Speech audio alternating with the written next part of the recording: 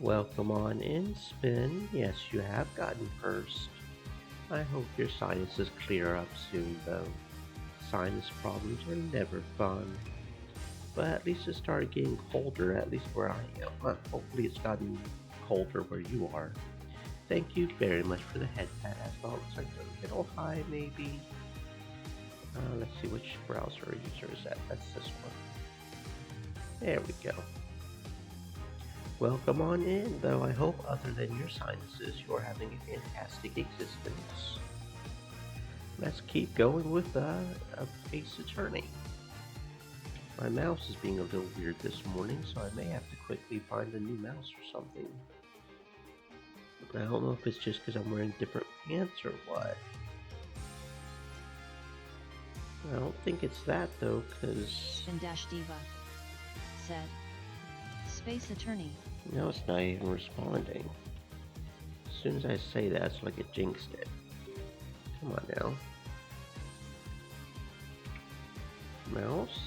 Mouse. Please and thank you. Okay, yeah, hold on one second. Let's just get the other mouse. It's just straight up not responding now as soon as I say that.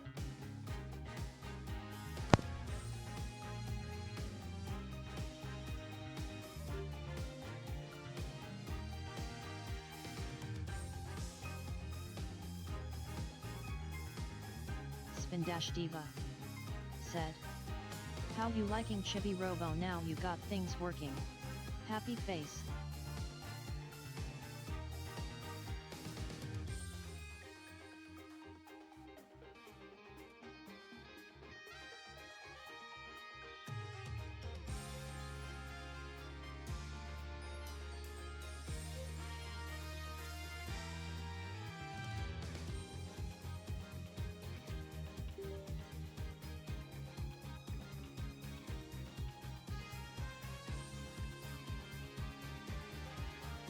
Okay, there we go. There's my mouse working. I don't know what's up. Yeah, no, that was definitely not my pants. Okay. This one has the same... Yeah, it's the same thing. So yeah, okay, there we go. Apparently my mouse has started going out. Good thing, and that is why you have backup mice. Although it looks like we'll have to buy another backup mouse, apparently. I have been absolutely loving Chibi Robo, though. He is a very cute little robo. Figuring out what things I can get to and what things I can't, and how to get to things has been a little difficult. But other than that, I've been really enjoying Chibi Robo. Thank you very much for that suggestion. I had never used an emulator before, so that was interesting figuring that and setting that up. But okay, think we're ready. I think we're ready. Mouse problems aside, let's see over here. Yeah, okay. Load game. Day 2 at Amara's tomb. Yeah, we were investigating Amara's tomb. Okay.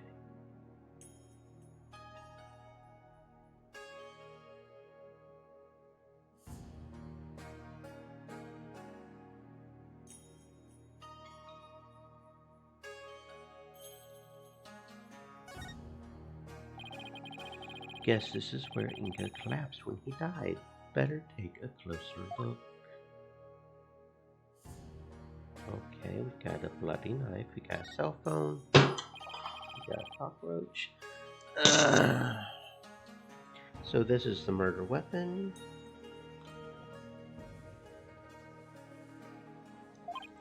Emma, did you find any prints on it? Yep, and they were super clear. They belonged to one Dirk Sadmati. That's not good. Were there any others? There is one more print from another individual, but it was too smudged to identify. It's probably an old print from someone else who had handled the knife. Oh, yet another piece of unhelpful info to add to our ever-growing pile.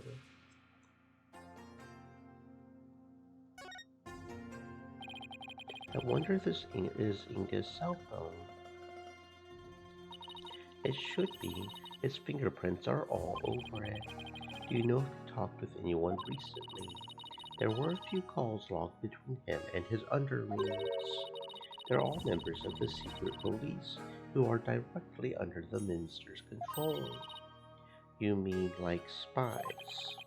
I don't think that's quite it.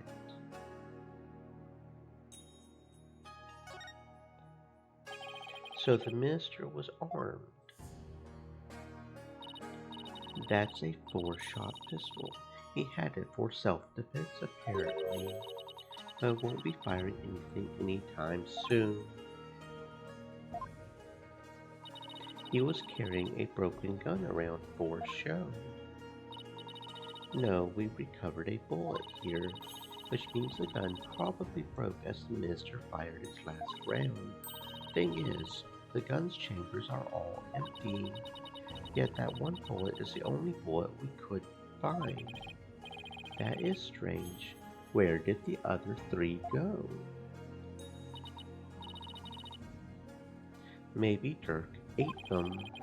We can ask the next time we see him. Just be ready for his predictably shocking answer.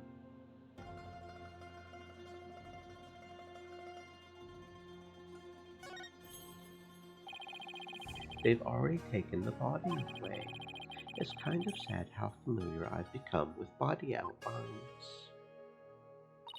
I have a photo of the body if you're interested. He was stabbed right in the back. The poor guy was practically skewered. What's he wearing on his arms? Those are the cuffs of justice. Seems to be a tradition here for the Minister of Justice to wear those forearm cuffs. They look like they're made of thick fabric, so I guess they are for protection. Maybe they're for keeping his sleeves out of the way when handling documents. Yeah, that's probably their original purpose. Spindash Diva said. It's windy and rainy here. We're under a wind advisory and a flood warning. Must be the remnants of that hurricane. Oh my, please stay safe, friend.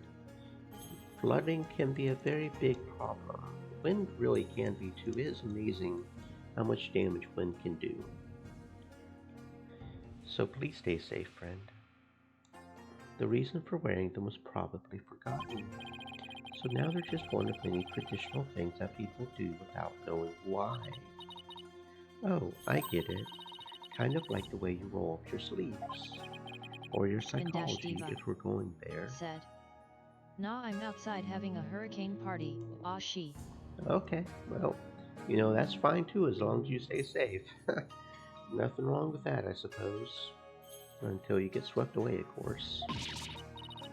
I happen to know why I started. Thank you very much.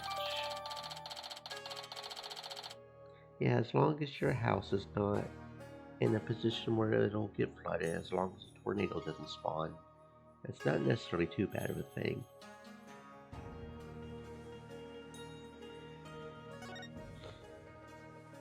I certainly do appreciate the rain. Rain is so much cooler than clear weather in my book. Spindash Diva said. I'm on a hill. Yeah, you are. You're the queen of the hill.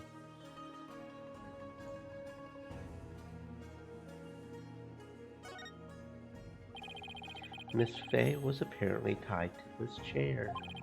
Let's take a closer look. We should try to cover every angle possible here. Oh, we can have multiple angles even on the chair. Okay. That is interesting.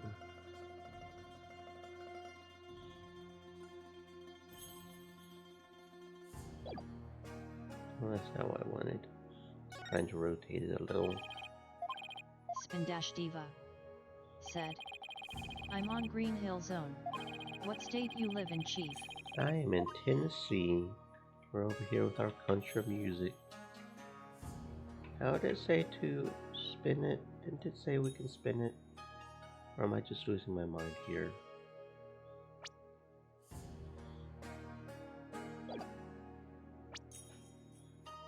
WASD, right?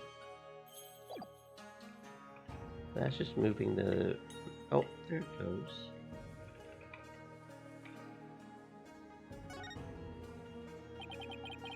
Poor Miss Faye, she must have been tied up to this chair.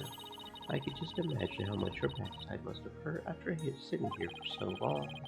It would have been torture for you, I bet. I mean, you don't know how to sit still. If by that you mean I like to stay active, then I have to agree with you. Spindash Diva said. Oh, that's right, you told me. LOL, I forgot already. Crying face, you don't have a southern accent. How do I rotate this thing? It's not wanting to rotate. Set WASD, but that's only moving the mouse. Oh, there it goes. Weird.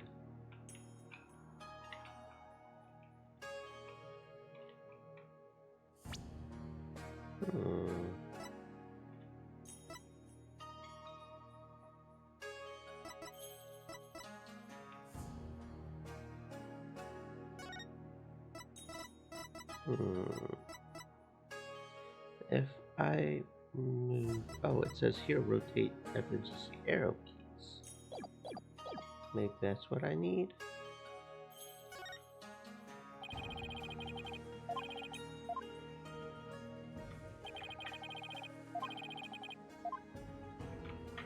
Nope, arrow keys are not working. I cannot rotate the chair.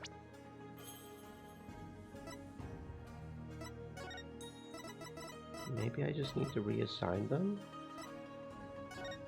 Let's reassign them, see if that works.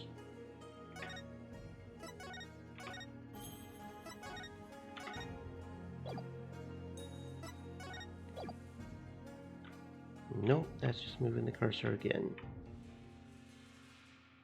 Spindash Diva said. That's the timeout chair. Look, there's a blood stain on one of the chair legs. Really?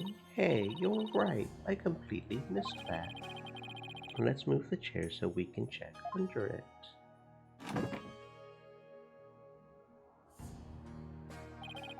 There's more blood under the chair leg. I wonder what it's doing there. I have some luminol here. Why don't you do some testing around it?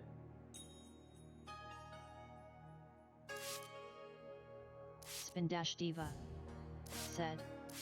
Uh-oh, period accident. Uh-oh. Well, Maya was tied down. It's not like she could handle it herself. And she certainly wasn't going to ask Mr. Inga to help.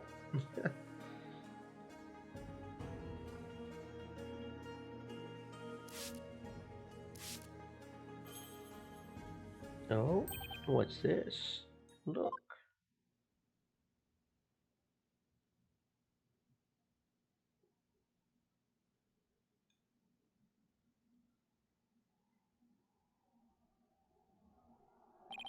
The bloodstains leads all the way to the sarcophagus. Oh, Emma, is this Mr. Inga's blood? Hold on 1 second. That's strange. I didn't get a match. So then, whose blood is it? Dirk and Miss Faye weren't wounded as far as we know, and the blood's been wiped up by someone for some reason. Yeah, that's strange too. Unidentified bloodstain. Maybe it's the ghost of Amara. Hmm?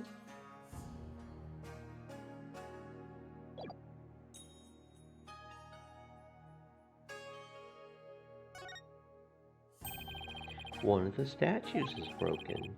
Let's take a closer look.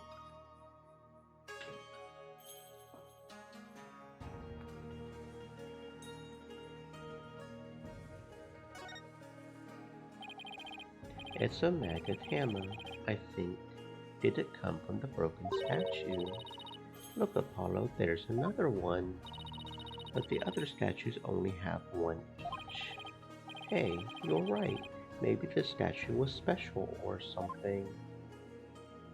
A double Magatama statue?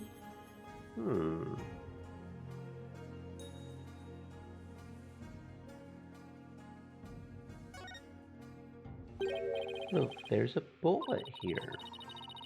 It's from the pistol the victim was carrying. My guess he tried to shoot his attacker, but missed, and the bullet ended up here. They've already determined the rifling marks to be a match to his gun. Rifling marks, aren't those? Shall I explain? The science behind it is absolutely fascinating. No, we're good. Lawyers think they're so smart. You do realize we can hear you. We're not discounting your awesome science, I promise. This thing's more splintered than statue now. The bullet from the victim's gun did a real number on it. It seems like something you would get cursed for, you know? In Minister Inga's case, I would say getting your ticket punched is cursed enough. Yeah, but don't curses extend to the afterlife? You need to stop taking what Nayuta says so seriously. I'm perfectly capable of thinking for myself. Are you, Apollo? Are you really? Someone could have hid behind these curtains. Here, I'll go give it a try. Well, can you tell I'm hiding here? No, I can't tell at all. That's it. That's the perfect hiding place. We did it, Apollo. We solved the case. Said. Somebody's hiding in the sarcophagus. We did look in there, but it's locked, and we don't know how to unlock it. There's a lock on the sarcophagus. Sorry to burst your bubble, but the royal guard searched the tomb high and low right after they stormed in. And they said no one else was in here beside Minister Inga, Dirk, and Miss Fay. Well, back to the drawing board, I guess. My brilliant deduction destroyed in 3 sentences.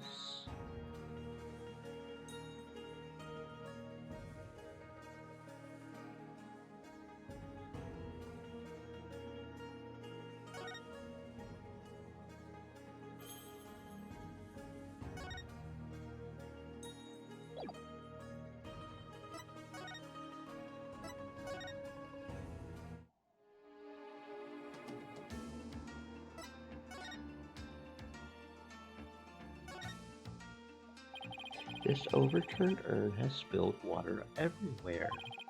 Everything around it is soaking wet. Don't look at me. Rightly or wrongly, I'm guessing Athena's the type who gets blamed for a lot of things. And the more people accuse her, the more defensive she becomes. Even to the point of preemptively denying any wrongdoing. I said it wasn't me. I never said it was.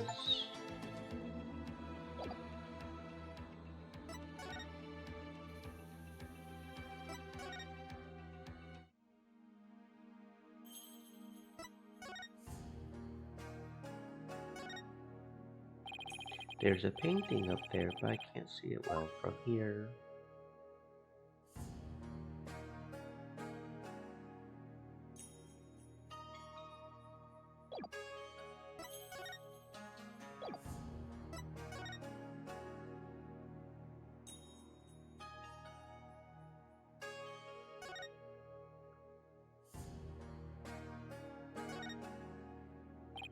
It's full of ash. They must burn incense in here.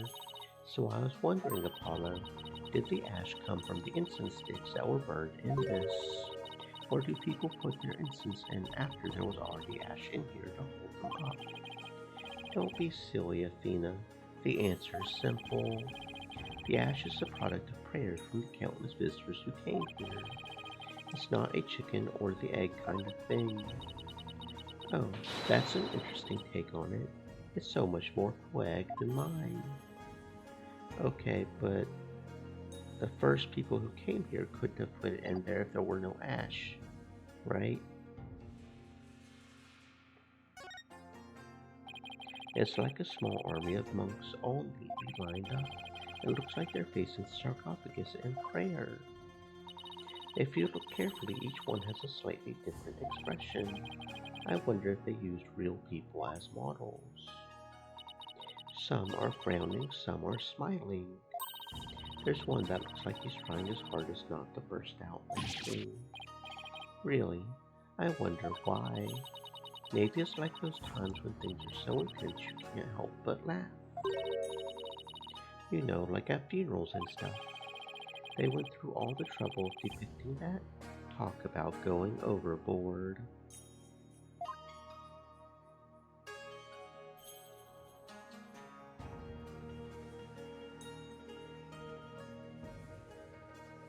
Hmm.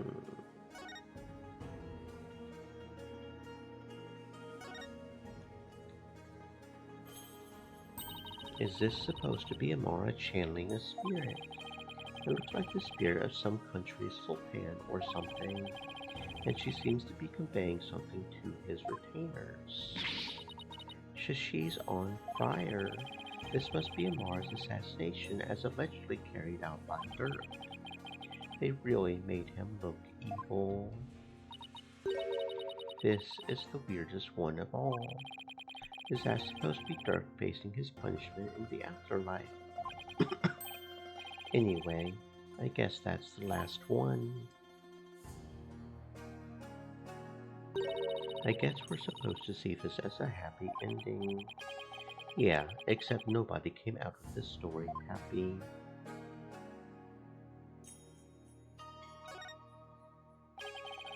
This is the grape juice Ingo was drinking.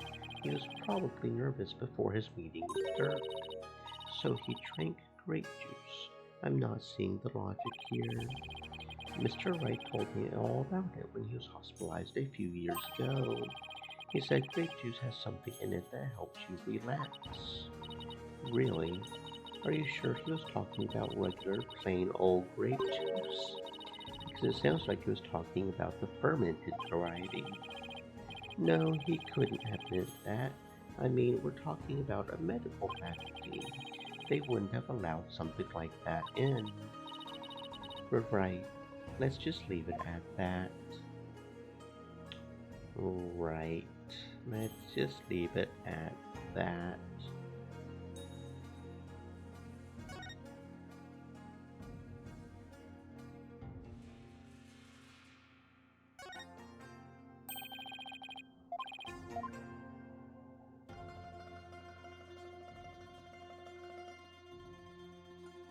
Oh, so this rotates too. There's something shiny down there. It's a pendant. There's blood on it. I wonder who it belongs to. All we know is it's not the victim's. No one in the Boyle family recognized it. Emma, did you lift any fingerprints from it? I did, but I wasn't able to get a clean one. That's too bad. But the blood turned out to be the victim's. That means it must have fallen here in the course of the murder. It might be Dirk's. I should ask him about it later. Spindash Diva said. Damn it. I think we've covered just about everything. Maybe we should go over what we've learned so far. For starters, we're dealing with a locked room murder. But instead of the tomb being locked, it was being cordoned off by the royal guard. And after the murder, no one was found to be hiding inside. Right. In addition, we also know that Dirk's fingerprints are all over the murder weapon. The curtain around the sarcophagus was drenched in the victim's blood on one side. The blood must have also gotten on the killer when they stabbed the minister from behind. Dirk had blood on him when the crime was first discovered. Unfortunately, he doesn't remember what happened.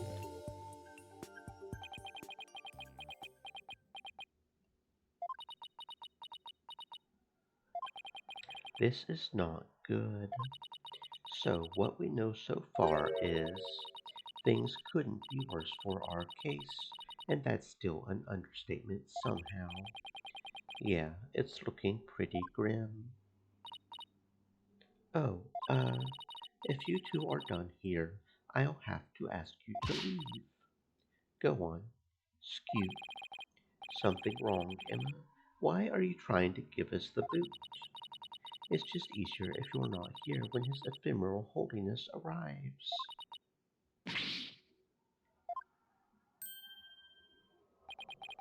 Speak of the devil. Prosecutor Sadmati. Detective Sky. It seems you've spoken at length with these two lawyers. I do hope you've also kept an eye on them. Yes, of course. Like a hawk, they didn't touch a single thing. Give a lawyer an inch and they'll take a mile. Give a mouse a cookie and they'll ask for more. Never forget that. There's that look of distrust again. Hey, Nayuta, do you really believe that Dirk's guilty? And are you seriously going to prosecute this case? I mean, he's your father. You were once part of the Defiant Dragons, weren't you? Hey, Nayuta, wait. I said wait. Come on, Athena, after him. Oh, right behind you.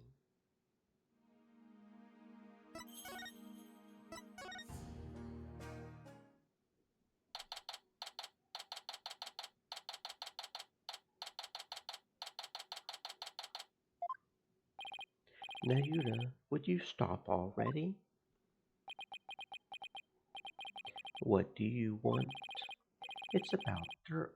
Would you please hear me out? I fail to see why I should. Now, if you'll excuse me. Hold it!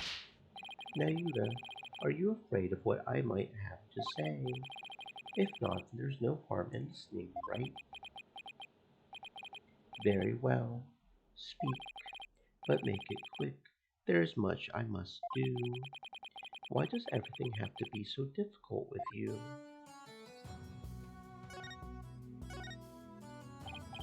So I know you'll be prosecuting Turk's case, but aren't there any other prosecutors in this country?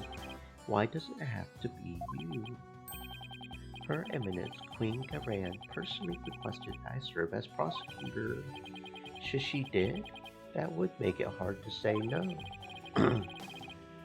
Her Eminence thinks highly of my prosecutorial skills. Still, she didn't have to ask you to handle a case against your own father. Be honest, you really don't want to do this, do you? You speak of love and sentiment. I guess so. I do not deny such human emotions, but the law is the law, and placing personal feelings above it is beyond reprieve. Do you disagree? Well, no, I don't disagree, but civilizations only exist due to the confines of the law. Without them, love and sentiment would lack the fertile soil they need to flourish. Do you disagree? No, but the law must be obeyed.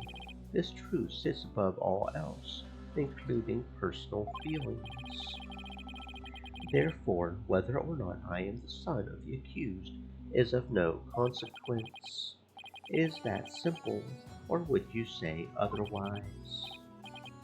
But come on, Apollo. Tell him how wrong he is. But don't you know, wish it wasn't that way?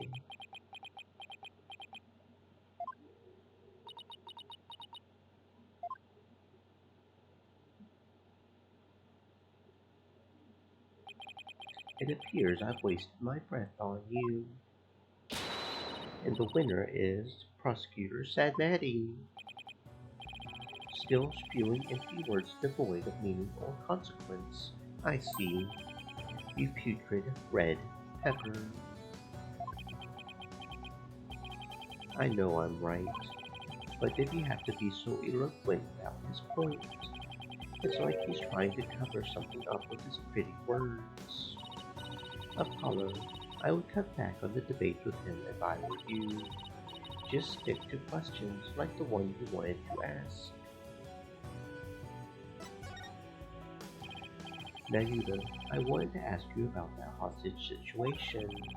Inga said he had someone dear to Dirk in the palm of his hand, and he was using that person, along with his hostage, as leverage in obtaining the orb. That's news to me. Well, that's what Inga said. You can kiss your chances of getting the orb goodbye. Maya Fey ain't my only, how shall I say, insurance. You know, Dirk. What? I've got someone dear to you right in the palm of my hand. See? Now that one. Well, you can imagine what kinds of things I could do, right? Glad you're seeing things my way. I got the impression Dirk had no choice but to follow Inga's demands after he heard that. So, who do you suppose this special person is? I wouldn't know. And he's lying. Of course he is. My bracelet's reacting. Hey Nayuta, about what you just said. サトライマオマンドもさましで足し抜けたれがせよそのか Mo, my bracelet is crushing my wrist. That really hurts. Oh, what the heck's going on? I'm wise to your tricks, you putrid pepper. That bracelet reacts to the anxieties of the people around you by squeezing your wrist.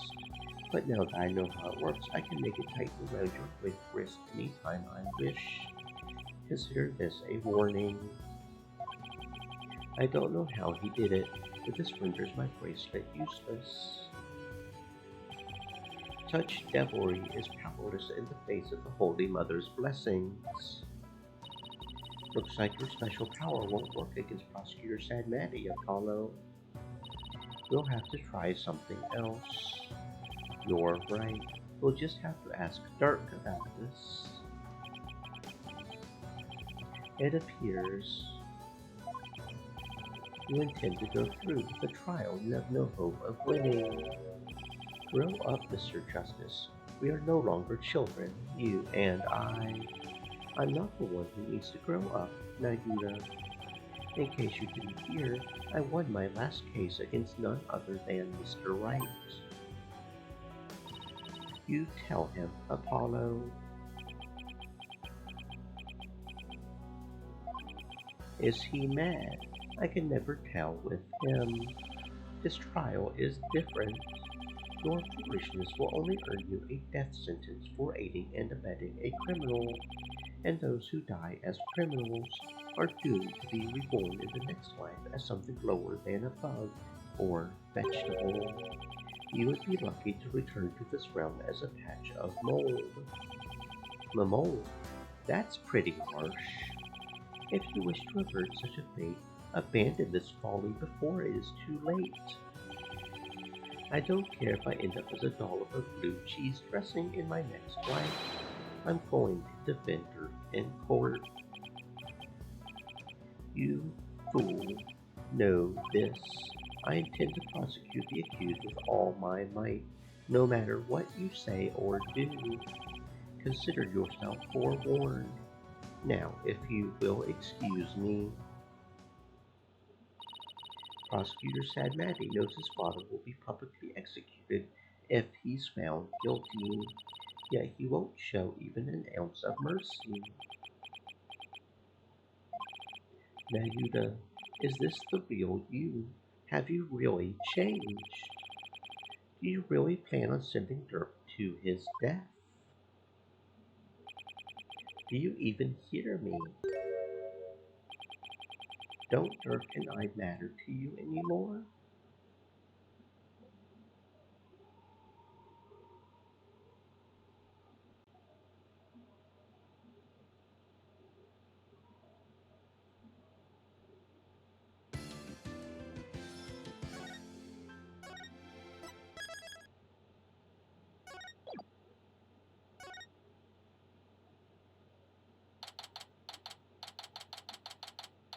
Spindash-Diva said. Wait, he's Apollo's brother? Technically foster brother, from what I can tell. Dirk adopted him, I think. I'm still not completely sure about that, to be honest, but yeah, something along those lines. Maya passed out right after we found her in the tomb. And also, by that proxy, I believe Apollo is technically royalty, since Dirk is a former king, and Prosecutor Stadmatty is blood related, so he's a prince of sorts, literally. I'm not sure how that works in this particular kingdom since it's a matriarchal, so they may technically have lost those privileges, but he was at one point a prince, literally a prince. Maya passed out right after we found her in the tomb. I feel exhausted. I can't keep my eyes open. She's been out cold ever since. We haven't been able to get word out of her. The doctor said it's just exhaustion, but I can't help but worry. What is it, right? Are you all right? Just thinking is all. I'm glad you're here, Edgeworth. We wouldn't have gotten the permissions we have without you. Well, I did come all the way to Kuray to be useless. Speaking of the investigation, I received a few things from Detective Sky. These should prove to be useful to us as well.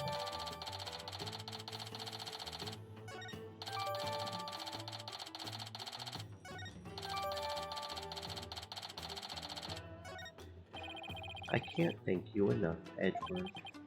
Honestly, I would have been so lost without him these past few days. You there, the barbed head lawyer, Phoenix, right?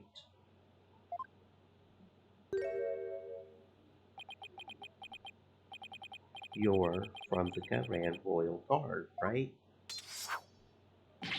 I am Laki, Royal Guard member and Her Eminence's shoulder rubber. That's very specific. And what does the Royal Shoulder Rubber want with me? Wait, come to think of it, my shoulders are. Don't be absurd. I am here for one purpose only. I am to bring you before Her Eminence, Queen Garan, Grand Priestess of Kuray. Will you comply? The Queen? What could she want with me? And why does she have to shout like that? I can't fathom why Queen Garan would summon you, but I advise you to accept Her Eminence's gracious invitation. Royal Shoulder Rubber Laki, was it?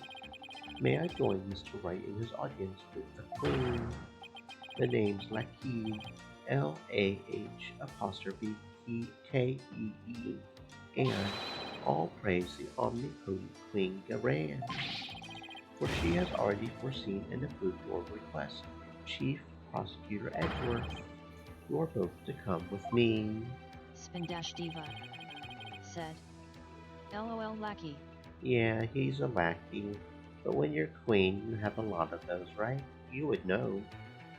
You mean to say Queen Garan sees our every move? Yes, indeed. Her Eminence's spiritual power is immense. She can even see what's going on thousands of miles away. Right. I fear I'll lose my hearing next if we don't hurry. Yeah, me too. Why would the Queen herself summon me personally? What could she possibly be up to? Well, we probably shouldn't keep her waiting.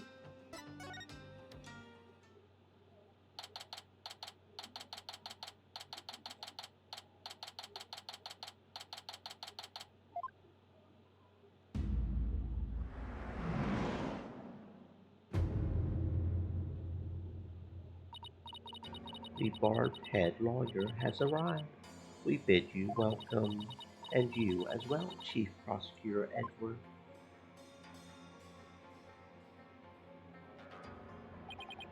To thank you. This place is still as magnificent as last time. We have heard much about you, Barb One. It seems your bluffs and tomfoolery tend to leave our court devastated in their wake. Is that what people have been saying about me? Right. Where are your manners? Your Eminence, I am both humbled and delighted to be in your presence. Oh, Your Eminence, glad to be here. Looks like you're doing well. Is all right. There's no need to keep your head bowed all day. Yes, Your Eminence. Rafa's not looking too good. I guess even she can't just bounce back from her father's murder.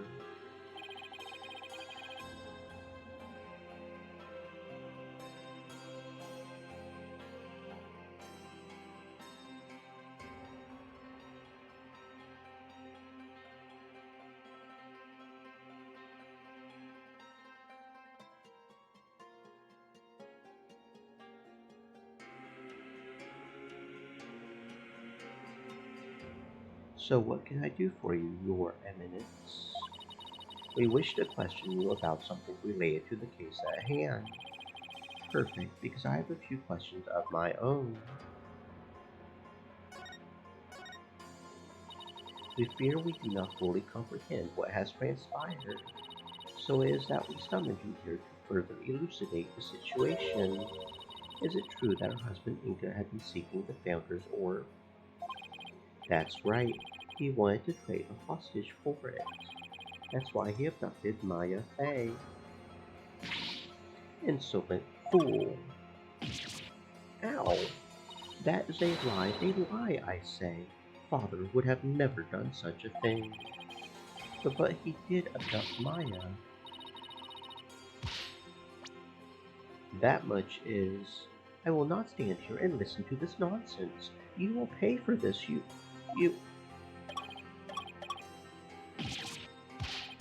But please, your benevolence. That is quite enough, Rafa. We understand your feelings, but we fear he speaks the truth. For we believe we know why your father would do such a thing. We believe he was seeking the orb as a means of obtaining spiritual power, and with it, he intended to usurp the throne.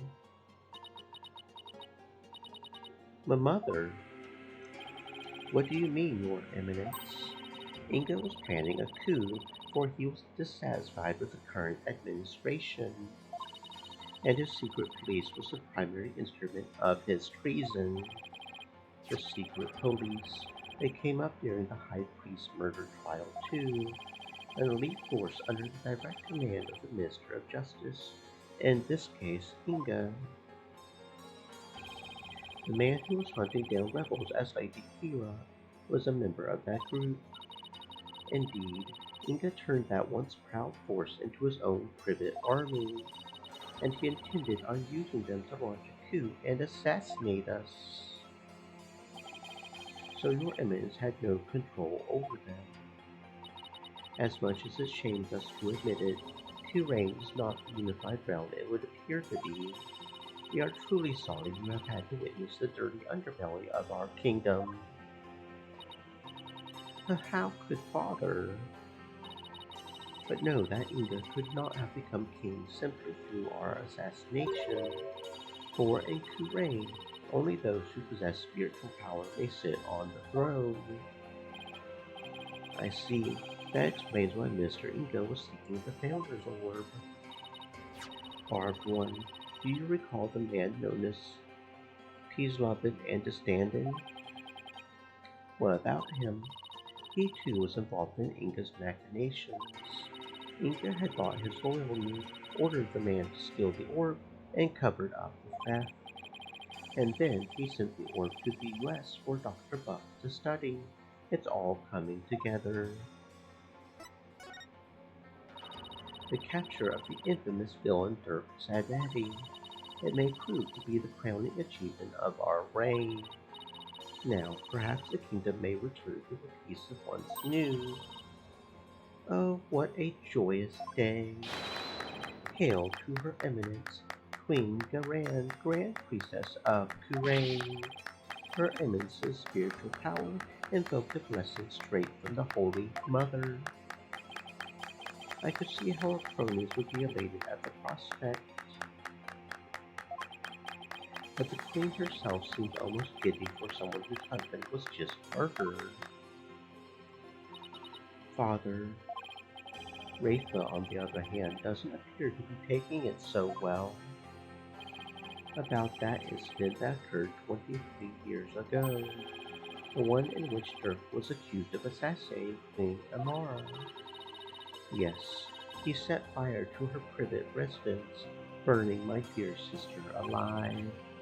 Murder by arson. Only a demon would be capable of such a heinous crime. But that event also set the stage for you to become queen.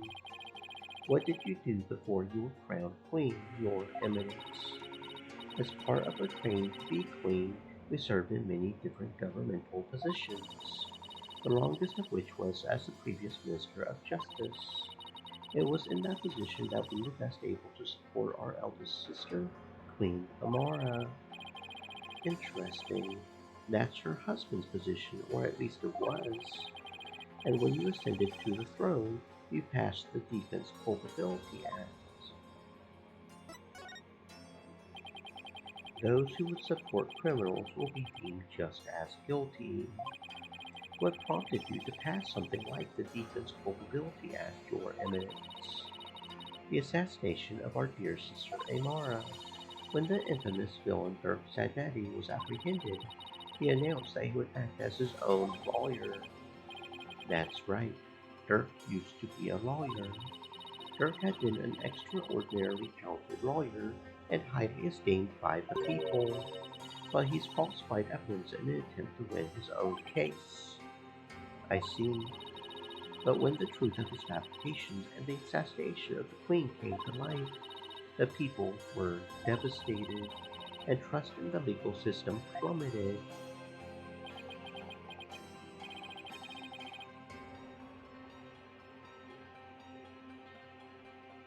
Now, why does that sound so familiar?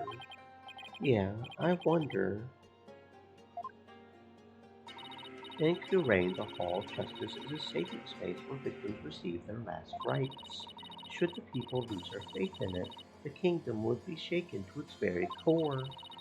That is why the Defense Culpability Act had to be passed.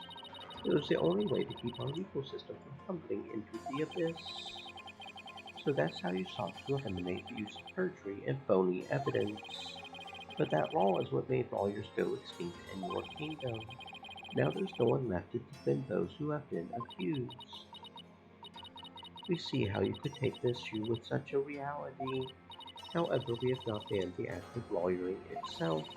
Those who are confident that they can prove their client's innocence are always welcome to mount a vigorous defense, as you yourself have shown. Oh, well, I guess so, but without lawyers, there's a possibility of false charges being filed and prosecuted, so long as our prosecutors continue to run nothing but perfect trials. There needn't be fear of such nefarious dealings. Do you disagree? Perfect prosecutors and their perfect trials. Let's not get started down this path. Furthermore, here in Touraine, we have the divination seance, and so it is we no longer need lawyers, for the dead do not lie. Well, in the short time I've been here, I've beaten back false charges twice, and I've found that cases built on the memories of the dead are less than perfect. So yes, I do take issue with the Deepest Culpability Act, to say the least. Such relentless rhetoric. Your reputation precedes you, Bard One. It feels as if we ourselves were being cross-examined. Oh, no, that wasn't my intention. It is true that some feel the Defense Culpability Act is a necessary evil at best, but it is a small sacrifice upon which the peace of our kingdom has been forged. If you consider executing innocent lawyers a small sacrifice, then sure. The fact is that following its passage, the crime rate here in Thurane dropped markedly. Therefore, we have no regrets concerning the enactment of the Defense Culpability Act. Really? None at all. Right, why don't we leave it at that? This isn't a court of law after all. Yeah. About the Founder's orb that was to be exchanged for the hostage. It went missing after the murder. Would you happen to know anything about that? It's missing. I'm sure Dirk had it when he went into the tomb. If it wasn't there, I have no idea where it could be, Your Eminence. In that case, then perhaps Dirk has hidden it somewhere. Incidentally, there is a matter of that horned youth you were with.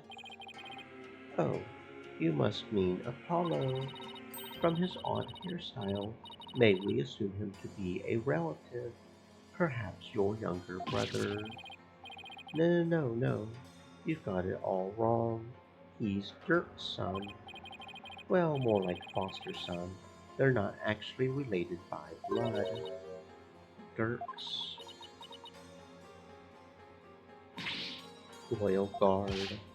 Your Eminence. What's she whispering in that one guy's ear? Thank you for your time. The two of you may go. Yes, Your Eminence. We'll be on our way. Okay, now what? Apollo and Athena have the murder scene investigation covered, so maybe we should go speak with the locals over at the bazaar.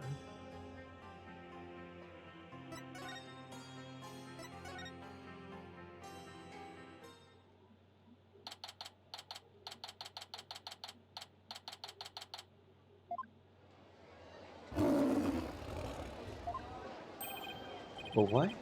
Was that a lion? Oh, that caught me by surprise too when I first heard it. It's the cry of a local bird known as a warbag. That's the cry of the warbag? That really does sound like a lion. A bird? That sounds like that. Sounds more like a beast than a bird if you ask me. It's a form of mimicry, you know, to help protect them against predators. I bet that would help. Yes, well, can't say I've heard one quite like that before. Oh, it's more than unusual. It's endangered. It's extremely rare to encounter one in the wild these days. If it's so rare, then what's one doing out here in the middle of the bazaar? You got me. Maybe it's got something to do with it being their national bird. Was that a gunshot? Startle ya? PW? Well, what was that, Dats?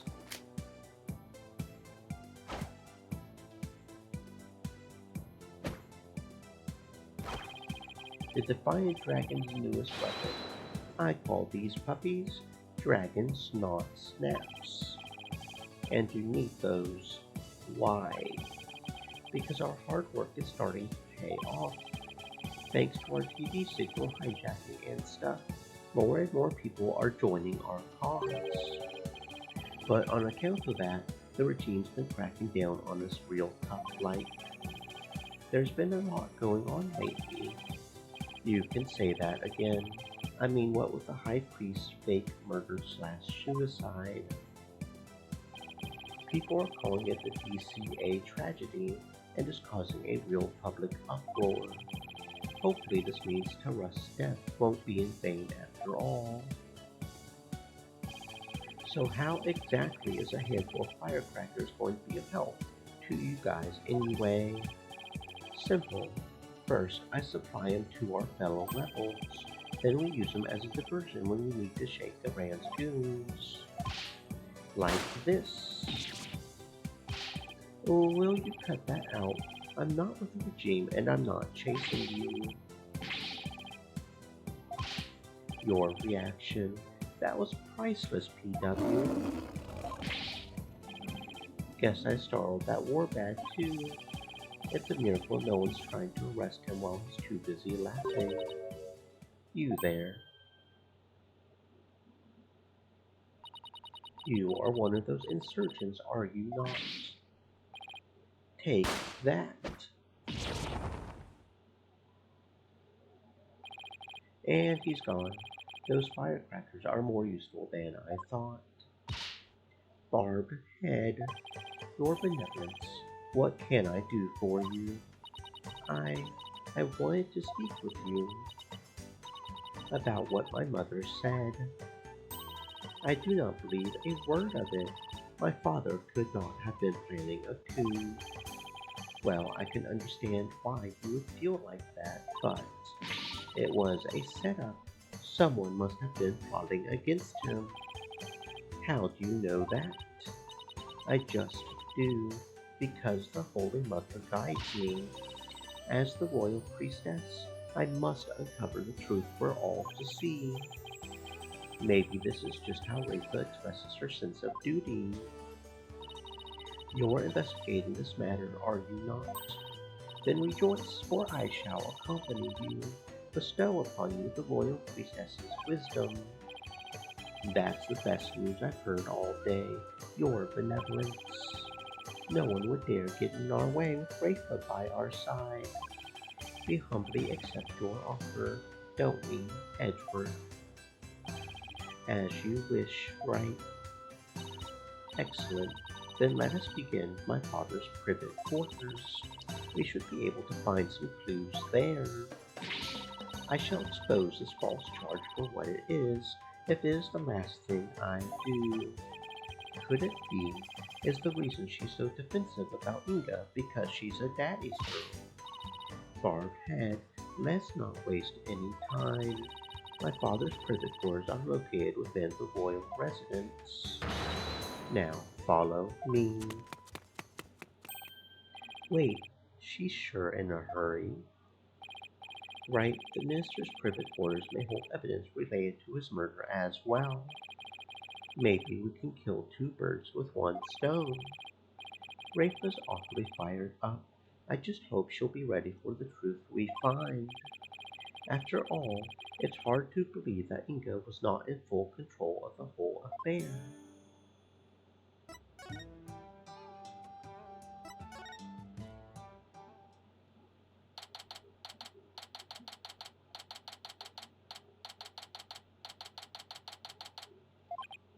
Now, if we could figure out which of the buildings houses Inga's private quarters, that's where we'll find Rafa.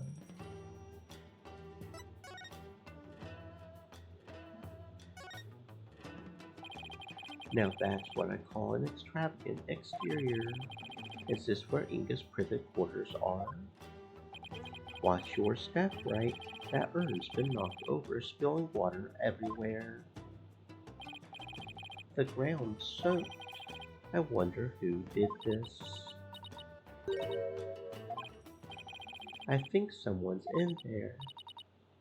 Father. Is that Princess Rafa? There were still so many things I wished to tell you. She always puts on such a brave face. Hearing her crying all alone. I can't help but think of Trucy. Father. Princess Rafa, are you in there? Just a moment, I'll be right out.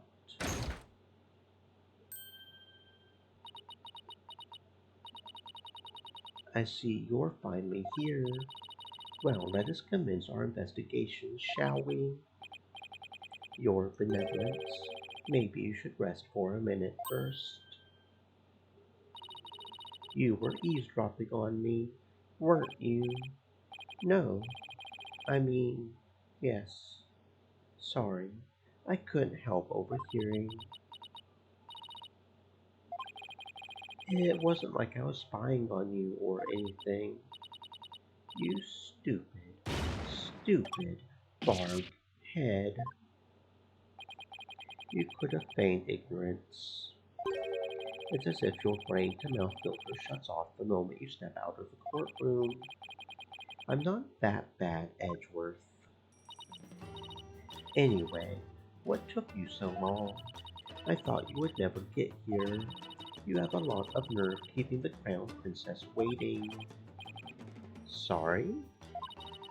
That was my father's residence. I have already unlocked it, so you can go right in.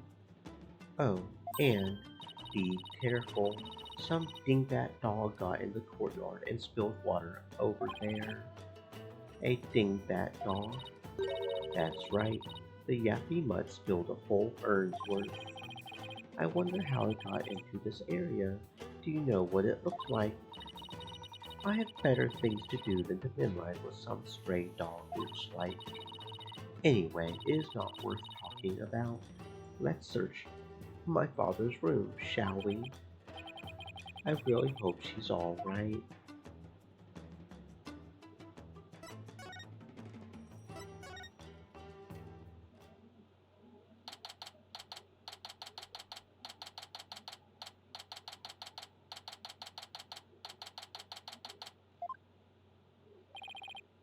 What a mess. You can definitely tell a guy used to live in this room. I guess Inga and I had at least that much in common. This staff keeps getting in the way. Nana?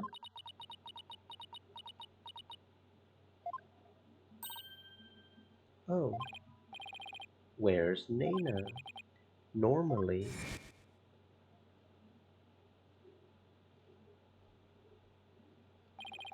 she comes running whenever Rafa calls.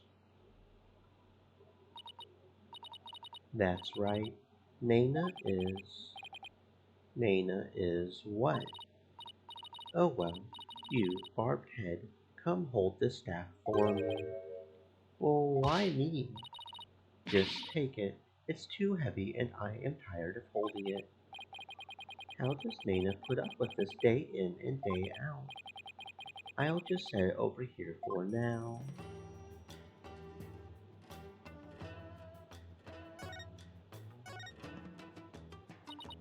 Barbed Head, I, the Royal Priestess of Touraine, shall share my thoughts on the abduction.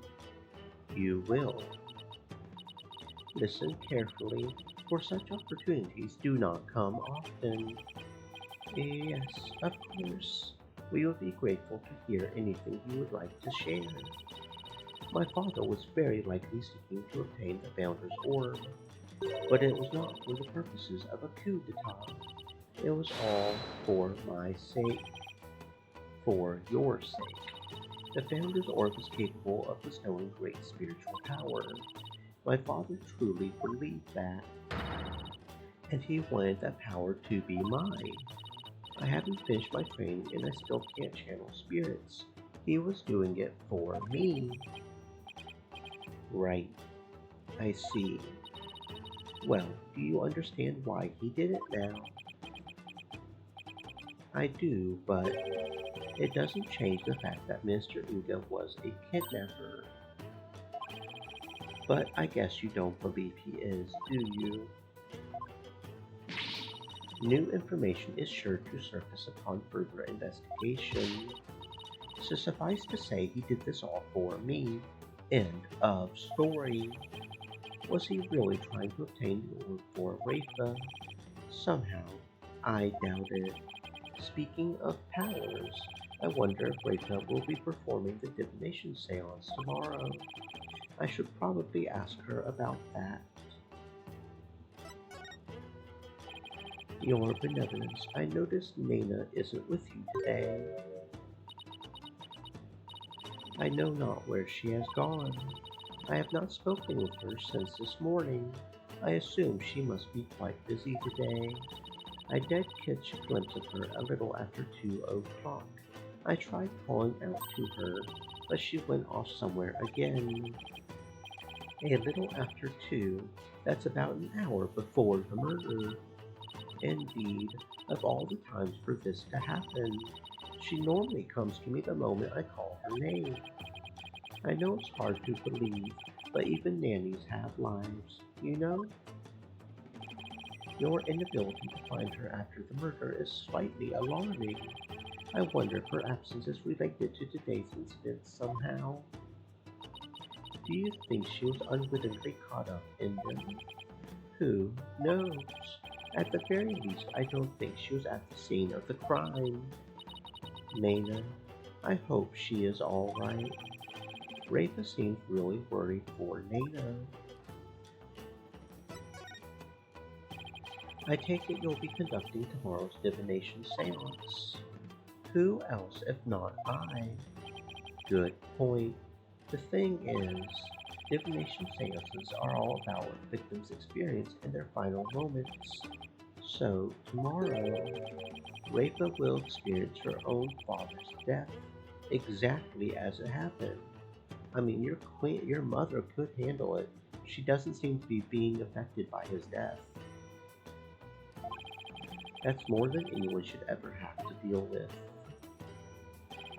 Do you really have to go through with the seance tomorrow? Your mom could do it. There's really no one else. What about just calling the whole thing off? It's not as if I'm doing this because I want to. No? No, never mind. I misspoke. The divination seance is a very important duty of the royal priestess, and it is one I intend to fulfill. There's that word, duty. Your benevolence. As crown princess, you are destined to rule this kingdom one day. That means there will be many things that you alone must determine. Things like how to keep your people happy, and what is true and what is false. And most importantly, what role you must play therein. I wonder if I am even up to the task. Performing the divination seance is very important for a priestess. But duty or not, it's a heavy burden for someone so young. Even worse, she'll be forced to watch her father's murder. Will it be a weight too heavy for her to bear? Your benevolence, has Nana served you long? Yes, she has been at my beck and call for as long as I remember. I have heard she even cared for me as an infant, right down to changing my diapers. Your diapers. It almost sounds like she could be your mother. Indeed, but that is a simple fact of life when your mother is busy being queen. Nana takes care of my every need. She is my teacher in all things as well. Rafa's pool of knowledge seems rather lopsided in some respects. Could that be the result of Nana's teachings? Nana, could it be that my trusted attendant has come to dislike me? Now that I think about it, perhaps I've been acting rather spoiled as of late. Oh, I'm sure she'll be back. Yes, I suppose Nana would never truly abandon me. Upon her return, I will do something nice for her. Perhaps she would like a shoulder massage. And yet, I can't shake the feeling that Nana's connected to this case in some way. I wonder how she would be connected. Let's examine the room. We got some muddy prints over here that are just begging to be looked at. There are some muddy shoe prints here. Come to think of it. There was some spilled water by the entrance. Somebody must have stepped in it before coming in here. They're already dry. That means they're at least several hours old. Then someone must have been in here today in the early afternoon, for our servants clean this room each day. Here in Tulane we have a saying, leave not today's untidiness to the morrow. Mine is, why clean up today what you can leave for tomorrow? So the opposite pretty much. What's this? Je suis Labelle. Never thought I would see this brand again. It appears to be a sample of some sort of spray on hair color. Color jet black. I wonder if Inca was going gray. Here, Edward, maybe you can use it. I like my natural hair color just fine, thank you very much. Hmm.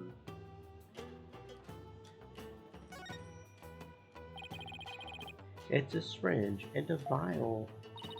Those were for my father's back pain. He said it really helped when the pain was particularly unbearable. It was that bad. He must have been injecting some sort of painkiller directly into his back then. Yes, my father said his back pain could knock him off his feet. I know the feeling. I've experienced some pretty severe back pain of my own. Well, we can't have you throwing your back out in court, so why don't you take a vial? Oh, no thanks. I hear your body builds up a tolerance to that sort of thing. Boys shooting up morphine up in here? I thought you didn't want them. I'm going straight to a chiropractor as soon as I get home. This notepad must have belonged to Inga. Let's see. Inga's notes. Nana. Purple hat, glasses, diamond-shaped tattoo on forehead. Head pat? Head pat. Head pat did not trigger. That is weird. It triggered earlier. Why did you not trigger, you silly head pat? There you go. Thank you for the head pat spin. Dirt, long hair, eye patch, blue clothes. Phoenix bright, spiky hair, blue clothes, pink necktie. That's strange. These appear to be notes detailing people's most prominent characteristics. Hey, there's even some stuff about me in here. Spindash Diva said. Why would he bother Lols. doing this? I am afraid even I can't answer that. Whatever the reason, it's giving me a case of the heebie-jeebies. It's as though he was taking down descriptions of people over the phone. That's what it reminds me of, anyway. What a brilliant deduction. One fitting of a chief prosecutor such as yourself. I commend you. That's high praise coming from you, your benevolence. Edward's right. They do look like dictation notes, but I don't know. I mean, why bother describing Nana, who he must have seen every day? That is a little weird.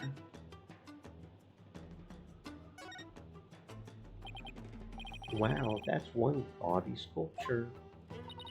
My father sculpted it himself from a block of solid gold. Why does it not surprise me that he was also a narcissist? It's pretty detailed. He even included that personal stamp of his. Hey, the stamp's a little loose. Stream Elements said. Stay moist, Oh, my it's friends. a safe. Hydrate. Oh, there's a secret safe inside. Oh my, to think such a thing was here all this time. Rats, looks like we'll need the combination to get in. I'm really beginning to wonder what's inside that safe. Any idea of what the combination might be, your benevolence? None whatsoever. It looks like a 4-digit combo lock, so maybe it's a date. But it's probably not anything that would be easy to guess. Well, let's try some dates and see what happens. I wonder what date Inga would use as a combination. Well, Rafe's birthday's kind of an obvious one, right? When's your birthday, your benevolence? You are wasting your time. It could not possibly be my birthday. Come on, it's worth a shot. Fine, it's December 24th. Christmas Eve. Aww, she was a Christmas present for her parents. That's adorable. Well, let's give it a try. 1, 2, 2, 4. It opened. It did. Yep, and it looks like the bottom safe was a fake. Something meant to mislead would-be thieves, no doubt. Still, it was rendered quite ineffective by his use of such an easily guessed combination. Why, Father? Why my birthday? Because he loved you, baby. No, he's your papa. Even if he does lack some morals, every villain loves their kid. Almost every villain.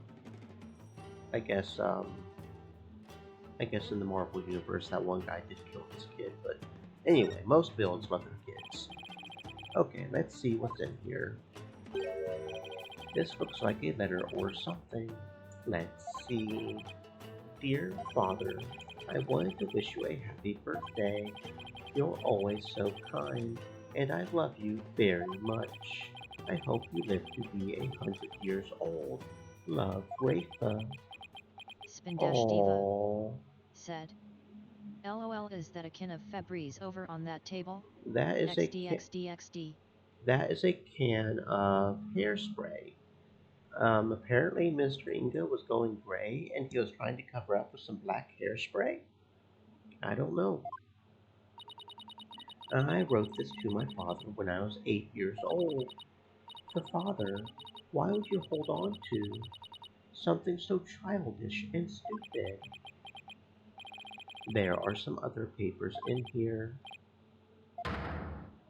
A Rand assassination plan. Once I poison the queen, the throne will be mine.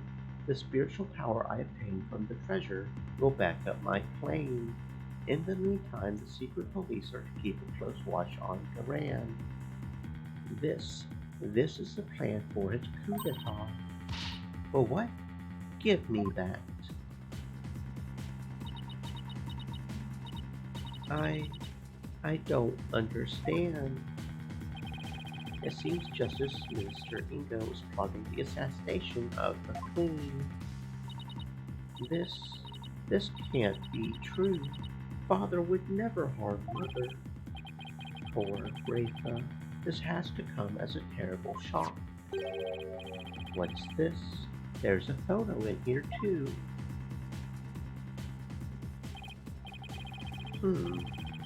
It's of a woman and a baby. I wonder who they are. Well, my first guess would be it's Amara and Prosecutor Sadnetty? I mean, that would make sense, right?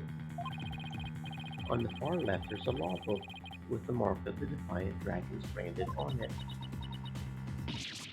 Wait, that's your benevolence. How can this be? The Princess Rafa.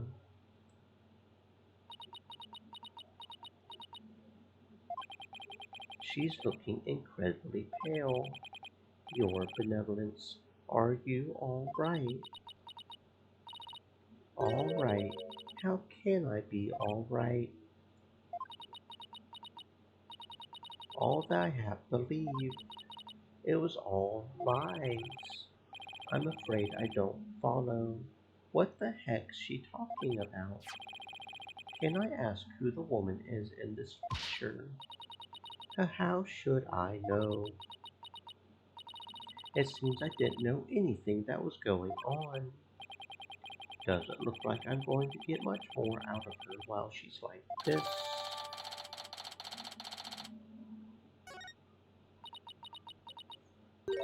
Mother. I must ask my mother about the secret she is hiding. What secret? I must go. Goodbye. Wait. What was that all about? It's like her mind was off somewhere else. It appears this photo really upset her. I wonder who the lady in this picture is. Stop. Shadow, come back here. Oh, I bet it was Shadow that knocked over the vase. That makes sense. Wait, that sounds like Albie and Shadow. That's odd. Commoners aren't normally allowed in this area. I wonder what's afoot. I don't know, Sherlock. Let's go see what's afoot.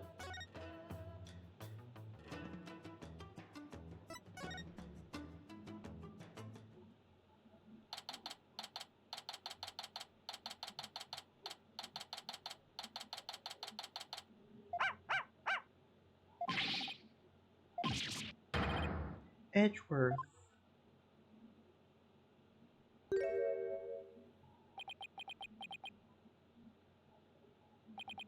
I hope one of you has a good explanation for this. I'm so sorry. Hi, Albie. No, Shadow. Bad dog. Leave the man's frilly thingamajig alone. If you would kindly detach your dog from my Spindash Diva cravat. said. Aw, puppy. Yeah, it's a little puppy. It's a little puppy. Give it head pats, right? Right away, sir. Just hold still and...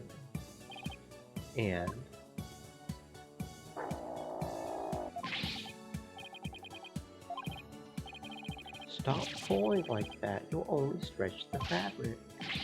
Come on, Shadow.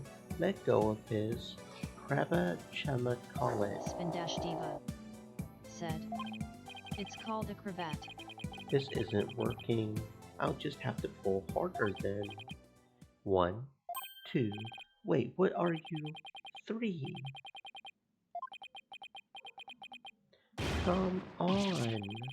No. I need air.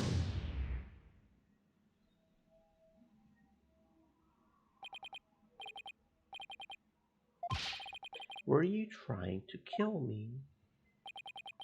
I'm really sorry, mister. My dog has a habit of attacking frilly things like that. Maybe for his sake he should stick to more traditional targets, like car or his tail. Maybe not cars either. And maybe you should leave the royal residence because you're more likely to find frilly things in a royal residence. What's worse, he snuck in here again today and stole some weird looking hat. I don't know what to do anymore. Bad dog. You're a very bad dog. Isn't that Nana's hat? Wait a second, I've seen that hat before. Yeah, that's Nana's hat, isn't it?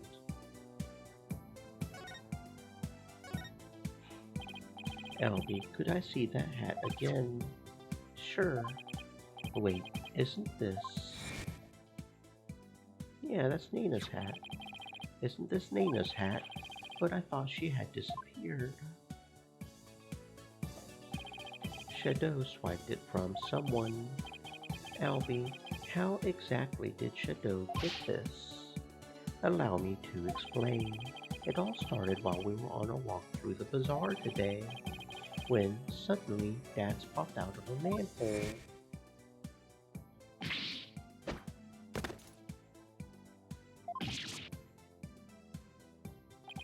The fangs of the defiant dragons.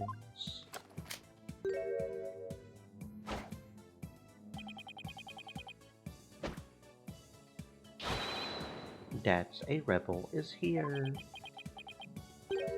Say, you want to join our cause, kid?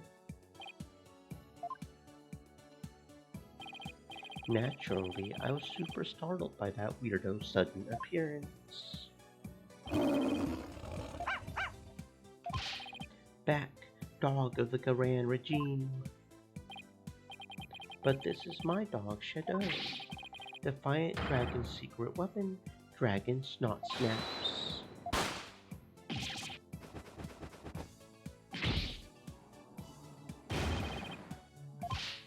Man, the look on your face, that was classic.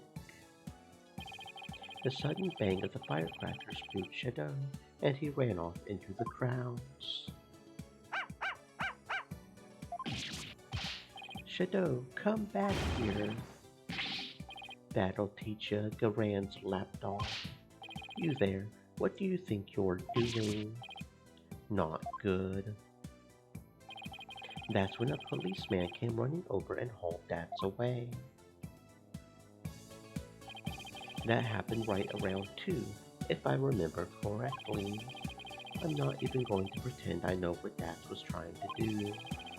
I chased right after Shadow, and when I finally caught up to him, here in the palace courtyard, he had this in his mouth. 2. That's about an hour before the minister's death. Nana supposedly went missing after the murder, but this would place her here at the palace at around 2.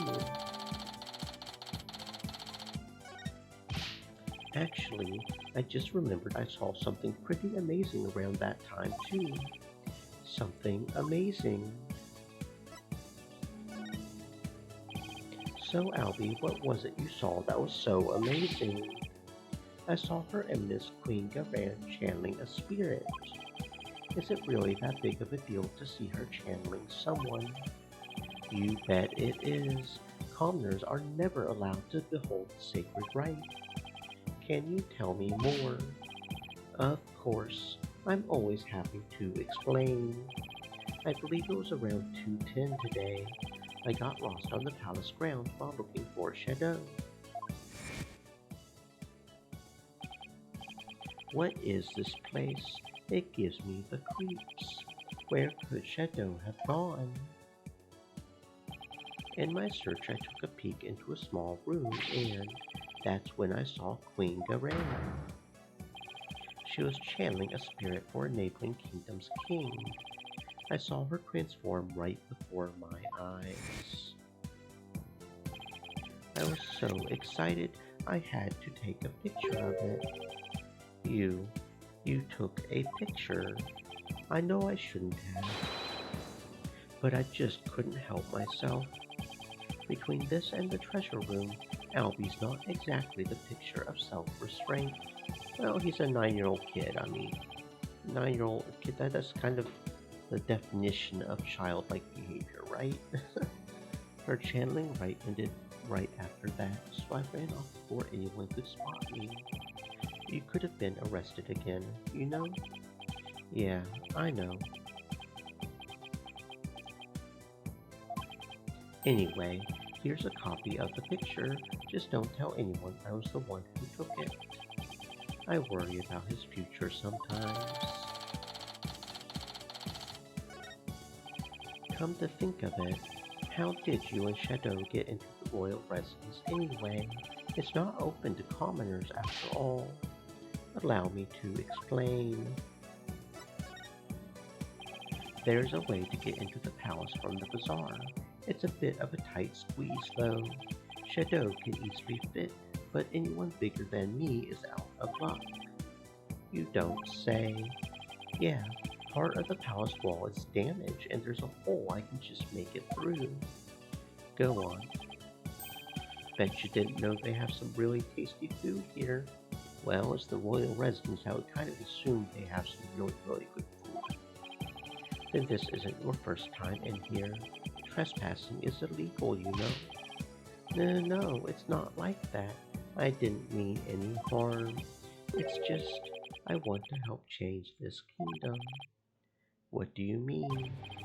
Well, after Miss Faye's trial, I started thinking, like maybe there was something I could do to help the revolution too. Maya's trial. That tragedy only happened because of how twisted Tulane's legal system has become.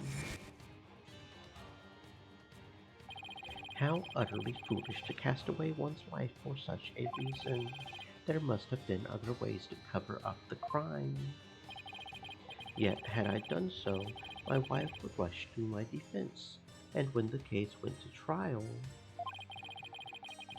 she would suffer the same fate as I under the Defense Culpability Act. I could not have lived with myself had she been convicted because of that foolish man. This cannot be. All I have done under the laws of our kingdom, it has all been. The DC Act led to false charges against Maya and the High Priest's suicide. But that trial also caused the public to start questioning the current state of things. And it seems even Albie has some pretty strong feelings on the matter. I knew there had to be something I could do to help. That's when I remembered the hole in the palace wall and started thinking maybe I could sneak in and take a picture of one of the royals up to no good. I just want to do my part. The spirit of revolution seems to be catching on even with one so young. Right, The momentum is steadily building, and the tipping point is fast approaching. It's just a matter of when. I agree, and the public's perception of the Defiant Dragon seems to be changing too. But Albie, you can't go trespassing like that. Even if it's for a good cause, it's not right. Okay, I won't do it again. Albie, is that really all you have to confess? You haven't been up to any other mischief. And when I say you, I mean Shadow. Oh, I don't know what you're talking about. Nice try, Spindash Albie. Diva said. Oh, he's licking his forehead. But the proof is literally right in front of us. Yeah, he's just a boy and his dog. It's pretty cute. Albie, you wouldn't happen to know how this urn got knocked over, would you? Because her benevolence told me something rather interesting. Be careful, some dingbat dog got in the courtyard and spilled water over there. A dingbat dog. That's right, the yappy mutt spilled a whole urn's worth. The dingbat dog she mentioned wouldn't happen to be Shadow, would it? I guess the dog's out of the bag. Sorry, and that's kind of more appropriate considering in the first, I think it was the first case, he literally had Shadow in his bag, and then he popped out during the trial. Sorry I lied, but I was worried I would get in trouble. I know I shouldn't lie to a lawyer like that. No, it's not good to lie to anyone like that, so let's try to only tell the truth. Okay, Albie? Oh, Mr. Wright, I almost forgot. I saw a couple of Americans a moment ago. They had really weird haircuts, so I thought they might be friends of yours. But really now. It seems your little friend thinks all us Americans have strange hairstyles. Well, all the ones he's met so far have, so why wouldn't he think that? I suppose we have you to thank for that, right? So what exactly did their hair look like? There was a guy with 2 crops of hair sticking out of his forehead like antennae. Then there was this lady with a long bunch of hair that looked like a big orange spider leg.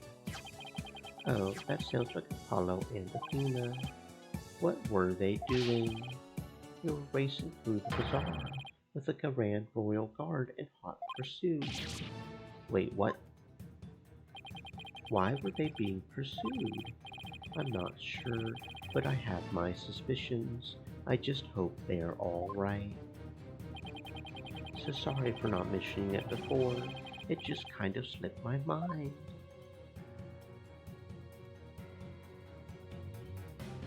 Oh my, what did Apollo do while we were being right?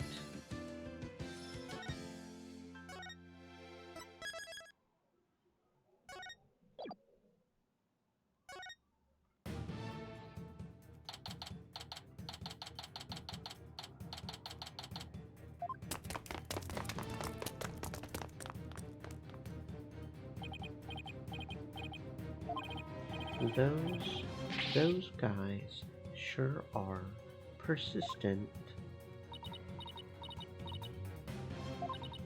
Yeah, they even wore me out, and that doesn't happen often. Why are they after us anyway? Apollo, it's the Royal Guards again. Quick, hide! Hey, where did Hornhead and Spidey Hair go? Spidey Hair? They're not talking about me, are they? Is that a trick question? We know you're hiding somewhere around here. Apollo, that weird looking bird over there. Did it just... Yeah, it did. It's called a warbad, and you know what? I'll tell you all about it later when we're not being chased by massive men. Come out, wherever you are. Chucky wants to play. Hand over the Founder's Orb if you know what's good for you. It figures they're after the orb. I don't want to know what they would do to us if we were captured. If they grill us in these obnoxious loud voices, I would cave after the first hour and confess to whatever they wanted, truth or no. Come out now, you foreign devils. This has gone far enough. You must not keep Her Eminence waiting any longer. Oh, we've got to get out of here. There must be a safe place to hide somewhere.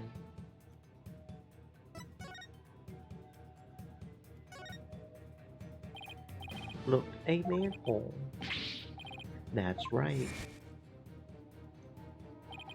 Say, son, do you remember my office? Sure, I remember that messy, dimly lit room. The file I've amassed on Amar's assassination is kept there. I think it might help you on this case. Do you remember how to get there? Athena, I know where we can hide. Follow me. Oh, where are we going? Oh wait, you're not seriously thinking about going down there. It smells like rotten eggs. And are those rats I hear? We've got no choice. I can get us somewhere safe, but this is the only way in. Quick, before it's too late. It's going to take forever to get the stench out of my hair.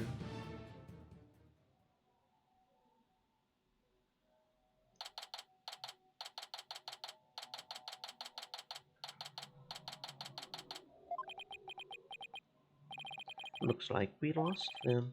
That was close. Dirk's office. How long has it been since I last set foot in here? At least we're safe now, but... Why is Athena all huddled over in the corner like that? That's... AJ, what the heck are you doing here? Garen's royal guards are after us. Once a rebel, always a rebel. Don't worry, the regime doesn't know about this place, so you can relax now. Good, but since when am I part of the rebellion? I don't recall signing up. Apollo. Mr. Wright, what are you doing here? We saw you two go into that manhole. You narrowly escaped the guard's notice. It was like watching a pair of ostriches bury their heads in the sand. I guess that was a closer shave than I had thought. Anyway, you're safe and sound now, and that's what really counts. I also have some evidence for you. Thanks, Mr. Wright. So, what is this dubious hovel we found ourselves in anyway? It's the Defiant Dragon Safe House, also known as the former Sadmati Law Offices. I see. Well, though it might just be happenstance, here I am, a chief prosecutor, hiding out in a rebel base. Please don't report this place to the local police, Prosecutor Edgeworth. Might as well take a look around while we're waiting for the heat to die down out there. Come on, Athena, stop moping over there and help me check this place out. Please tell me there's a shower here. There's a sink in the kitchen, and if you're lucky, maybe even some soap. I'm sorry I even asked.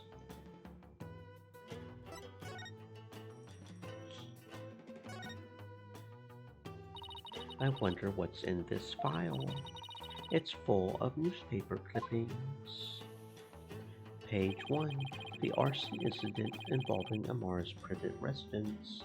Amara was slipped a sleeping pill and perished in the fire. The lighter found at the scene had Dirk's fingerprints on it. It seems to be a collection of documents and information on Amara's assassination. So this is what Dirk was talking about. We already know most of the stuff here on top. Let's see what else there is. Wow, where did he get all this? Anything important here? Page 20. Apollo's roving musician father got caught up in this incident and lost his life. He was struck in the head by the culprit. The victim's passport and any pictures of him were burned up in the fire. Without knowing his real name, no divination seance could be performed. But we know his mom, so we could ask his mom for his real name? Unless he never gave his real name to his mom. What about this? Apollo's roving musician father got caught up in this incident and lost his life. What? This is about your father, Apollo? Looks like it, but I was never told much more than what's written here. Really? How come? Dirk always skated around the subject. Maybe he thought I was still too young. So that's how Dirk became the foster father, is his biological father was actually caught up in Amar's assassination. I was kind of wondering about that, but that answers that, I suppose.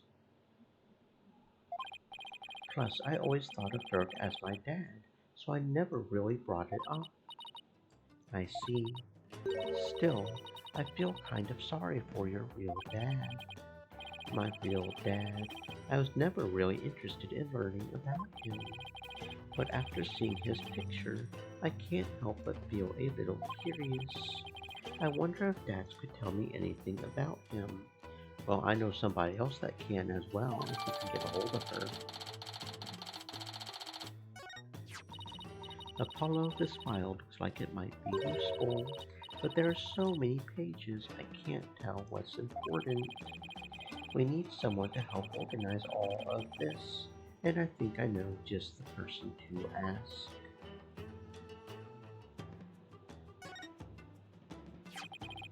This is Dirk's old law book. Look, there's a mark on the cover. It looks like it was branded on with a hot iron. Yeah, I think it was done in protest against the Defense Culpability Act. There's an entry on the DC Act right here. See? The Defense Culpability Act. So this is the infamous anti-lawyer law you guys are always talking about.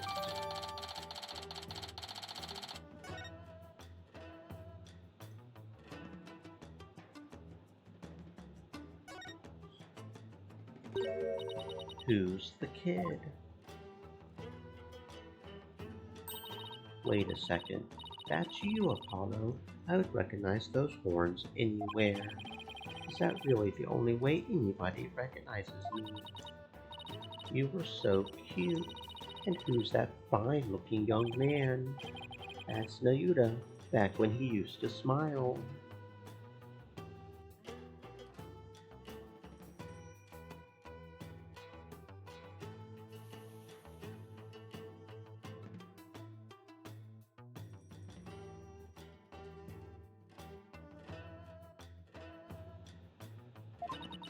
Wow, his smile is absolutely angelic.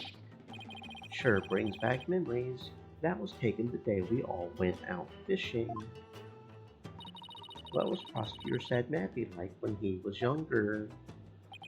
He was kind of quiet, but passionate when it came to his convictions. When he finally made prosecutor, he was all fired up to change Kurain for the better. But now he's nothing more than Gavain's lackey. Seems like Dats has a lot to say about Nayuta. I'll ask him about his thoughts later.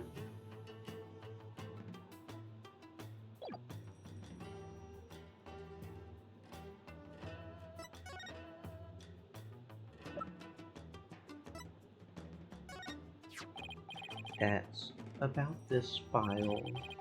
Can you help me figure out which pages are the most relevant? Yep, sure can. I got the whole thing memorized. See this page? It's definitely worth a look. Page 34. As the son of the terrorist Dirk, Yuta was expelled from the royal family. The idea that the sins of the father are visited upon his children is deeply rooted in the minds of the Kurenese people. Okay, so he was expelled from the royal family, so Nayuta is no longer a prince. He was a prince, but he's no longer a prince, so he's an ex-prince. So more than likely Apollo never got prince status because he was adopted after this whole thing happened, so that's right. Prosecutor said Maddie was part of the royal family, wasn't he?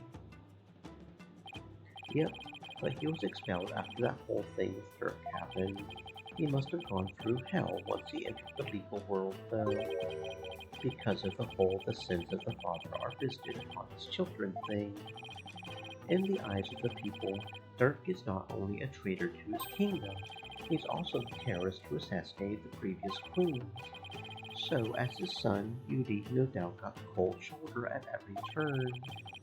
That must have been really hard on him.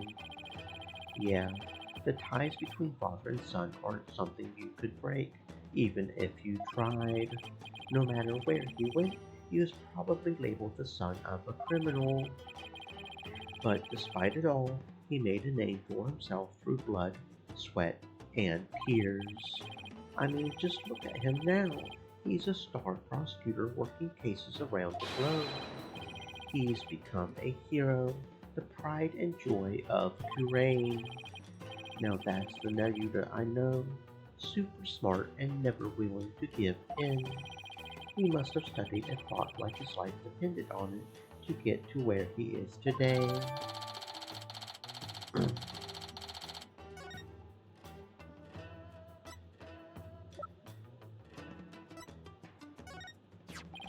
Dax, I wanted to ask you about this picture.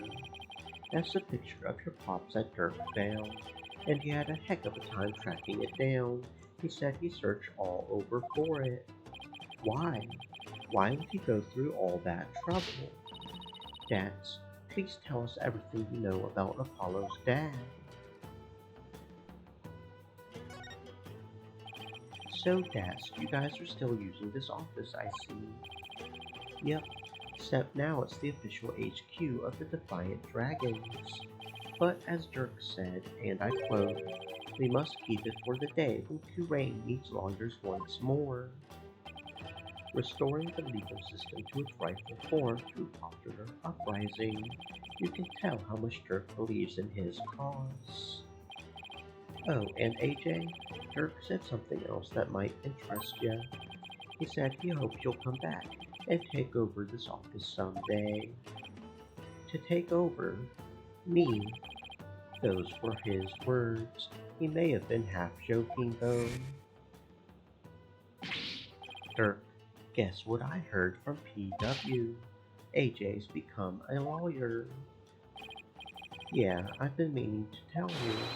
Must have been because of you, Dirk. I'm not so sure about that. I imagine he's already forgotten about me. What you talking about? I bet he can't wait to follow in your footsteps. Nothing would make me happier. Maybe one day he'll return to Kurain and take over this office. It's just a pipe dream, though. Dirk really said that? Dirk was never a hands-on kind of dad, but not a day went by that he wasn't thinking of you. That much, I'm sure. Doesn't get more paternal than that. Dirk, and to think I really did spend my days trying to forget you. I'm looking forward to a nice long talk once you're free. And Dax, wasn't Nayuta once part of the Defiant Dragons? Yep, Yudi was a rising star in the Resistance. He vowed to fight for the cause through the legal system. Said he would become a prosecutor and give Inga and Garan the smackdown they deserved. But now he's... yeah, a puppet of the Garan regime. Not only that, but now he's going to prosecute his own dad. It doesn't add up. I wonder what happened to him. Me too, but if I had to guess, Oh, say Garan has some serious leverage over him. Leverage? Like what? Wish I knew. But it seems like Dirk knows. I tried to press him about it, but he wouldn't say. Come to think of it, Dirk did say. Naruto is suffering. Yes, he knows the rightful state of Turane's legal system, but something forces him to bend to Garan's will, and it's tearing him apart. If that's the case, I bet Naruto doesn't really want to go through with Dirk's prosecution. Do you know what my biological father was like? Dirk once told me about him. He was a modern minstrel, walking the world and making music in his travels. This file also has some information on your real dad. It says he died in the blaze at Queen Amara's residence 23 years ago. That's right. Dirk had invited him over. Dirk's the kind of guy who could become fast friends with just about anyone. And it seems your pops was like that too, AJ. They hit it off at a bar. And the next thing you know, Dirks asked him over to play some tunes. And then the place went up in flames. Yeah, Dirk had just stepped out for a sec when the fire broke out. Apollo, you were there too, but you were still just a baby. I remember hearing about that when I was little. Yeah, it was a crying shame. Your pops just happened to take you along that day. So you were there with him when the fire broke out. But Dirk risked his life to save you. It's like Dirk's done nothing but save me all my life. All your pop's stuff got burned up, including anything that could have helped us identify him. All we knew about him at first was the stage name, Jangly Justice or something like that. Dirk did everything he could just to dig up what little we know now. What about my mother? Do you know anything about her? All we know is she was traveling with your pops, but that day she was off doing something on her own. So then, she probably didn't even know my father had been with her. But she must have been desperate to find you and your father once you had gone missing. No doubt, but the Queen's assassination threw the kingdom into chaos. The police were so overwhelmed they were probably hardly of any help to her. We searched and searched till our legs gave out too, but we never found her. And with your father's stuff all burned up, we had zero leads, not even a photo. So that's how I became an orphan. Yeah, who knows? Maybe your mom read about the details of the fire in the newspaper, and maybe she figured you would die along with your pops. Wow, I had no idea you had been through all that, Apollo. So then, you believe me. You believe in my son's innocence. Your poor son, in prison for a crime he didn't commit. Let's petition the government for his release and a declaration of innocence. Oh, thank you, thank you. I'm forever in your debt. Who's that? Hey there, Mrs. Enemy. Hard at work, I see. Yes, I have my own battle that I must wage. After all, there are many who suffer under the Defense Culpability Act. Mrs. Enemy, please don't forget about our case too. I won't. I will look into it as soon as I am able. That's what's Mrs. Enemy doing here? She is lending an ear to all those suffering under the regime's wrongful accusations. A lady whose husband's been in prison, parents whose son's been falsely charged. She's helping all those types of people. So she's trying to help the revolution along in her own special way. Yep, and thanks to her, more and more folks are coming over to our side.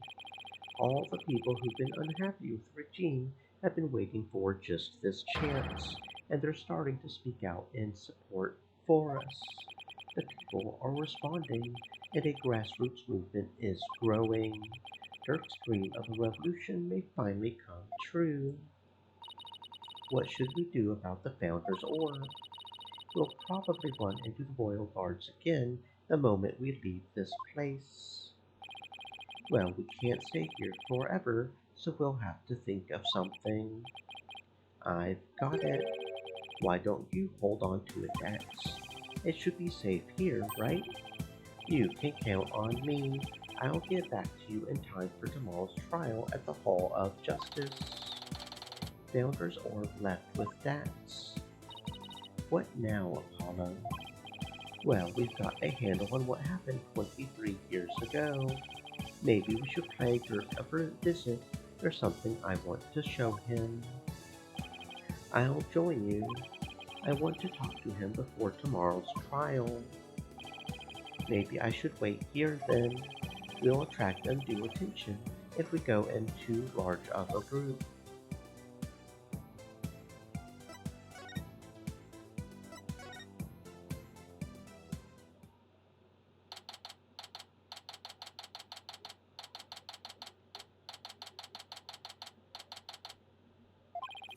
Hey there, son.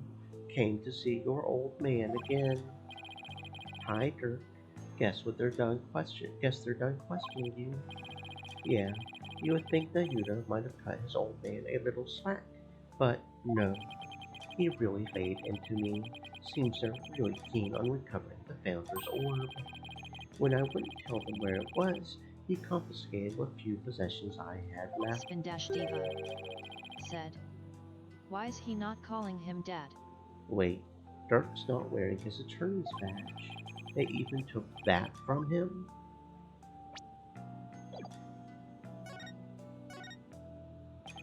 He confiscated all my prized jailbreaking tools. What did you expect? I mean, no prosecutor in their right mind would let a prisoner keep stuff like that. Did he take your attorney's badge too?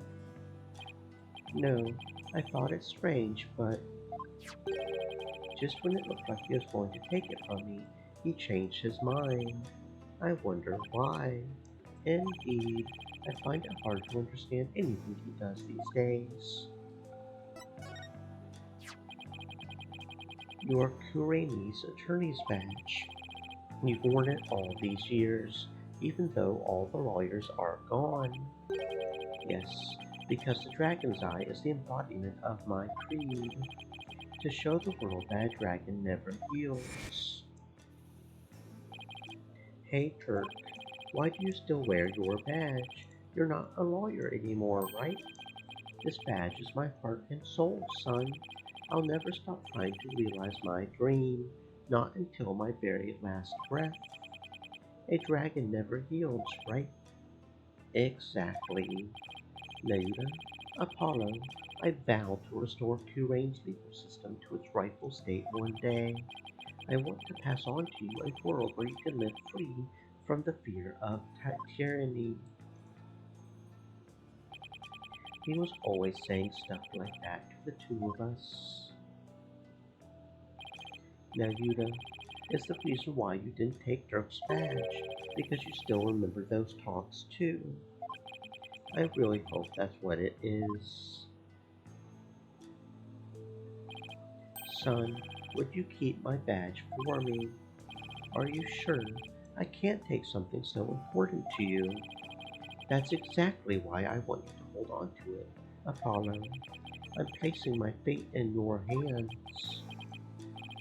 All right, I'll make sure it stays safe.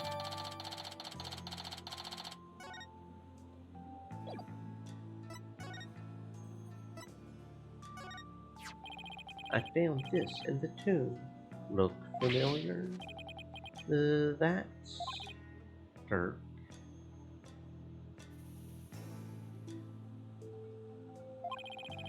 Where did you find it? Down between the monk statues in the tomb. Is it yours, Dirk? Oh, it's something I bought. Why is he suddenly acting all awkward? I wonder when I lost it. Let's have it. It's very important to me. Of course.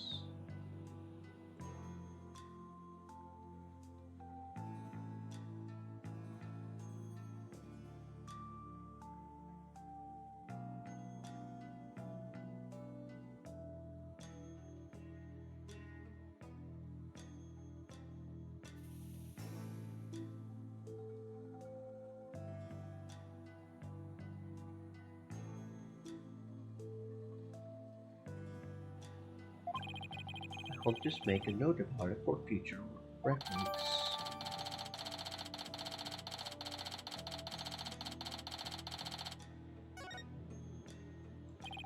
Apollo, remember how Inga said he had someone dear to Dirk? Why don't you ask about that? Oh, right. I'll give it a try.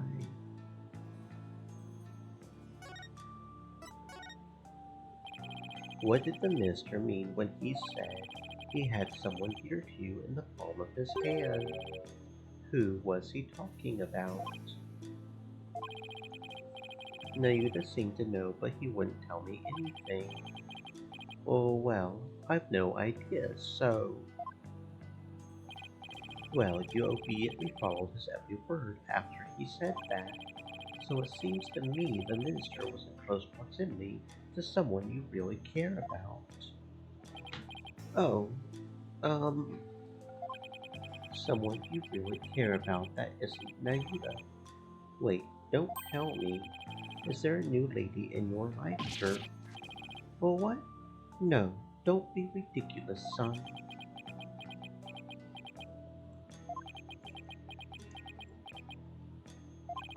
The love of my life was Amara, but she's gone now, and there will never be another. My bracelet. Wait, does this mean? Dirk, have you really not met somebody new?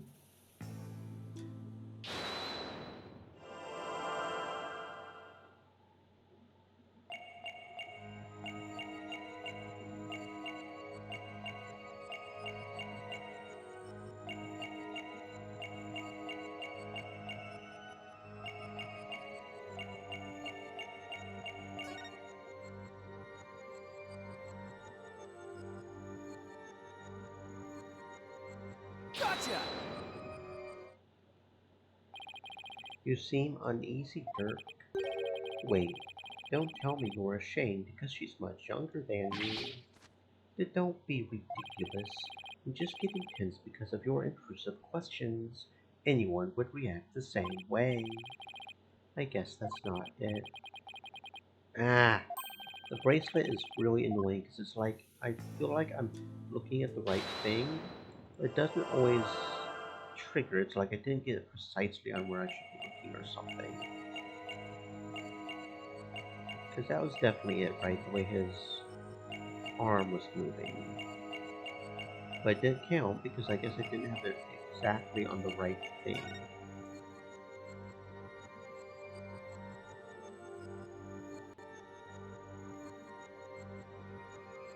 Gotcha! Maybe I need to focus more on the white spot here instead of overall sleeve. Dirk, you can't fool me. You tensed up when you said, but she's gone now, and you unconsciously moved your arm, causing something to press up against your jacket. How do you do that? Oh, so that's it. You're hiding a woman's photo up your sleeve. You don't have to keep secrets like that from me, Dirk. You're an eligible bachelor now, but you'll introduce her to me at some point, right? I keep telling you there's no other woman. Fine, then let's see it. What are you hiding up your sleeve? It's just this. Satisfied? But that's the pendant we found in Amara's tomb. See, I wasn't trying to hide anything. Then why did he tense up? Dirk, let me take a look at that. Hey, what's this button for?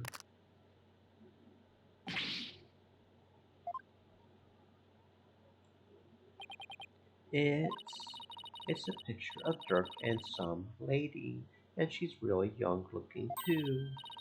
Mon Dieu, are you into younger women, Dirk? Dirk, you old dog, you. You got yourself a younger lover.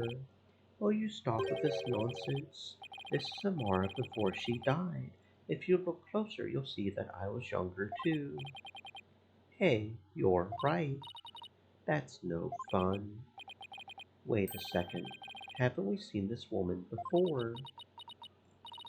Now that you mention it, isn't this woman the same one as Independent's photo? Take that! The woman Independent is also the one in this photo. Paulo, where did you get this? From the safe in Inga's room. I just had a crazy ass thought. I just had a crazy thought. What if Inga doesn't exist, or what if the reason why there was black hair dye in Inga's room is because Prosecutor Sad Maddie pretends to be Inga every now and then?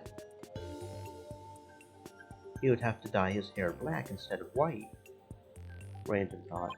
Apollo, this is Queen Amara. It had to have been taken at least 23 years ago. But that's just not possible. I just noticed the same thing. Here's why this photo couldn't be 23 years old.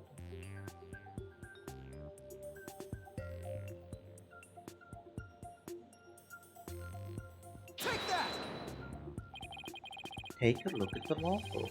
It has the mark of the Defiant Dragons branded on it. But that mark didn't exist until after you started your revolutionary activities, Dirk. So this photo must have been taken after Gavan came into power. And that didn't happen until after Amara was... What the hell is going on here?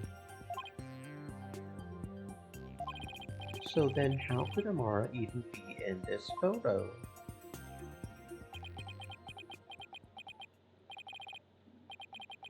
Wait a second. That would mean that Amara is still alive? Looks like you found me out, son. Wait, so it's actually true?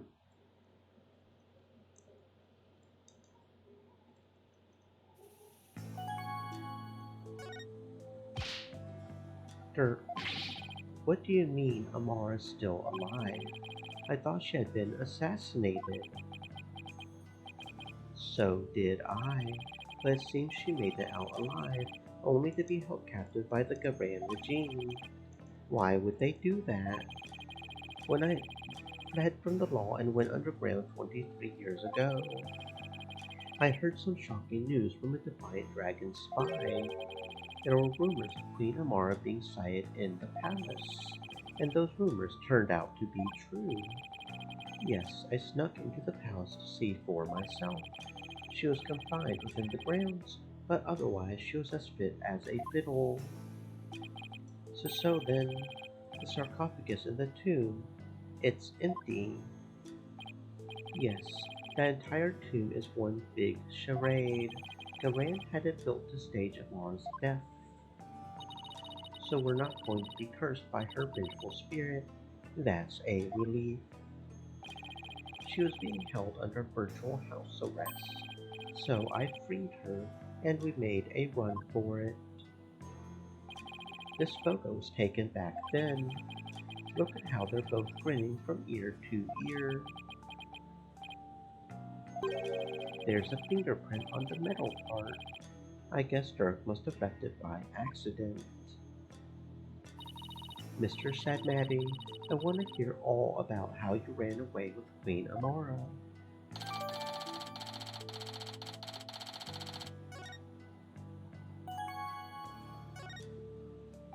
I'm surprised Amara agreed to run away with you. I mean, Garan must have told her that you tried to kill her. I tried to convince her that I wasn't the one who set the blaze, and she believed you. She said, and I quote, "I shall accompany you so I may ascertain the truth myself." She always was a tough one to read. I bet she was thrilled you came to her rescue, Mr. Sadnatty. To be set free by your beloved, it's like something out of a fairy tale. Yeah, well, there was no happily ever after once Gavran's people caught up with us. They took Amara away to who knows where. I snuck back into the palace and searched high and low for her, but to no avail. They probably moved her to some remote mountain prison, or the like. Or the tomb is not actually empty and it leads to an underground prison, which is why there's a lock on it. Dirk, does Nayuta know about this? Which is, so did Amara kill him? Because all she would have had to do is come out of the tomb. She would have been hidden by the curtains. She would have stabbed him in the back because his back would have been facing the other way. And then when she exits out of the curtains to the right, he would see her to the right and he would shoot at her, but she would get away. But then she would drop her necklace because she gets shot at, and then she runs off back into the tomb? Maybe? He knows that she's his true mother. I told him as much. Wait, is that why Nayuta is following Gavran's orders? Most likely. So then, do you think that deep down he doesn't really want to prosecute you? Well, he's not one to show his feelings, and lately I've had no idea what he's thinking. Apollo, we need to grill the Queen about Amara when we have the chance. I was wondering about something. The little baby the lady's holding, is that Prosecutor Sadnatty? I mean, it can't be, because the photo's too new for that. Not necessarily, it could just as well be me. After all, we're only 1 year apart. I don't know. I mean, the kid in the picture is too cute to be you. Everybody looks cute as a baby, right? Let's settle this by asking Dirk himself.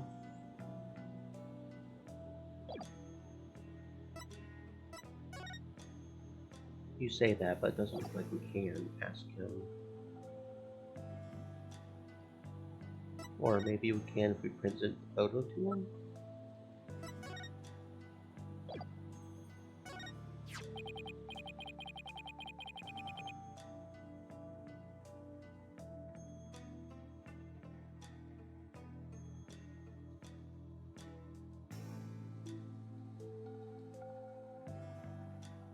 Dirk, about the cute little kid in this photo.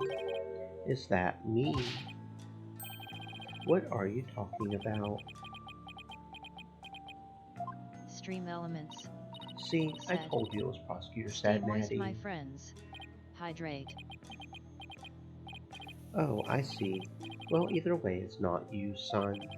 So then, if it's Nayuta, it was taken when he was about a year old, right?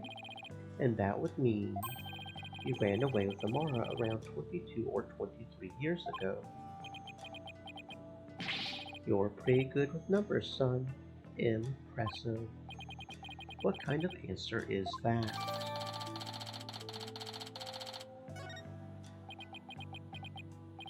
Before you go, son, there's something else I need to tell you. Something important. What is it, Dirk? I've never seen you act so serious before.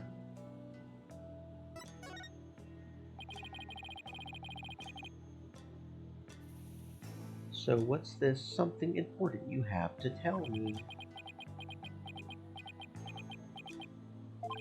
Listen, son, even if you manage to prove me innocent tomorrow, I don't have long to live.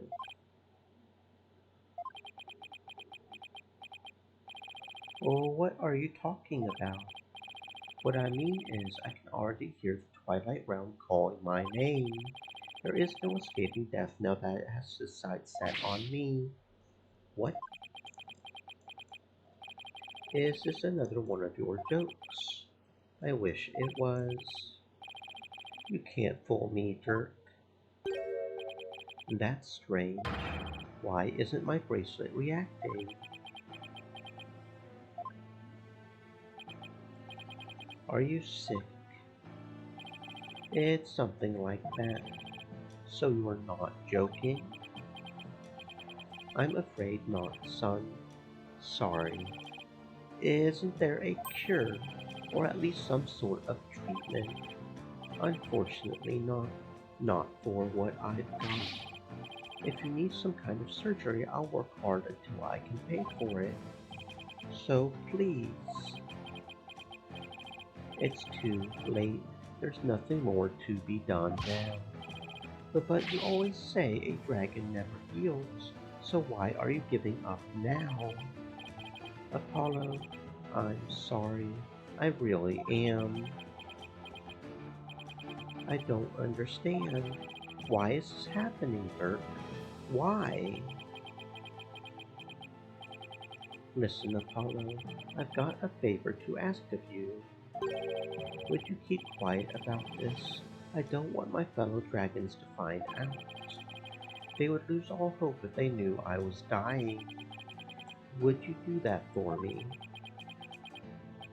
Of course. Why is this happening now? Just when I was finally starting to feel like you really are mine.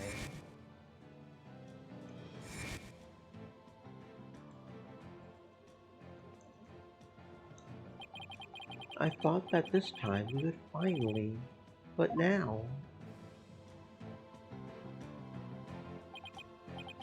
Damn it, why? Apollo? Listen, son, I don't have much longer to live, but I'll never let them execute me, not before I finish what I need to do. I know, Dirk, there's no way I'm going to let them prove you guilty. Before he goes, I'm going to turn back time by righting the wrongs that have been done. I'm going to restore Dirk's freedom and return a real smile to Nayuta's face. I'm going to win this case. I just have to. Son, I have one more big secret. What? There's something else you've been hiding from me. I'm afraid I can't tell you what it is. I would be betraying a certain someone if I did. What's that supposed to mean? Forgive me. You'll just have to find out for yourself. That's the only way. I don't understand, Dirk. Apollo, in court tomorrow, you may find yourself faced with a truth as difficult to accept. But I know you, and I know you can handle the truth, no matter what it turns out to be. I know that because I believe in you. You're my son, after all. Dirk, what is he talking about? Wait, he's not going to reveal that he actually is the killer, is he? Looks like we've run out of things to discuss. Apollo, are you okay? I'm fine. Free him now. Release Dirk. What's going on out there? Sounds like the party's getting started without me. It's coming from the temple. Let's go, Apollo, and take a look.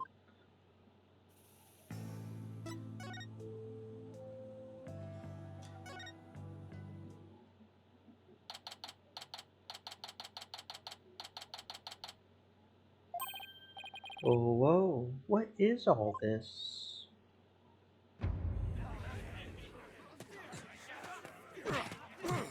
It's a revolution. What are they? Huh? Well, look at that. The people are coming to take their courts back. Don't hold back, men! Arrest them all!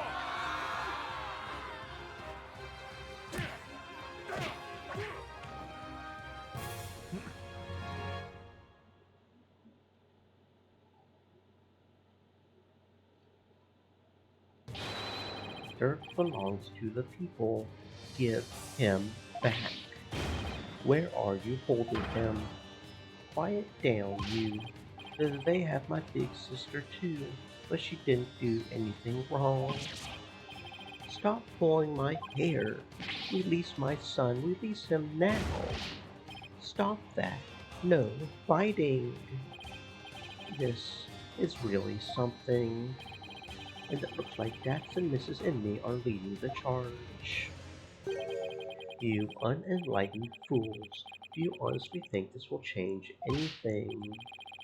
Yudi, why do you have to keep serving that witch Garan? It's... Hey, Nayuda. You again. What's going on here? It would appear that the insurgents are fanning the flames of rebellion, but I never thought it would grow so large. However, they will all be under arrest shortly. Reinforcements are almost here. They'll be arrested just for protesting. They are aiding and abetting a criminal by seeking his release. Her Eminence Queen Garan has ordered they be arrested and judged en masse. But weren't you once a member of the Defiant Dragons too? How can you go along with this? I am simply following the orders that Her Eminence has handed down. No, it can't be as simple as that. Listen, Nayuda, there's something I want to talk to you about. Hey, you're not getting away this time. We need to talk. I see there is no reasoning with you. Very well then, speak.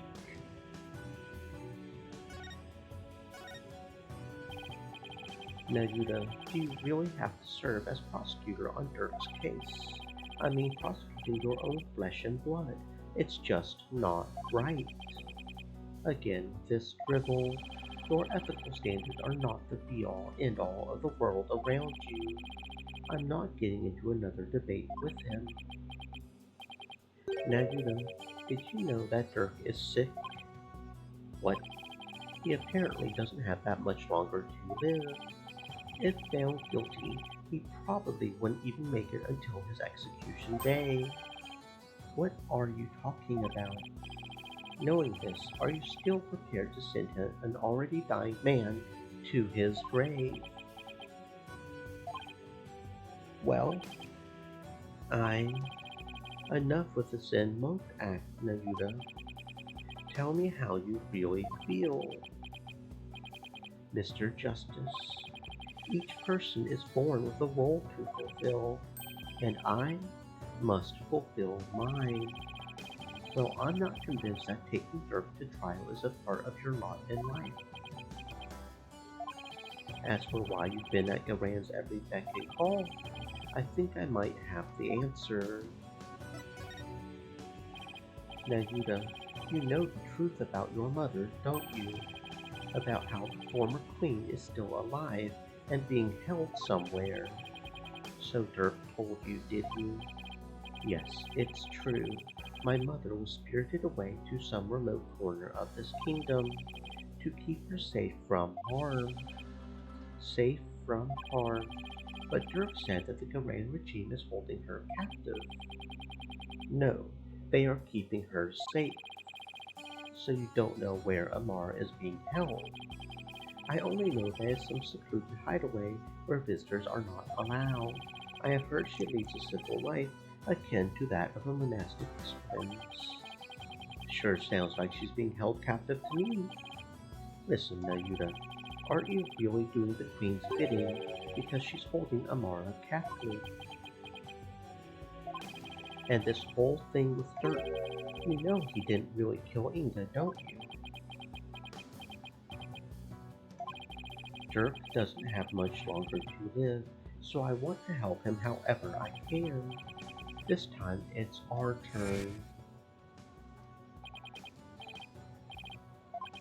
You could have been killed, but you risked your life to save us. Why? What a silly question. What father wouldn't risk his life to save his own children? Nayuda, Apollo, Don't you ever hesitate to call when you need me. Understand? It's our turn to help Dirk however we can.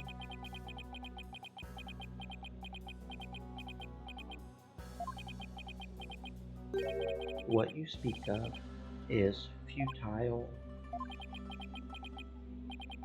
Let it go and move on. So the entire time he's been saying, let it go and move on, it's actually been advice he's been trying to tell himself. The guilty verdict, the hopelessness, you must resign yourself to it all. Clinging to false hope now will only serve to magnify your future despair. So let it go and move on. Now, Yuta, are you really going to just roll over on this? I've no more time for idle chatter. I must prepare for tomorrow's trial. Now, if you'll excuse me. Apollo, I sensed a whirlpool of emotions coming from within Prosecutor Sadmati just now. Anger, shock, bewilderment, and an icy sorrow as deep and dark as an abyss. Yeah, I picked up on that too. Looks like Dirk really won't be the only one who will need my help tomorrow. I think it's about time to pay Queen Garan another visit and ask her about her sister, Amara.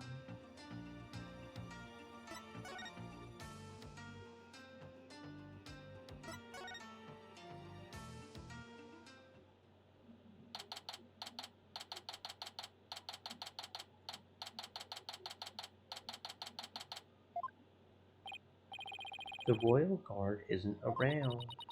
That is utter hooey. You cannot continue to deceive people like that. Rafa, justice is much more than simply speaking the truth. Is that Princess Rafa and Queen Garan over there? You deceived me too, Mother. How can I ever believe a word you say again? You nincompoop.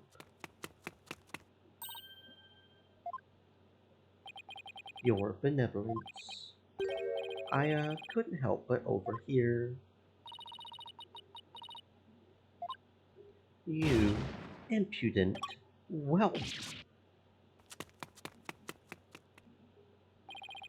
Are you okay, Mr. Wright? I can't believe she actually punched you. Yeah, I'm used to it by now. What's the matter with the princess? It sounded like she was arguing with her mother. Maybe it has something to do with this picture. Rafa said she had to ask her mother about some secret or another as soon as she saw it. So then, does that mean Princess Rafa knows what really happened? That Amara wasn't assassinated and is still very much alive? It would seem so, and she doesn't seem to be taking Garan's lies very well. But that's no surprise, considering how much Rafa reveres her mother. That would definitely cause her a great deal of anguish and sadness. Eavesdropping, are we? How very rude. You there, are you not Dirk's son? Oh, nice to meet you, Your Eminence. We're actually here to speak with you, if you could spare a moment.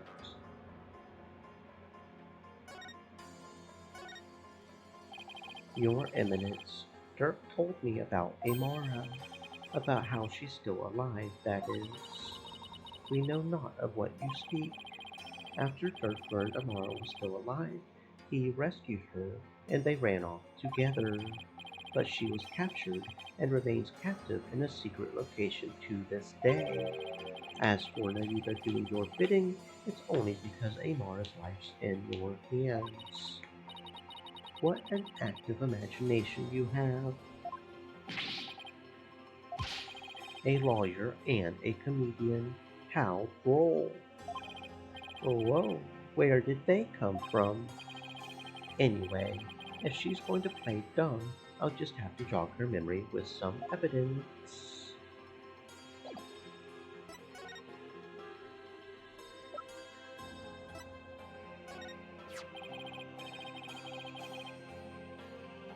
Your Eminence, I ask that you take a look at this photo.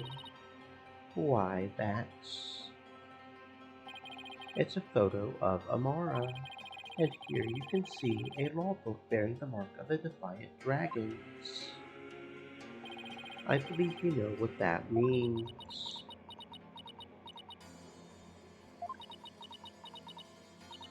Very well. Royal Guard, stand down. Yes, Your Eminence. Your wish is our command. It seems there is no need to perpetrate this charade any longer. We shall speak of all we know. So then, you admit that Amara is still alive? Yes, she is under our protection in a safe location. I think you mean being held prisoner. And where is she being kept? Now why would we tell the son of a traitor that? Oh, what did I just do? Well, that's interesting. This mouse has buttons on the side of it that also function as the first mouse and the second mouse.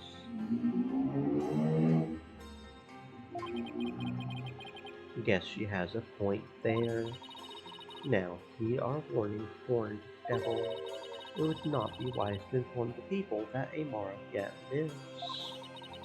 It would only serve to plunge public order into chaos. I have no intention of doing that. Besides, there are real terrorists out there who might try to kill her. Good. Now, there was something we have been meaning to ask you. You know what has become of the Founder's Orb. The Founder's Orb went missing after Dirk took it into the tomb. As his son, we thought you might know something of its current whereabouts. I knew it. I suppose I should thank you for that free running tour of Kurain. That was the Royal Guard's own doing.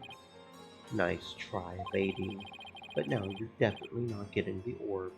Ever. Why do you want the orb so badly anyway? Because it would be most dangerous in the wrong hands.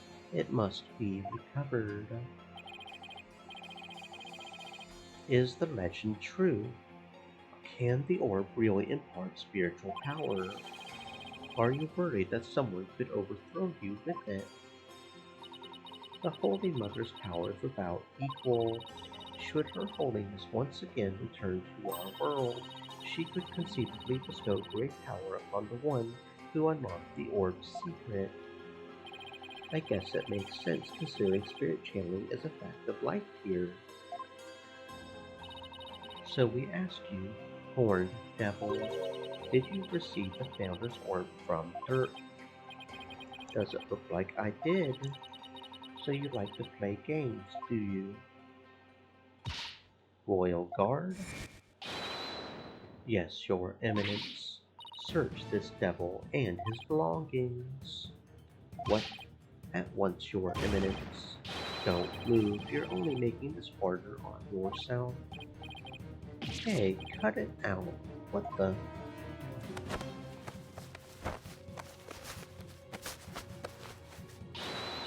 Apollo, don't strip here. Stop resisting. Just submit to our script search already.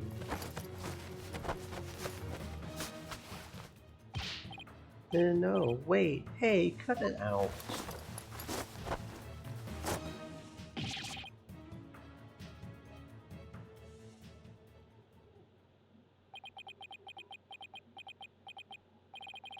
Rest in pieces, my poor, tattered dignity. There's no sign of the Founder's Orb, Your Eminence.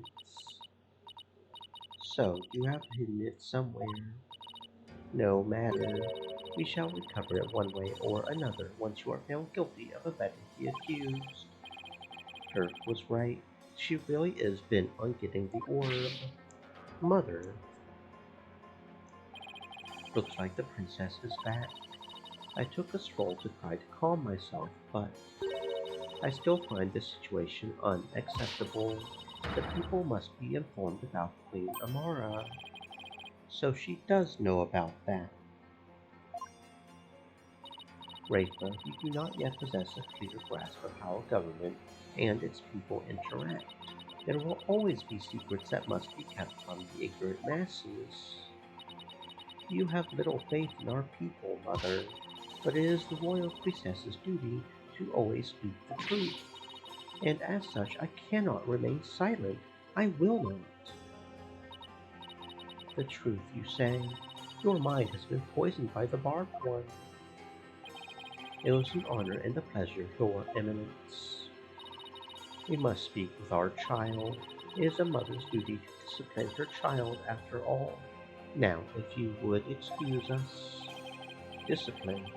Coming from her, I don't like the sound of that at all. Well, Apollo, let's head back to the safe house for now. Good idea. We need to go over what we found and collect our thoughts.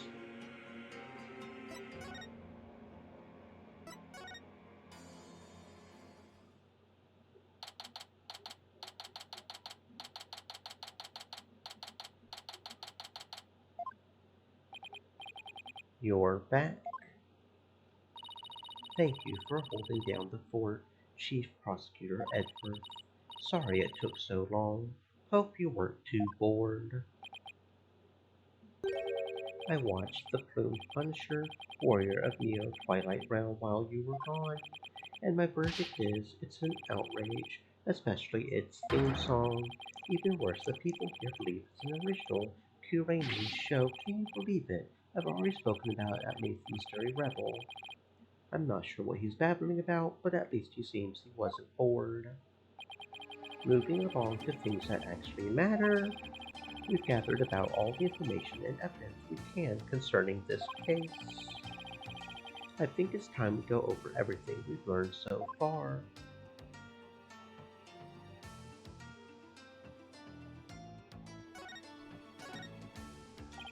The Orb Trial, Maya's abduction, and the murder of the mastermind behind it all, Justice Minister Inga.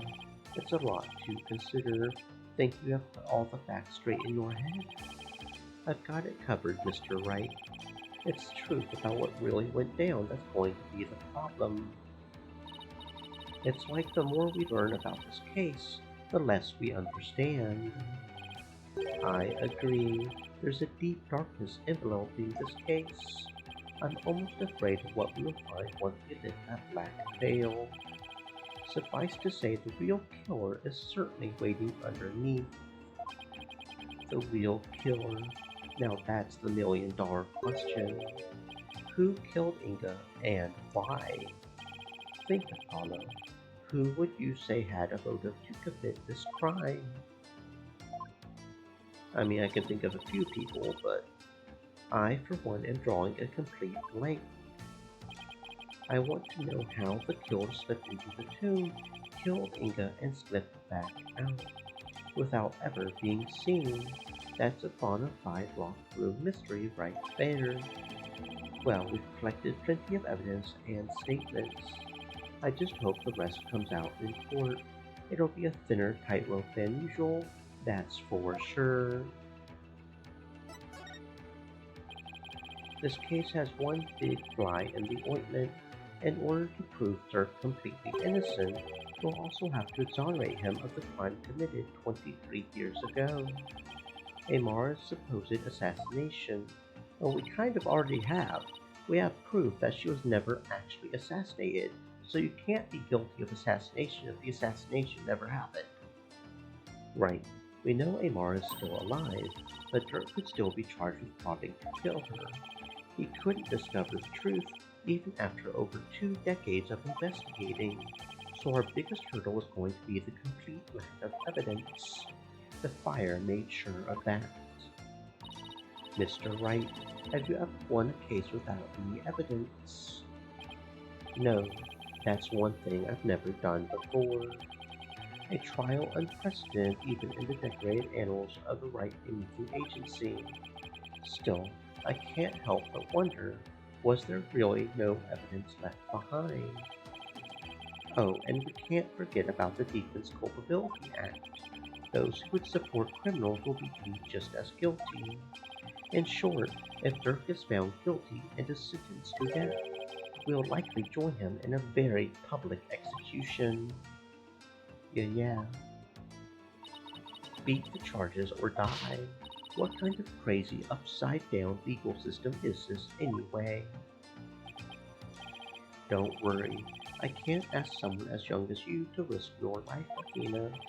So tomorrow, it'll just be me and Apollo on the courtroom floor. But you can support us by watching from the gallery. What? No! I wanna help. I'm part of the agency too, after all. Sorry, but this is a direct order from your boss. Plus, there's Prosecutor Blackwell to think of. He said he would use me for sword practice if I put you in harm's way.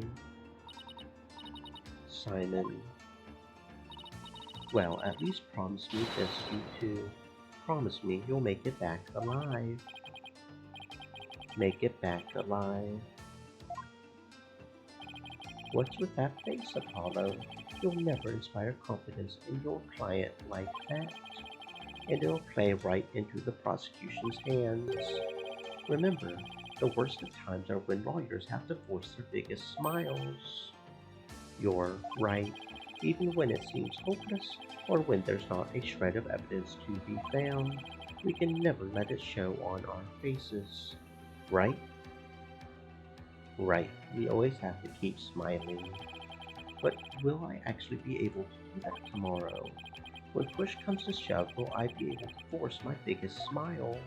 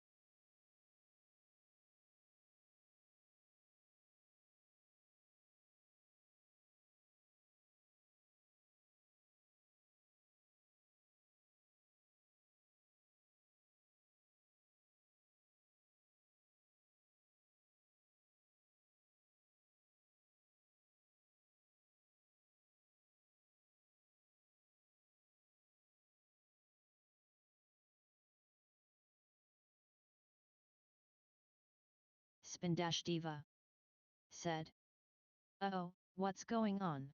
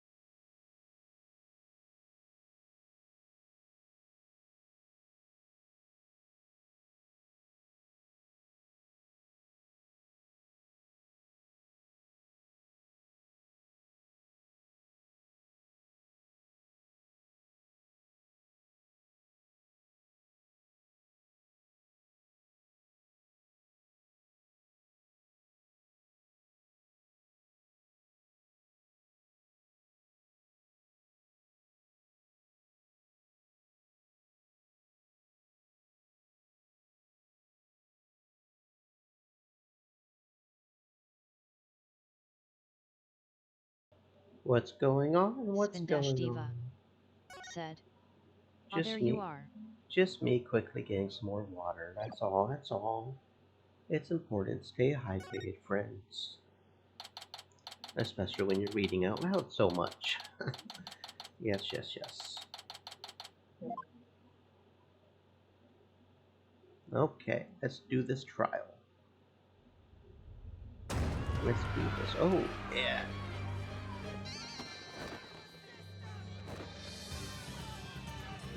And we've got a riot on our hands. Yep.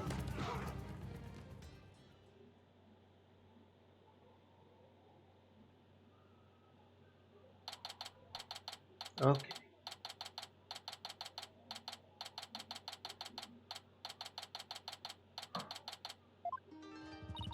It's complete chaos outside. Let's just say that Defiant Dragon supporters demonstrating for Dirk's freedom have taken a very special interest in the outcome of today's trial. They look about ready to spring us up if we lose. Trials here are pretty much like the ones back home, but with one major difference: the divination seance. The victim's final memories will become a matter for deliberation. I've heard about that, but they haven't stopped you from winning your cases here in Kurain. True, but it wasn't easy. Still, the memories of the dead are simply another piece of evidence.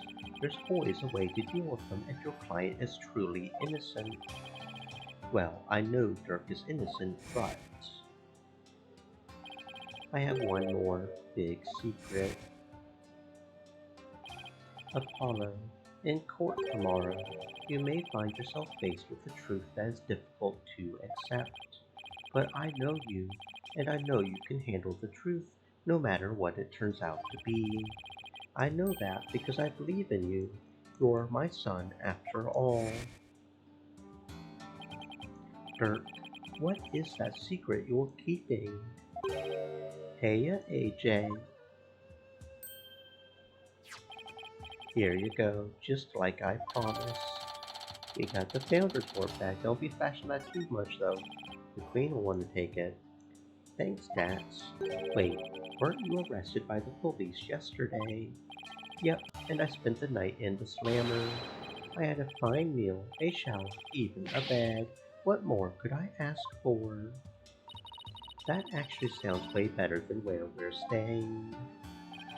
Just remember, AJ, if Dirk's found guilty today, we'll all probably be found guilty under the Defense Culpability Act, too. Yeah, now you just said something to that effect. That Witch Garan wants to take advantage of today to crush our revolution once and for all.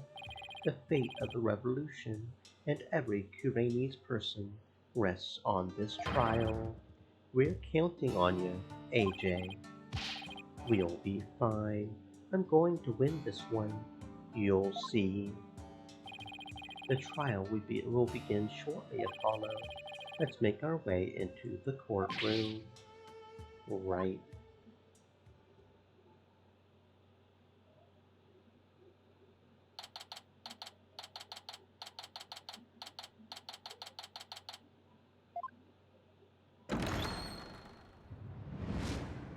Spindash Diva said. Thoughtful topic maybe? Do you feel like more evil is rewarded than good these days? Like these men that come out of prison and write inspirational books about how they've changed and they're applauded and receive all these accolades, whereas if the victims come forward and say anything they're seen as attention seekers. Welcome to the stream, Hershey. I hope you're having a fantastic existence. Thank you for the alert. And maybe it is part of how the world works to sort of seem to reward evil acts more and to focus on what could be negative things. But it is my personal belief that they don't really get rewarded in the end. I'm a firm believer in karma, so assuming they've actually Spindash turned their Diva life around. said. Don't answer if that's not allowed. No, I don't really care. I mean, it's as long as we're all respectful. That's the main thing I care about. We can talk about politics and religion and weird stuff like that as long as we're respectful. But I'm a firm believer in karma. So I think even if they aren't actually changed, then it'll come back to them. So everything will have their place, even if it seems like they're getting rewarded more. because people do tend to focus on negatives or turning Spin-Diva things around. said, I missed most of what you said. BC Twitch keeps freezing up. Oh no, Twitch, stop freezing! Twitch, stop freezing!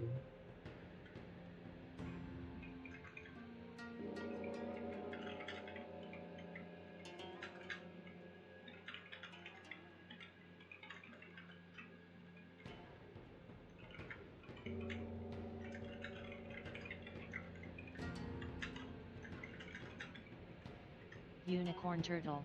Let the trial of Dirk said Maddie Even begin. if the world has a tendency to focus on the negative The and defense is turnabout ready, Your stories, I Honor. think karma will even things out in the end. The prosecution is ready, Your Majesty. So it's really come down to this. Well, don't expect me to hold anything back, Nayuda. This trial will examine both the murder of Justice Minister Inga Karkul Kurain and the assassination of the former Queen, Amara Sigatar Kurain. First, I believe we should address the murder of Minister Inga. Would that be acceptable, Prosecutor Sadmati?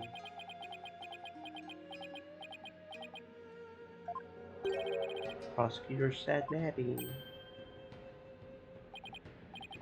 Yes, of course. Please proceed. What's with him? How very unlike you, Prosecutor. Is your mind elsewhere this day?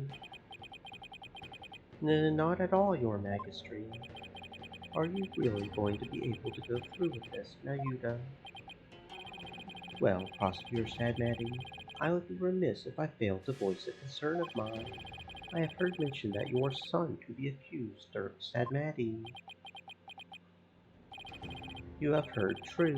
Does that fact pose some sort of a problem, Your Majesty? Sorry if I'm being a negative Nancy. I just keep seeing all of this stuff on this timeline and it's very frustrating and upsetting.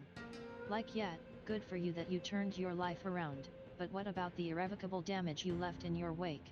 Yeah, I completely understand that. But, the best advice I can say is just try to focus on the positive yourself and don't add to the voices that can focus on the negative. That's about the best I can say about that, because this timeline is just whacked. Oh, show. You have heard true. Does that fact pose some sort of problem, Your Majesty? A father being prosecuted by his own son. Could one possibly deliberate such a case without having personal feelings intervene? Yes, without question. Can he really handle this? Even if it is Prosecutor Sadmati going against his own father is just. How can the criminal even be a prosecutor in the first place? Dirk? Fellow citizens, you would do well not to underestimate my son. He's not one to allow personal feelings to interfere with the execution of his duty. Isn't that right, Nayuda? I will not stop until my work here is done. See, so all you doubters just sit back down before you trip over your own stupidity.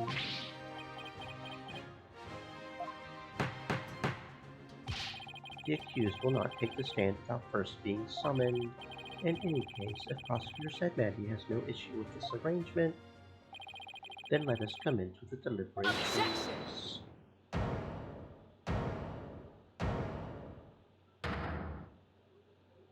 And never feel sorry for talking about what's on your mind. This is an open space, and everybody should always feel comfortable with talking as long as we're respectful to everybody. Oh, and always feel free to speak your mind. This is very important to be honest and to be your beautiful self. One moment, if you would. Your Eminence. What brings you here? Is she going to be the prosecutor? Your Majesty, it would appear that Prosecutor Sadmati does indeed have some reservations. No, that's not true. Did you truly believe you could deceive me? Now, Yuta, said Maddie, one should hold no reservations if one is to stand on these hollow funerary grounds. I I have none, Your Eminence. No, it is clear we cannot leave this matter to you. We shall handle the prosecution of enemy of the crown, Dirk said Maddie personally, but remain by our side and bear witness to how a true prosecutor enforces the law. Oh shit, we're going against the Queen. Excuse me, where's the Queen going to prosecute the case? Is that, kosher? There is no need for concern. Before we were crowned Queen, we served as a prosecutor, as a Minister of Justice, right? Really? As a foreigner, your ignorance can be excused, but know this. The prosecutor in charge of the Queen Amara assassination case 23 years ago was none other than Her Eminence, Queen Garan Sigatar Kurain. Oh, they have the same middle name, too. First your Magisry and now this. Why doesn't anyone ever tell me these things? I had heard she had served as a Minister of Justice, but she was also a prosecutor. I'm guessing she probably moved up the ladder from prosecutor to Justice Minister. We prosecuted that case 23 years ago, but no verdict was ever rendered. We had one guilty verdict in every case until then, for no lawyer could stand up to this. I am at a loss for words. To think I would once more bear witness to her evidence at work in the Hall of Justice. Our first trial in 23 years. No quarter shall be given to criminals. We shall prosecute them with all our might.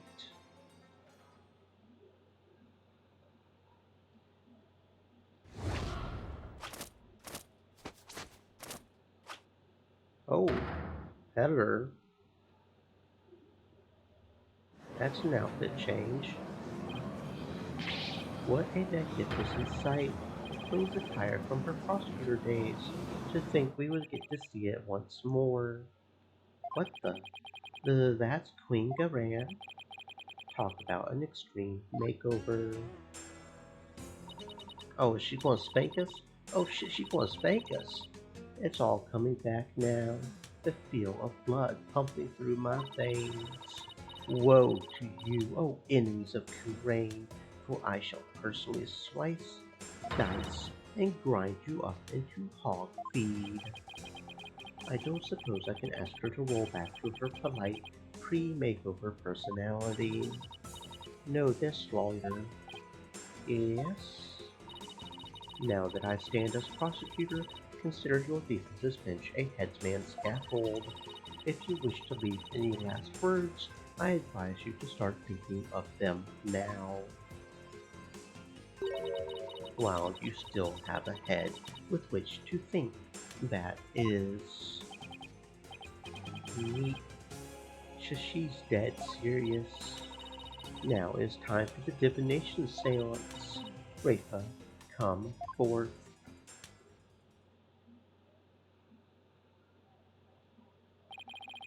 Your benevolence, thank you for gracing us with your presence. Spindash Diva said. Very windy and rainy out here. Yeah, that's probably what's messing with your internet, is all that wind and rain, depending on what kind of internet you've got. Again, hoping you're staying safe, but yeah. Rain is pretty though, whenever it does rain. Your benevolence, I understand it may be difficult for you, but may we proceed with the divination seance? Yes, let us proceed. Spindash Diva said. Waiting for Ellie's bus. Forgive me for asking, but are you feeling physically unwell? If so, I would advise you to avoid any undue exertion.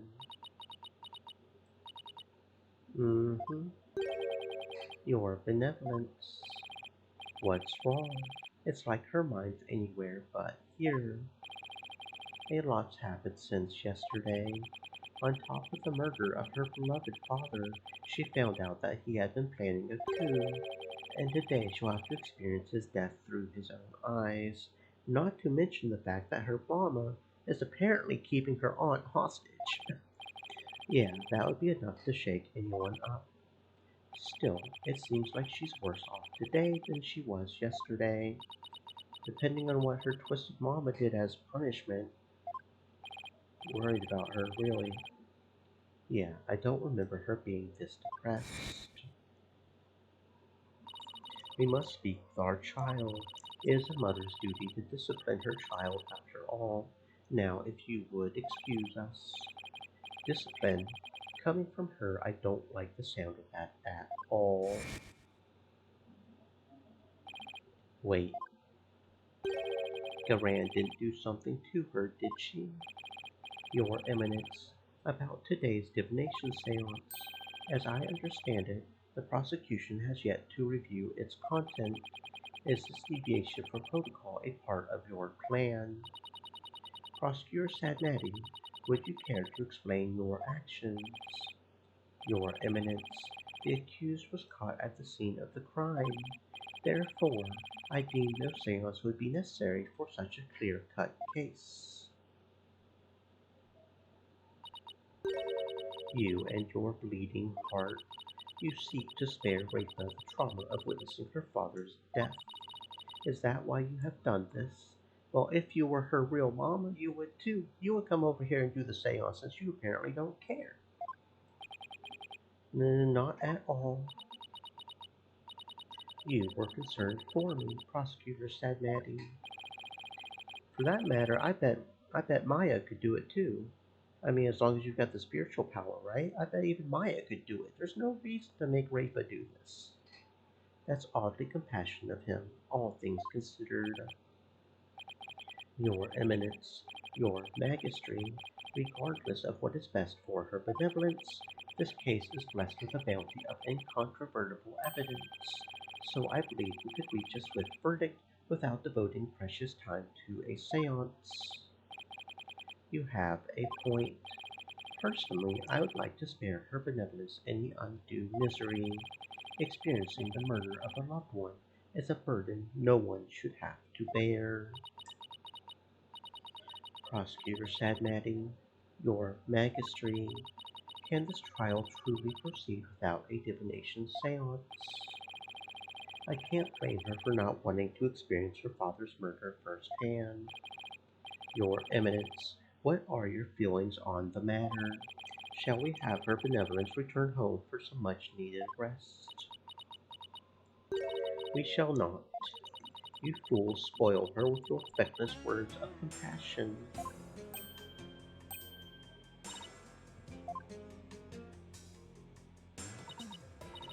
Listen well, Rafa.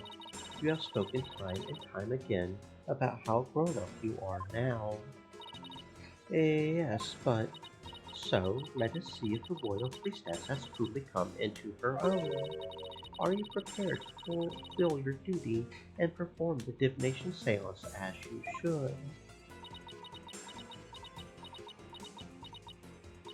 Yes. That's better. See? Problem solved. Poor Rafa. Is this really a good idea? I guess we'll see. Very well. Let us begin the divination seance. Nana, my robe. Oh. Looks like Nana's still missing. It's been a whole day already.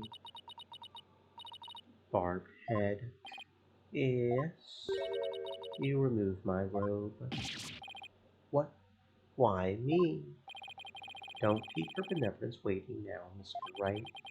Can't you see she's ready to begin? Great. I've been reduced to royal robe remover. It's like she's grooming Mr. Wright to be Nana's replacement.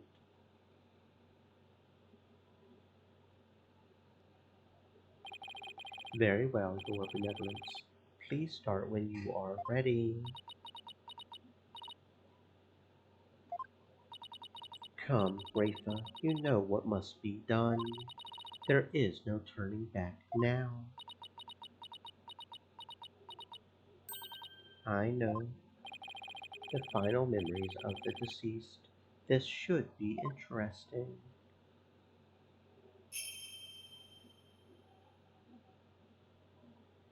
O Holy Mother, we hold this divination seance in your name.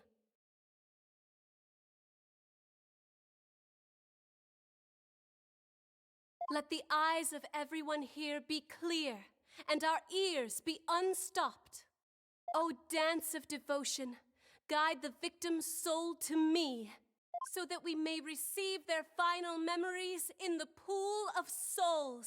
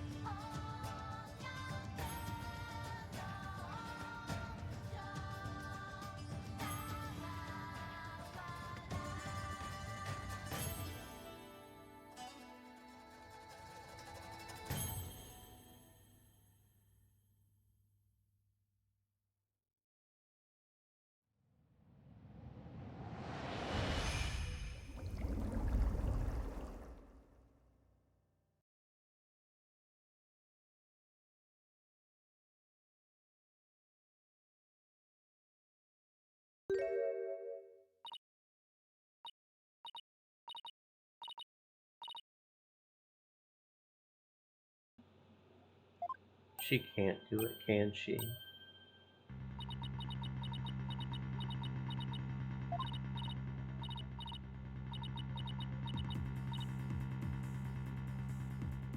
Oh shit.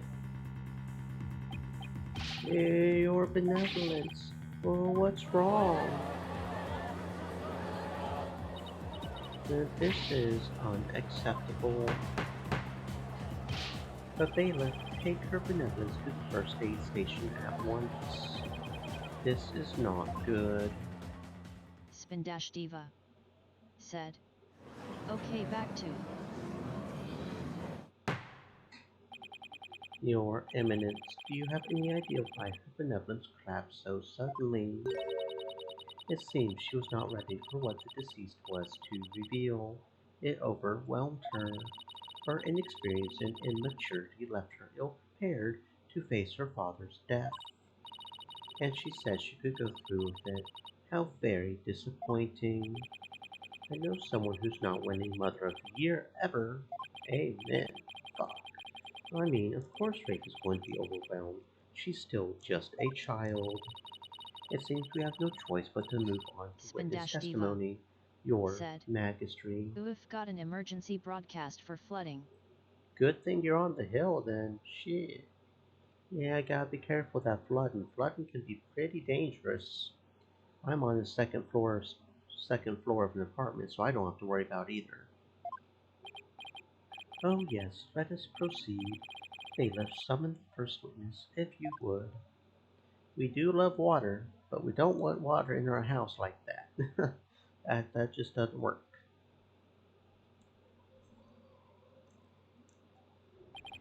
Is this not the accused? It is indeed. I thought I would give him the opportunity to plead his case. For true justice is more than a unilateral presentation of the facts by the prosecution. That seems uncharacteristically fair of her. However, should the accused fail to produce convincing testimony, he, along with his cabal of traitorous lawyers, shall immediately be found guilty, and their heads will roll from their shoulders. What? I should have known there was a catch. Your court, your rules, same as it always was, I see, Garan. Now then, Mr. Dirk Sadmati, if you could enlighten us as to what happened. Well, I would, if I could.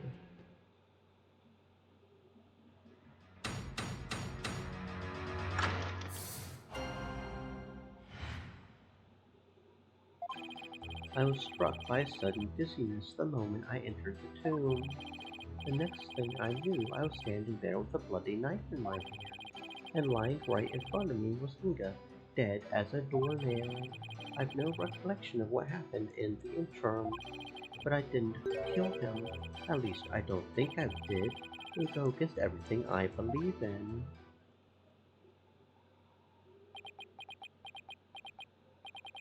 That didn't explain squat. For the record, let it be known that the accused's fingerprints were all over the murder weapon, and since he was caught in the act, there was no chance for a third party to tamper with it. Well, that certainly seems to point the finger at you, Mr. Sadmati. Even as a lawyer, I have to agree with you there, Your Majesty. Seriously, Dirk, this is no laughing matter. This is exactly what Garan wanted, to have Dirk try to plead his case, only to fail miserably. How low can she go?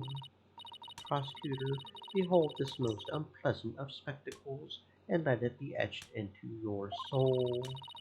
See how instead of accepting the inevitable, those fish-brained lawyers flounder and flop themselves straight into the abyss of despair.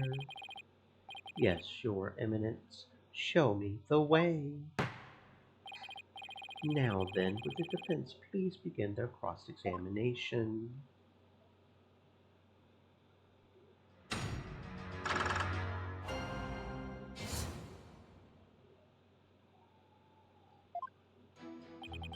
I was struck, okay.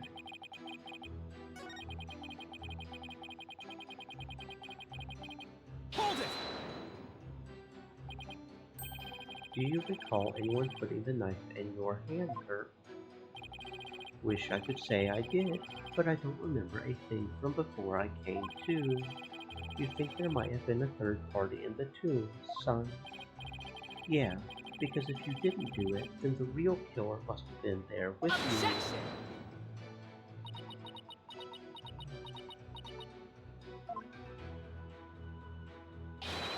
You called, Your Eminence? Stream elements.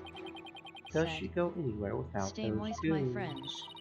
Was there Hydrate. a third party in the tomb when you were securing it? No, Your Eminence. We searched high and low, but found no one of the sort. And there you have it. Oh, right. They did search the place. Furthermore, my guards had the entire tomb surrounded, so there was no way for anyone to escape. That's right. No one got in or out without our knowledge. Her Eminence's on-site directives were absolutely flawless.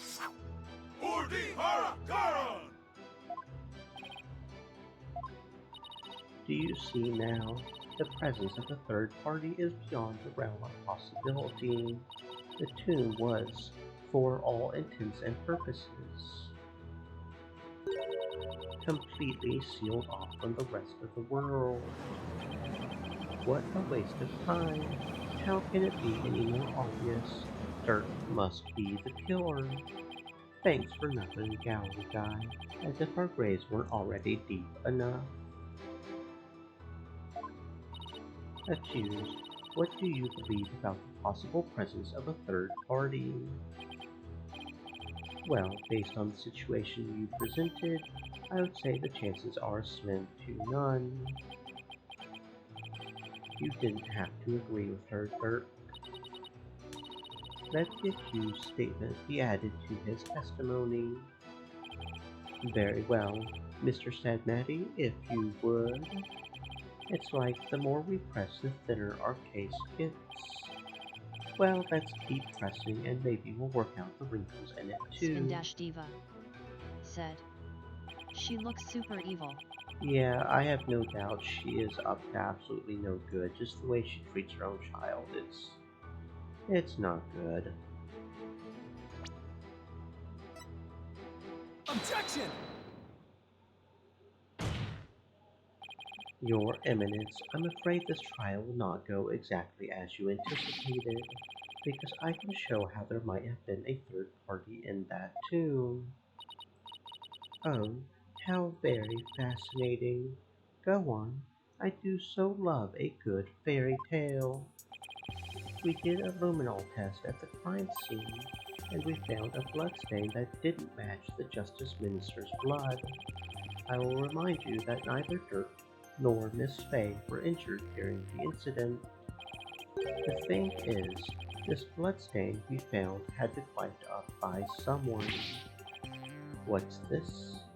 But who would have done such a thing? That's the big question, isn't it? Who wiped up the blood and why? Thinking about it logically, it must be someone who wanted to conceal their presence at the scene of the crime. Oh, and to whom do you suppose the bloodstain might belong? The bloodstain belongs to... The bloodstain belongs to the real killer, of course. Whoever it was, they were probably shot while they were attacking Mr. Inga, and since their blood would give them away, they had to wipe it up. I say this because we know for a fact that the Justice Minister fired his gun in the tomb. You have the memory of a flea. There was nowhere for anyone to hide. This, too, is a known fact. But a bloodstain from a third party means there must have been someone hiding there. Very well, then, tell me this. Where was this third party hiding? Oh, the crime scene was thoroughly searched after it was discovered, so if there was a hiding place, it would have to be somewhere no one would dare look. Spindash Diva said. She has talons. She does indeed have talent. She's going to scratch our eyes out. Somewhere no one would dare look. Let's have your answer, defense. Now, where could the third party have hidden? Take that! There's one place no one would search, not even the Queen's Royal Guard, and that would be inside Queen Amara's sarcophagus. Even now, it's locked up tight. No one would find you if you hid in there. I'm told that it's temperature controlled to preserve the money within, but if someone dressed warmly enough, it could withstand the cold for a short time. This is sacrilege. Surely the perpetrator of such a foul deed would be cursed. But that's just it. The killer knew everyone would be too scared to open the sarcophagus. True, the guards were so scared of being cursed they wouldn't even touch it. And when the coast was clear, the killer made a quick escape from within their frigid confines. Well now, that does sound like a plausible method of evading capture. The defense requests a DNA test on the bloodstain, and then we'll see just who the real killer is. Insolence! Bow your head and kneel, lawyer, so your head may be parted from your shoulders. But the trial's not even over.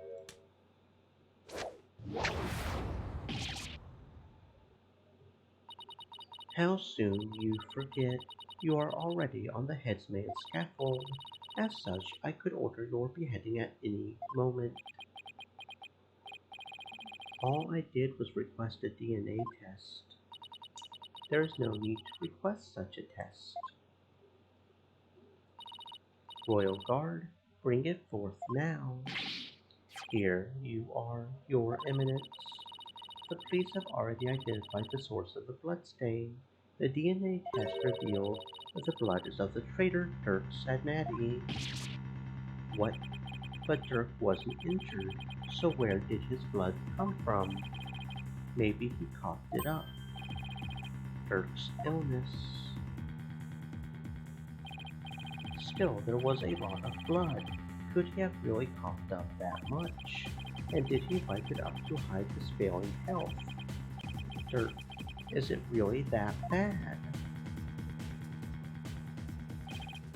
Shoot, you got me. Pay attention, Horned Devil, for this case has already been solved. You claimed that this bloodstain would lead us to the real killer, did you not? About that, did you or did you not make that claim of your own volition, Defense? Yes, I did. After she steered you in that direction, that is. I fell right into her trap. Do you see now the folly in opposing the very embodiment of the law? Whenever you say or do shall come to no avail. A third party at the scene of the crime? It's beyond the realm of possibility. Praise be for Queen Garan. Her Eminence's legal tactics are beyond compare. I hate to say this, but she really got us good. The key to Amara's sarcophagus is under the protection of the royal family. My husband and I are the only ones who could open it. Therefore, it would be impossible for some maid to open it. Can I really discount the sarcophagus as a hiding place, though? What if the real killer is still in there? No, that's just ridiculous. I believe we have rebels and sympathizers in the gallery today. It is to you I speak. Had you been listening, Dirk Sadnati, the one who proclaimed a bloodless revolt, has betrayed your cause by resorting to murder. No, it can't be. Dirk would never. There must be some kind of mistake.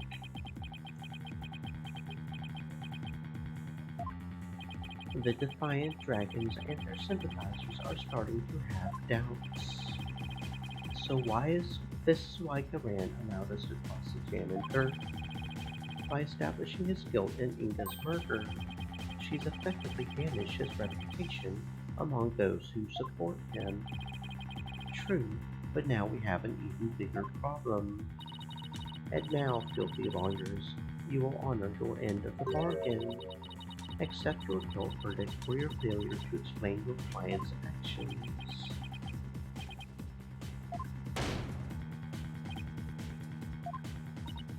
Now I shall pass judgment upon the criminal, Dirk Sadnati. What's this? You shall pass judgment. But your Eminence, is that not my role? Hold your tongue. You are but a figurehead before me, the embodiment of law. Consider yourself dismissed.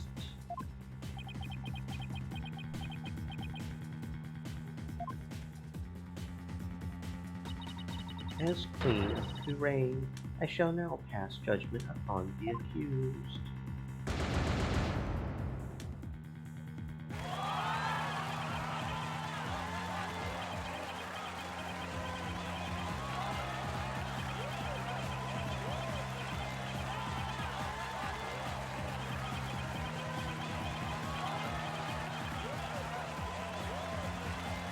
Objection! Wait. You didn't even give me a chance to rebut. Know when you are defeated, lawyer. But just this once, I'm willing to show you the depths of my compassion. Tell me why I should allow these proceedings to continue. Come, convince me. Kaput, Apollo. Even if you have to bluff, we've got to keep this trial going. Show her that the crime could have been committed by a third party. How am I supposed to do that? Oh, why don't you start with, how about the timing of Inga's murder? Diva What? said. This whole case is built on a single premise, that Inga was murdered after Dirk entered the tomb. But what if that's not true? Like if our assumptions are all wrong, it just might work. Well, don't keep us waiting, defense. Dirk became the prime suspect because it didn't seem probable that there was a third party at the scene of the crime. There is another question we should ask ourselves at this time. Was Mr. Inga really killed after Dirk entered the tomb? What nonsense is this? Setting aside the assumption that the murder occurred after Dirk arrived on the scene opens up the possibility of a third party committing the crime. The question before us is, when was Mr. Inga really killed? Isn't it possible that, before Dirk even set foot in the tomb, Mr. Inga was already dead? That would certainly make the possibility of a third party more probable. Why, of course, I fell unconscious right after I entered the tomb. Even if I hadn't, I wouldn't have had a clear line of sight to his body from the entrance, which means you wouldn't have noticed his body either way. This scenario is entirely possible, and so we can't rule out the possibility of a third person committing the crime. I see. Well, that certainly does make sense. So far, so good. This might actually work. Very well. I shall play along with whatever little game you have knocking around in that tiny mind. I was starting to get quite bored of all this. I could do with a distraction. Let us hear some testimony that will shed light on when exactly the minister was slain. Bailiff, summon Rafa. Surely she has recovered by now. But what about me? Don't I serve a purpose anymore?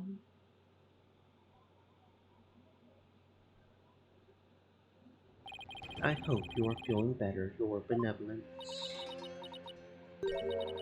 Must I perform the divination seance? What? Oh, no, we merely require your testimony this time.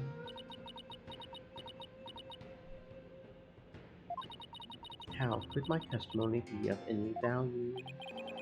Your Benevolence. Princess Rafa seems awfully depressed. After what she's been through, summoning her again is like rubbing salt in the wound.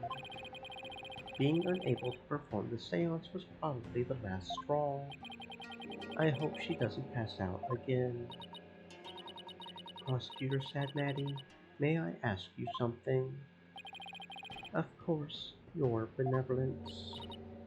I've been meaning to ask you this since yesterday. Did you know about Queen Amara and about me? From where did you hear such a thing? From Mother, and only yesterday. Rachel was carrying on about telling the truth to the people, so I told her what the truth really was, for it is up to a mother to discipline her child. I see. Be that as it may, Your Benevolence, it has no bearing upon our trial here today, so there is no need to let it trouble you. I know. Garan told Rafa about something other than Amara's status. Sounds like it, but what could it be? Rafa, the defense has proposed something preposterous. They somehow think your father was already dead when Dirk entered the tomb.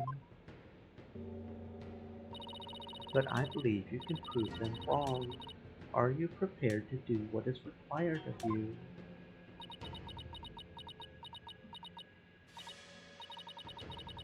I swear, if it turns out Dirk is her real daddy and Amara is her real mama, because that picture was supposedly taken after the event, the her supposed assassination, right? And then she ran away with Dirk at least for a little while before she was recaptured. So if they had a baby, let's see, she's what, 14, 15? Profiles, silly. So yeah, she's 14, and Apollo was like 1 or 2 at the time when the attempted assassination happened, right? I don't see Apollo. Where's Apollo? Does it show Apollo's age? So assuming he's more or less close to like, I think he's like 18 or 19, right? So that would be a 5-year time gap. So if, because her attempted assassination happened 22 years ago, right? So if, they had another baby before she got kidnapped again, that could be Rafa that's being held in the picture. She could actually be the daughter of Dirk and Amara, and the sister to Nayuta. That would be some shit. Very well then, your benevolence. Your testimony, if you please.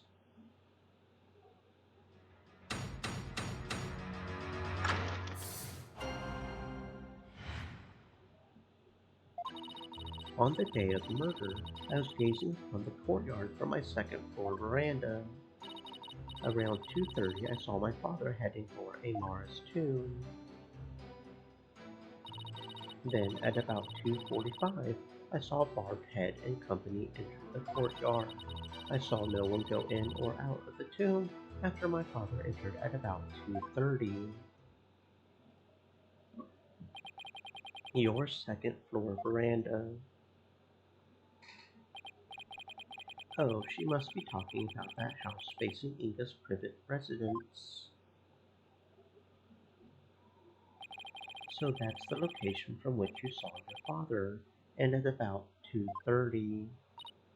Yes, and shortly after that, you people arrived at the royal residence. So, after the minister entered Amara's tomb at around 2:30, no one went in or out of there until the murder was discovered. The tomb is closed to outsiders, so no one could have snuck in before the murder. That rules out any possibility of a third party lying in wait to slay my poor husband. Or so she would like us to believe. Now hear me, you useless lawyer. Cease this charade and bow before me, for I, Queen Gavan, shall finally have your head. Forgive me, your eminence, but first let us allow the defense to question the witness.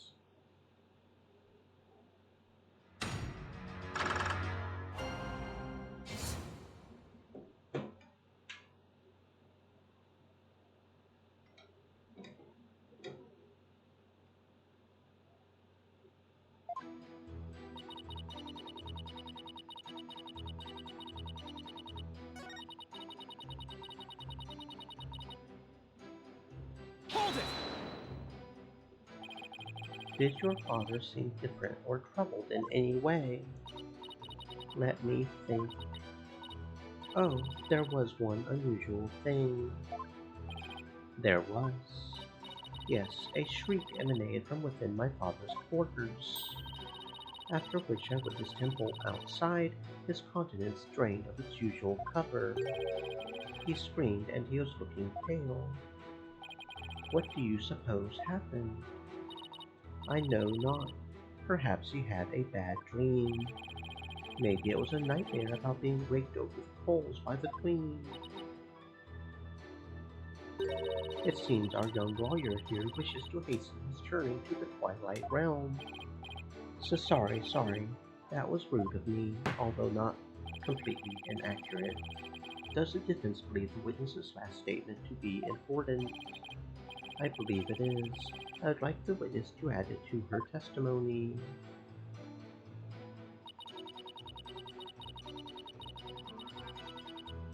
Hold it! And why do you think he screamed? Was he surprised by someone who didn't belong there? Did anyone else come out? I didn't see anyone else. Just my father. That last statement was seriously lacking in conviction. Should I press her on this? Your benevolence, let's have some details. The more, the better. The details, you say? Yes. For example, are you sure you didn't see anyone in the royal residence before 2:30?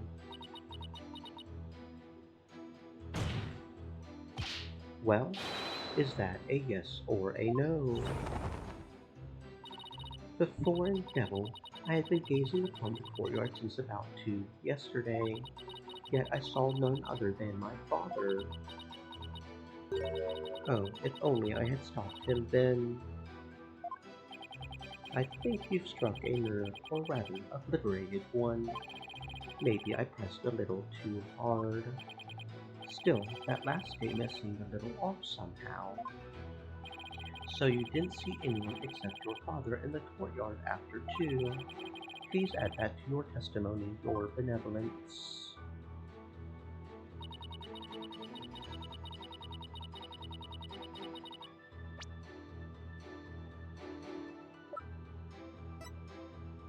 Objection!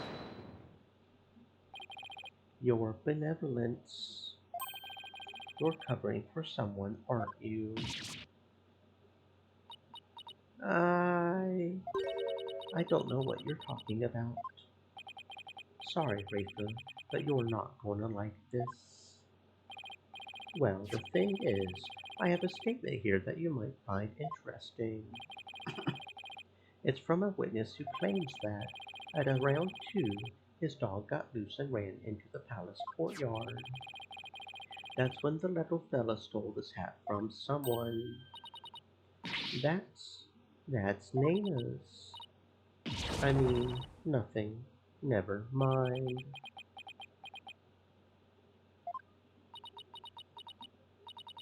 You fool of a daughter. It seems the princess made a blunder. So let me get this straight. This is Nana's hat, which means she had to have been in the royal residence at around 2. If so, you had to have seen Nana sometime after 2 yesterday.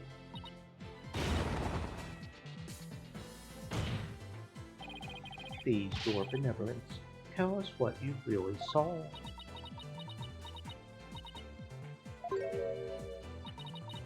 Is as you say, Hornhead. I saw Nana, and I saw that dingbat dog steal her hat from her in front of my father's residence. I knew it. Why didn't you say so in the first place? But because my mother told me not to. What? Would you care to explain, Your Eminence? I requested she withhold said information, for it is of no relevance to this case. Objection! You don't get to decide. If you disagree, then prove that it is relevant to the case at hand. Oh, I will. Your benevolence, please tell us everything you witnessed when you saw Nana. Alright. When I saw that dingbat dog attack Nana, I ran to help. I braced for my second floor veranda down into the courtyard. Wait, that means that while you were coming down, you took your eyes off the courtyard. Yes, but only for a moment. This is crucial testimony. If you took your eyes off the courtyard, It means somebody else could have entered the tomb without you ever knowing. Your benevolence. Are you sure no one else was there? Oh, yes. She's hiding something again. What about Nana? Were you able to help her? Oh, when I got down to the courtyard, Nana was... she was gone. Gone. Yes, and I never saw her again after that. Any idea what happened? That dingbat dog must have gobbled her up. I seriously doubt that. But how could Nana simply disappear while Rafa wasn't looking? Rafa must know something. The only question is, what?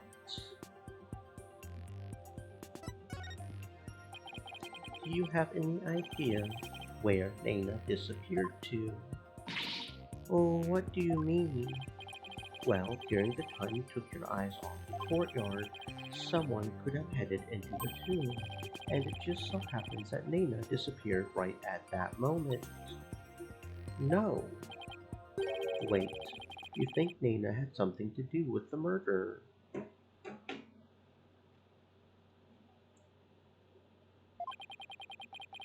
I don't think we can rule it out.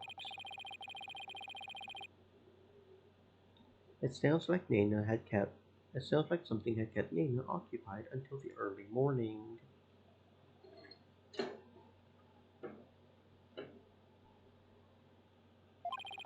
Plus, she was seen right before the murder, and then seemed to vanish into thin air. You're right, and since she's Rafa's attendant, she could come and go as she pleased within the palace grounds. Could Rafa's attendant really be the killer? But that would mean first my father, and now Nana. These were the people I trusted most. How could this be? Objection! Do not heed their lies. Lawyers are a foul breed, quick to claim that the third party is to blame for the crime.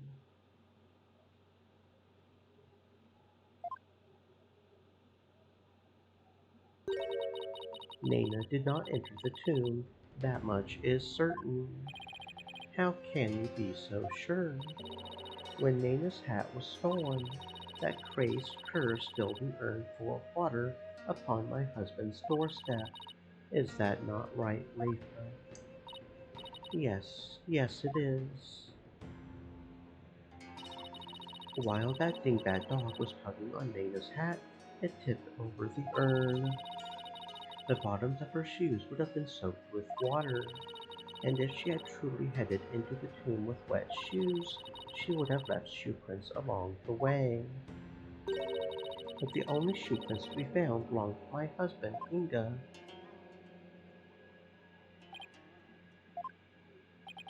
Then... That's right, Nana never did go into the tomb that day. Instead, she entered my husband's private quarters. How do you know? It's quite simple. Shoe prints were discovered in Inga's private quarters. Shoe prints that belonged to Nana. That's right. Edgeworth and I did see some shoe prints in there.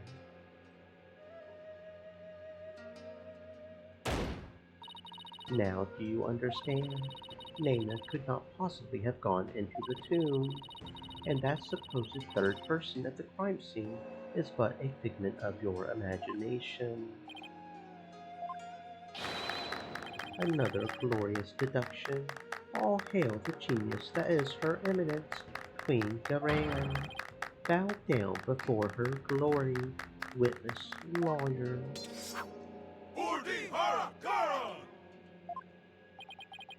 Could those guys fanboy any harder? But is it really true? Did Nana not go into the tomb? Excuse me, but... Mr. Wright, your benevolence, what time was it when that dog attacked Nana? I believe it was about 2:15. I see.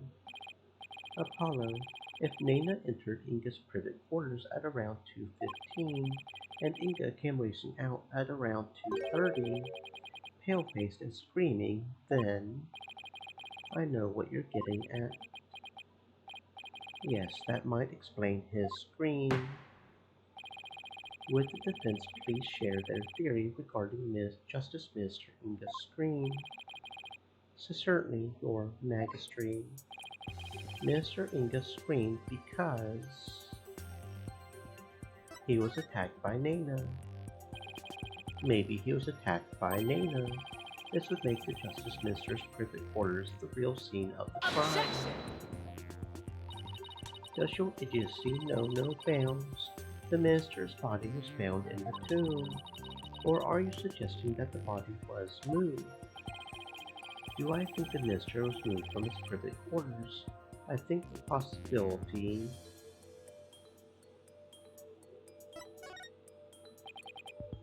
I would say there's no way that the body was moved. After all, there was an awful lot of blood in the tomb. I understand that the scream was in reaction to Nana's attack, but Inga died in the tomb. We need to explain how those two realities could coincide. How are we supposed to do that? Oh, maybe where he was stabbed and where he died were two completely different locations. What do you mean? It's just, let's look at this as simply as possible. If the minister's body wasn't moved, he might have been stabbed by Nana in his private quarters, but then died in the tomb.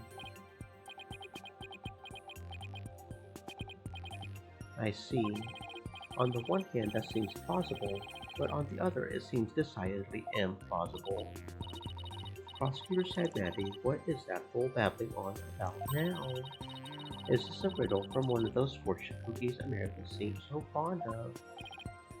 Perhaps, but I believe he himself does not know what he means to say.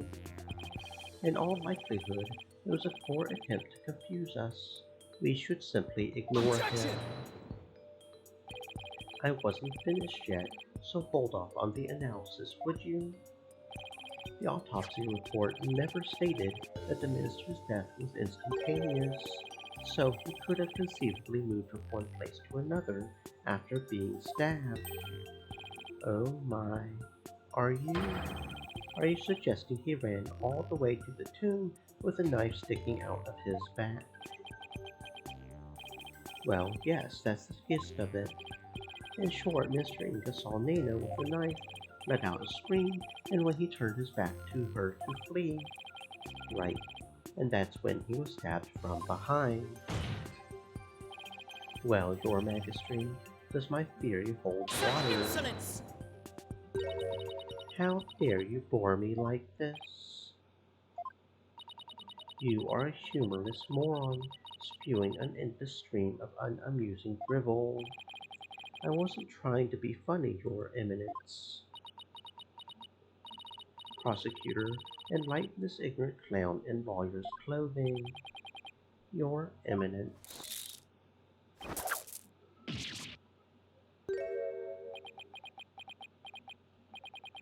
Nanayuda, you dull, slow-witted, putrid-minded lawyer. Perhaps you would be too stupid to notice you had been stabbed in the back, but a normal person would have noticed due to the excruciating pain. Now hold on. Allow me to teach you the meaning of pain. But please stop.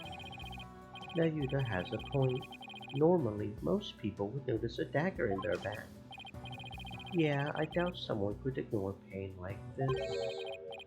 Still, in this case, it's the word normally that we should emphasize. Apollo, take another look at the court record. Alright, there must be something that explains this. There's a reason Inga didn't feel any pain, and the defense will submit evidence proving just that. Very well, please present your evidence. Why didn't Justice Mr. Inga noticed that he had been stabbed. Take that! Those shots are my father's painkiller shots. The defense will explain the significance of this evidence. Mr. Inga suffered from terrible back pain, so he often injected himself with these. We're told that one shot in the back would make all his pain go away. With this, it's easy to explain what happened.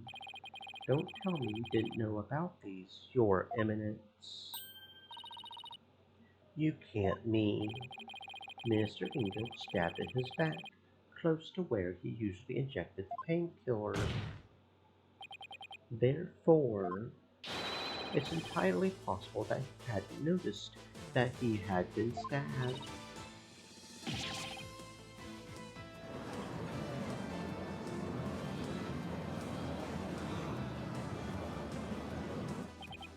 Then, are you suggesting Justice Mr. Inga really ran off with the knife protruding from his back? I am, Your Majesty. So then, when I saw my father, he had a knife sticking out of him. I mean, with that cape of his, I couldn't see his back very well. Yes, the knife was there. It was just plunged in so deep, you didn't notice it under the cape.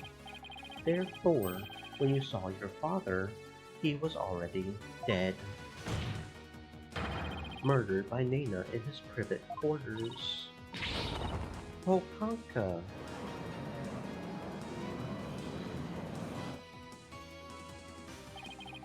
A holy mother of Turain, are we dealing with the living dead here? Well, technically he wasn't dead yet. I know it's hard to believe, but this is a plausible sequence of events. And once Mr. Inga arrived at the tomb, he could have removed the knife and dropped dead from blood loss. Nana killed my father. There must be some mistake.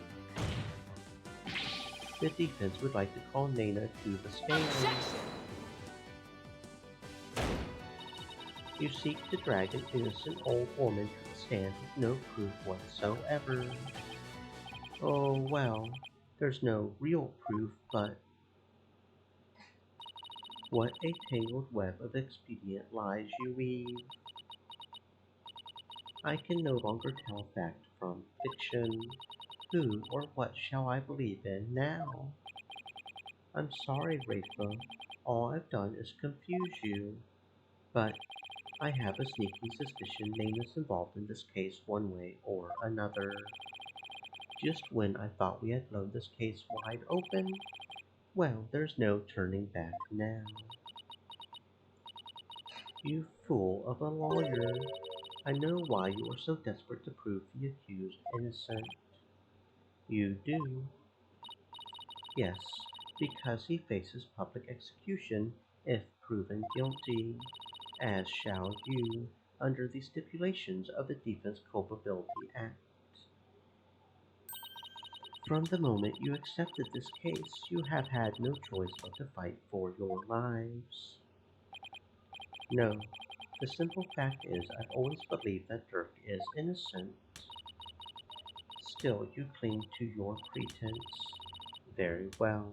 I shall offer you a bargain.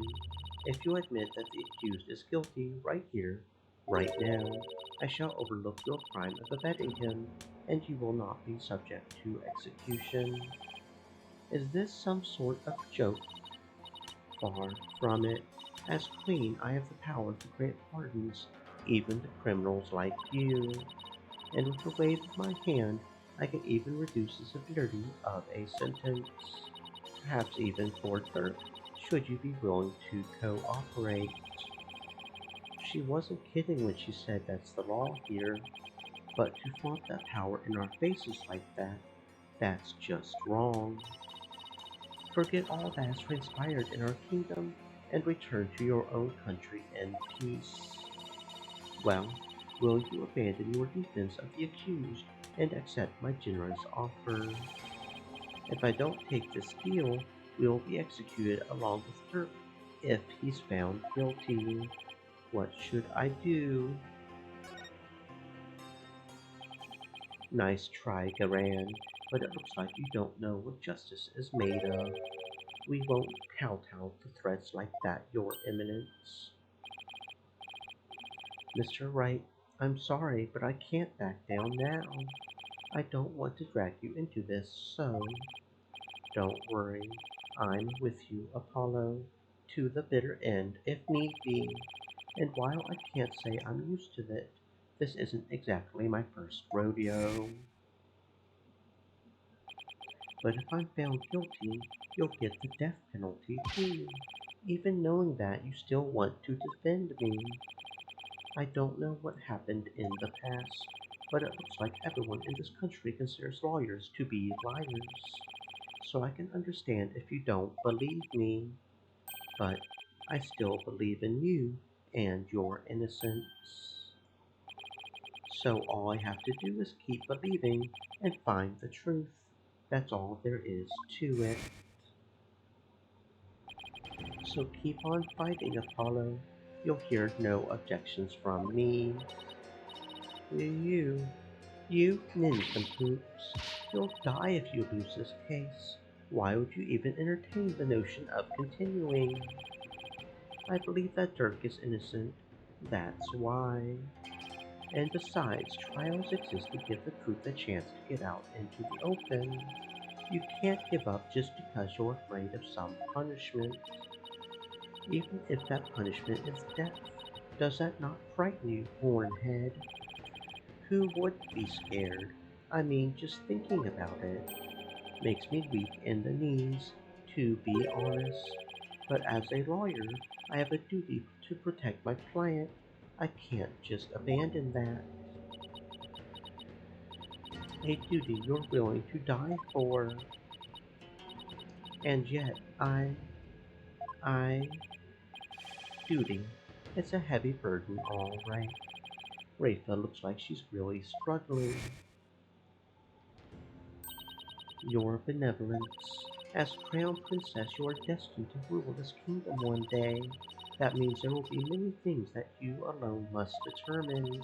Things like how to keep your people happy, and what is true and what is false. And most importantly, what role you must play therein. I wonder if I am even up to the task. But it's no surprise, considering the point of painful proof she's had to face.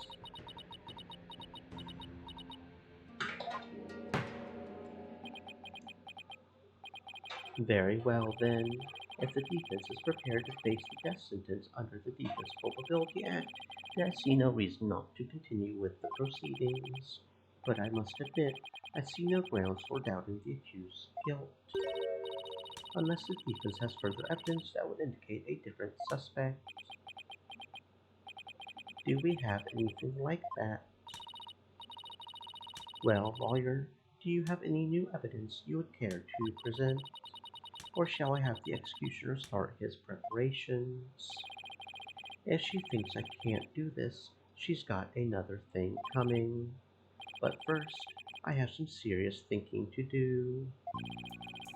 I would say that new evidence indicating a different person does not exist.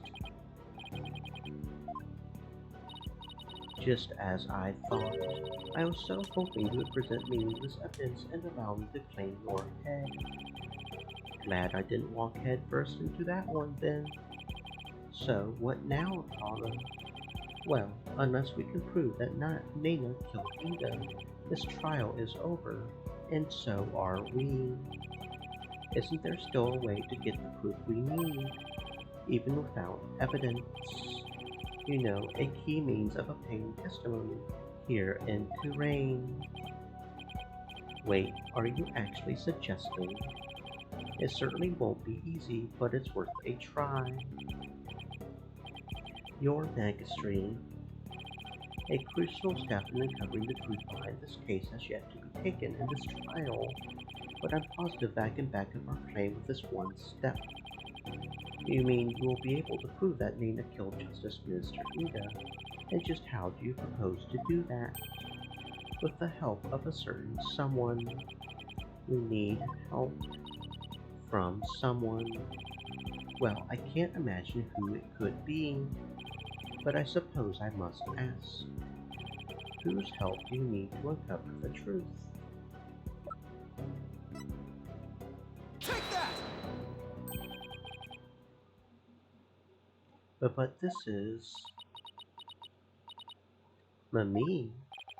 Here in Kurain, legal proceedings include the viewing of the victim's final moments, but that requires your benevolence's help.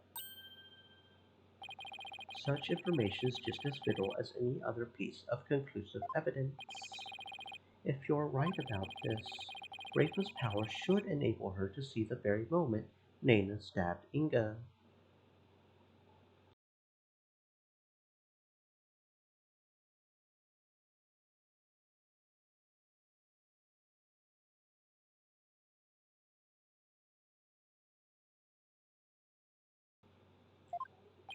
It will be hard to watch your father's murder, but it's the only way to uncover the truth. Your benevolence, we need you and your power. You need me. Objection! Wretched simpleton, did you not see what ensued in the previous attempt? You would only succeed in wasting more time, or is it your goal to make her collapse Objection! again? The princess said she was prepared earlier. Besides, it's her duty as royal priestess. I would say it's all up to her now. Am I prepared? Prepared to fulfill my duty? Isn't a divination seance required at all trials anyway? If so, I imagine there would be a problem with handing down a verdict without one. Indeed, it would be problematic. Under Kurainese law, a seance must be conducted before a verdict can be rendered. Insolence! Must you try my patience so? If I must dispense with that vexing law, then dispense with it I shall.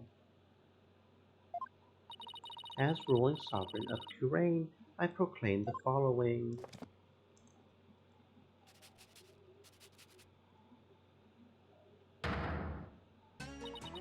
Henceforth, the divination seance shall be optional.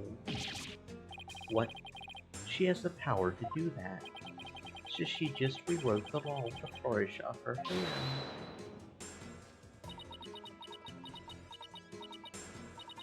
My mother, I do not wish for the trial to end like this. It is as the defense said. I must not neglect my duty simply because I am afraid. I shall go through with it this time. I will conduct the seance once more. Such insolence! Rafa, do not be fooled by his lawyerly guile.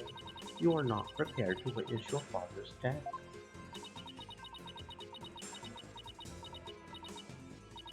But Hornhead needs my help. Rafa, did you not tell me earlier? Did you not tell me you were prepared? But despite your grandiose posturing, you collapsed in the most piteous fashion. Even worse, you have erred in your insights of late, for has not the barbed one there overturned them more than once? You cannot be trusted to keep your word, nor can you reveal the truth through your insights. So I say to you, be gone. This sacred hall of justice has no need for such a worthless royal priestess. Oh, worthless. Wow. If she's not actually her daughter, that would explain that. If she's not actually her daughter, if that's actually her as a baby in the photo and she's actually...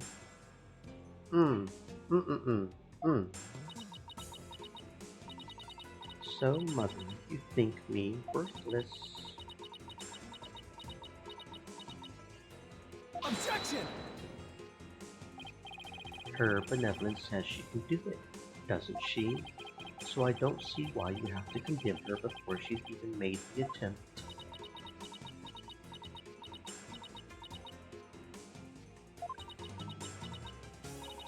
Very well, horned devil. If you really are so bent on having a seance, I shall give my consent. Really? However, should Rafa fail once more, you two and the accused shall be executed on the spot. Come again? This is proving to be far more entertaining than I had anticipated. Well, lawyer, what say you? Will you wager your life and call on Rafa to perform a divination seance? I don't think you're worthless, your benevolence. Far from it, in fact. If you say you can do it, then I believe in you. A hornhead, I do not understand. If I fail, you will be put to death. I know you collapsed during your previous attempt.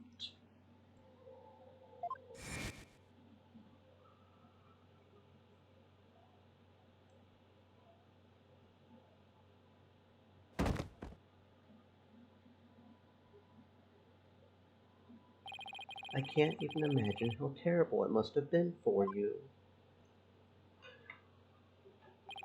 But despite that, you are willing to try again. I have faith in that conviction, in that courage. Oh, my courage. So she was doomed to fail. She didn't have the courage to perform the seance. But it looks like she's got the determination to try again. Right, and that's a bet I'm willing to take. But it is as Mother said, I've erred in my insights as of late. Not only have I failed to reveal the truth, I've also contributed to false accusations.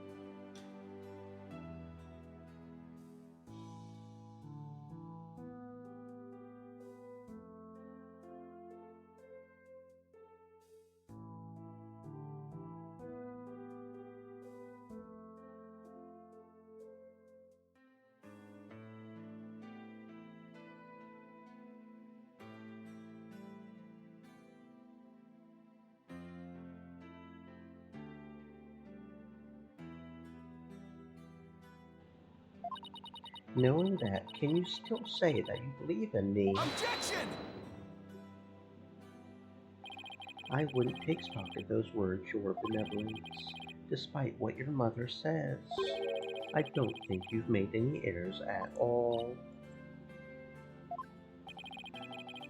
In the trials I've been a part of here in Kurain, I would have never proved my client's innocence without your seances, because even though they didn't always reflect the absolute truth, the insight they provided served as vital leads to finding the truth. Vital leads my seances. So please, your benevolence, try to perform the divination seance one more time. I...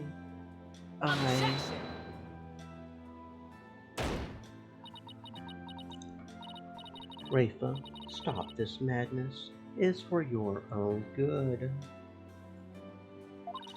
You are ill prepared to face your father's death. Go, leave the sacred hall at once.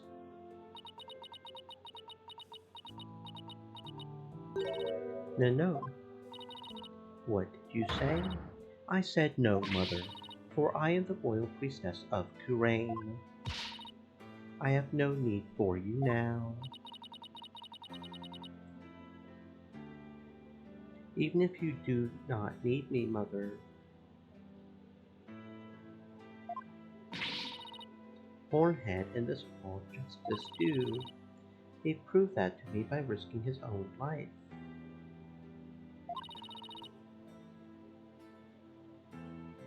It is because of him that I now understand.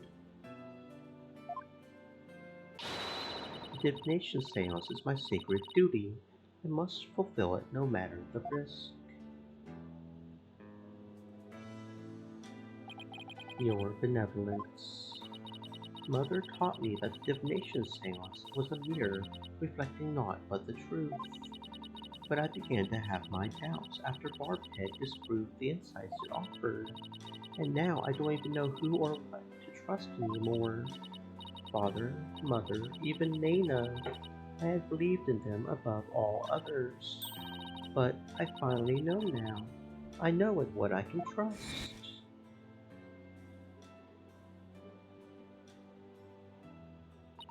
The royal priestess must debate each seance with the presiding lawyer and prosecutor.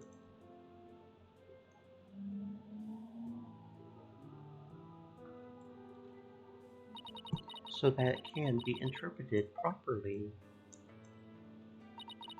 That is how I believe trials here in Terrain should function. Therefore, the Hall of Justice needs me. It is my power that leads trials toward the truth. That is my sacred duty, and I will never shirk from it again. That right there, your benevolence, is the product of what you've learned in your struggles so far. The truth that you realize with your own strength. As my sacred duty, I must ensure that it is fulfilled. I must have the courage and resolve to see it through. Your Eminence, the royal priestess says she will conduct the divination seance. I see no grounds for you to forbid it. Unless, of course, you are worried that it might reveal something you find inconvenient.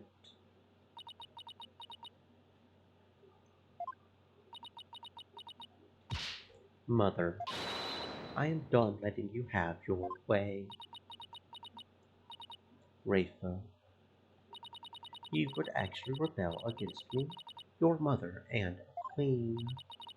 Though I am scared to see my father's death, I must face my fear.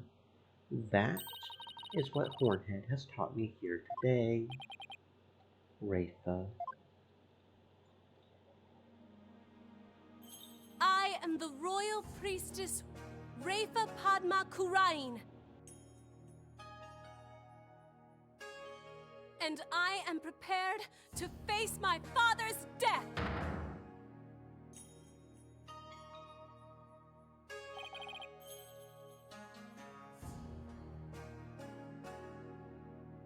Your Eminence, it seems the priestess is more grown up than you thought. Stream Elements said, Rafa. Stay moist, my friends.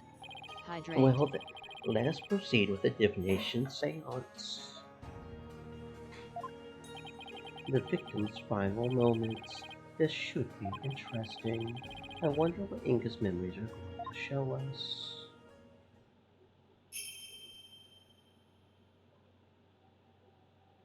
O Holy Mother, we hold this divination seance in your name.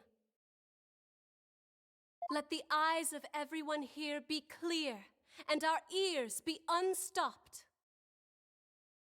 O dance of devotion, guide the victim's soul to me, so that we may receive their final memories in the pool of souls.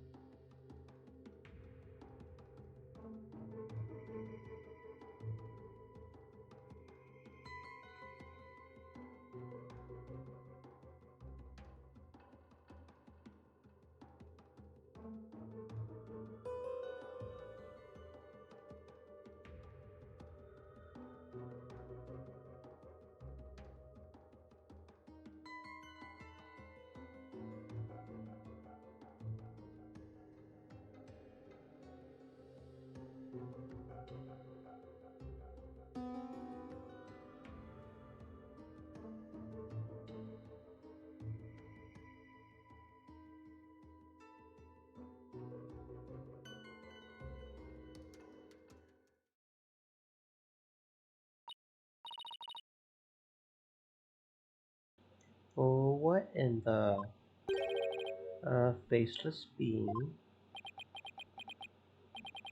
Oh, what in the heck? His face is just like that picture of the founder.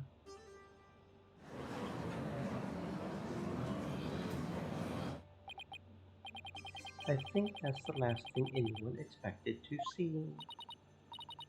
Father, what was it? What was it you saw? Are we to understand that this was the last thing the victim saw? Yes, there can be no mistake. That was what my father himself witnessed. How very strange. You don't suppose the Holy Mother possessed the accused and slew Minister Inga for planning a coup? The divine wrath of the Holy Mother? Oh, Holy Mama, we are ever grateful for your blessings. Talk about a sharp left turn into the Twilight Zone. You know, there's one thing in there that caught my attention.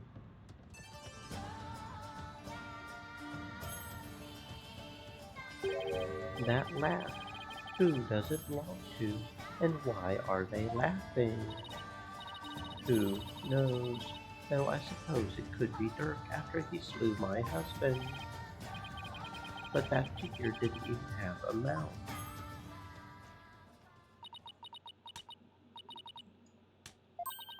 I think we're done here, lawyer. How so? You claim that Mr. Inga was stabbed in his private quarters, and, feeling no pain, went to the tomb where he eventually fell dead.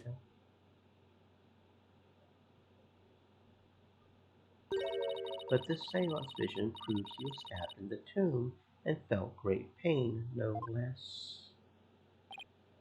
Oh, that. Therefore, as I asserted all along, it was the accused who stabbed the minister in the tomb. Everything just backfired, big time. Wow, Garan has the devil's own luck, doesn't she? Now then, I shall give voice to the soul of the deceased. Listen well and heed these words.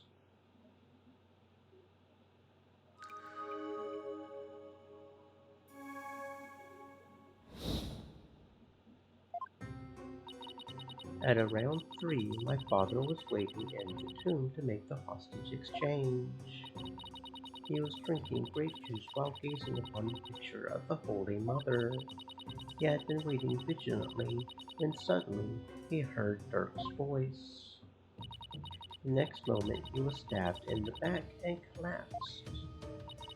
My father tried to shoot his attacker, but he missed and the attacker let out a laugh.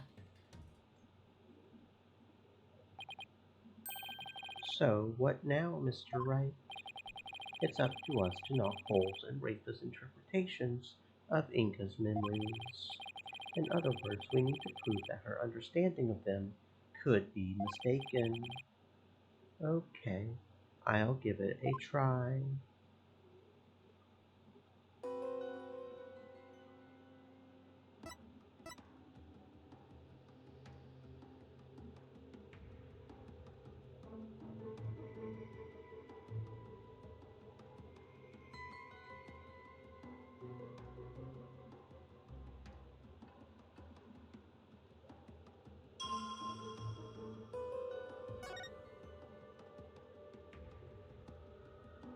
Objection! Your benevolence, there seems to be an inconsistency in your interpretation. An inconsistency? Where? Mr. Inga is far too relaxed for what was supposedly about to take place.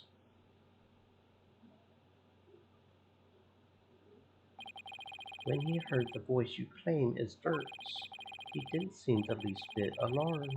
He just kept looking at the picture of the founder.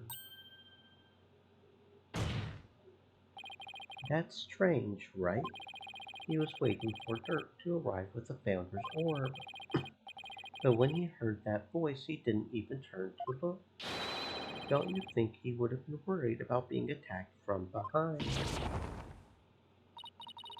Then whose voice was it? It was likely someone whose presence wouldn't have alarmed him. Someone like a friend. Objection! But there was no third party at the scene of the crime. Therefore, the voice can only have belonged to Dirk, the voice of a third party who wasn't there in the tomb. Apollo, don't we have something that could reveal the owner of the mystery voice? You know, I think we do. Something that Inga had while he was waiting for Dirk. With it, we might just be able to figure out whose voice it was. I believe we can identify the male voice Minister Inga heard with this.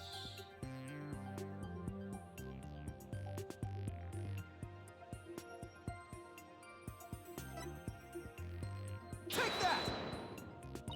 That's my father's. I know this must be hard for you, but could you please look at this photo? There's something here that can point us toward the identity of the voice. This is the real source of the man's voice. Take that! A cell phone. Right, I believe that the voice the minister heard was of a call on the cell phone. I see. Well, that certainly makes sense. What is your eminence's view on the matter? I concede the possibility. Then it seems I must refine my vision.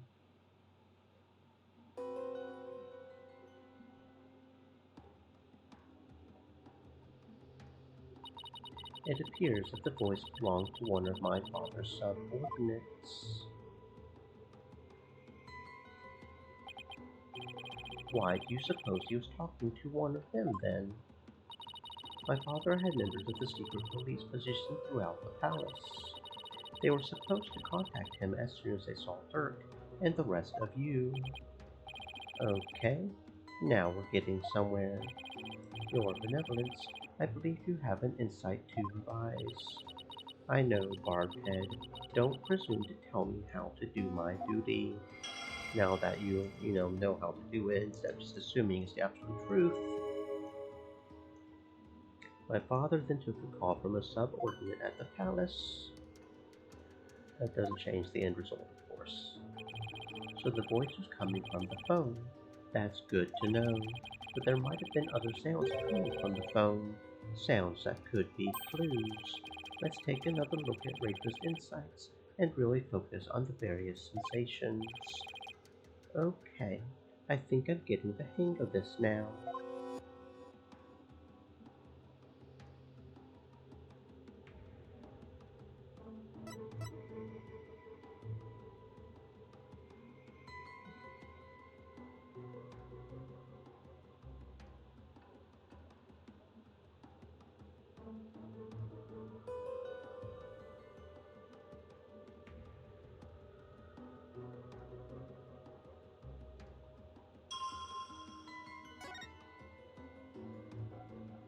Objection!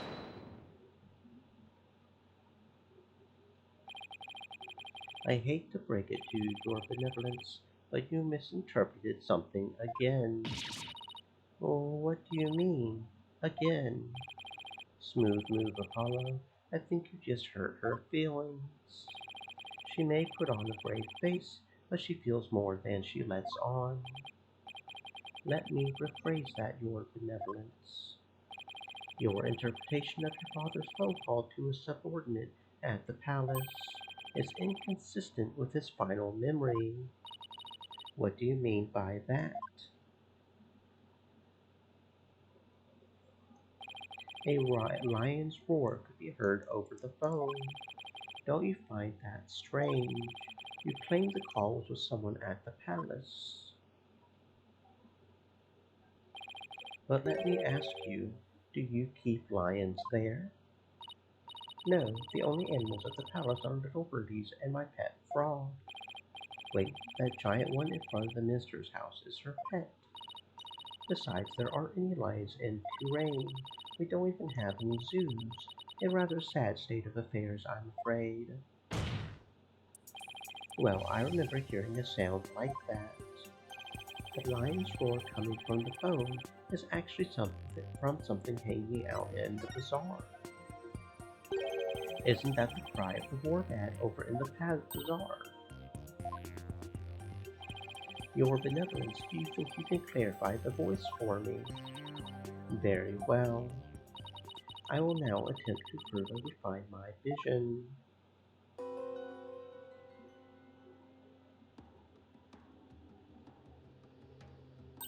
What's this?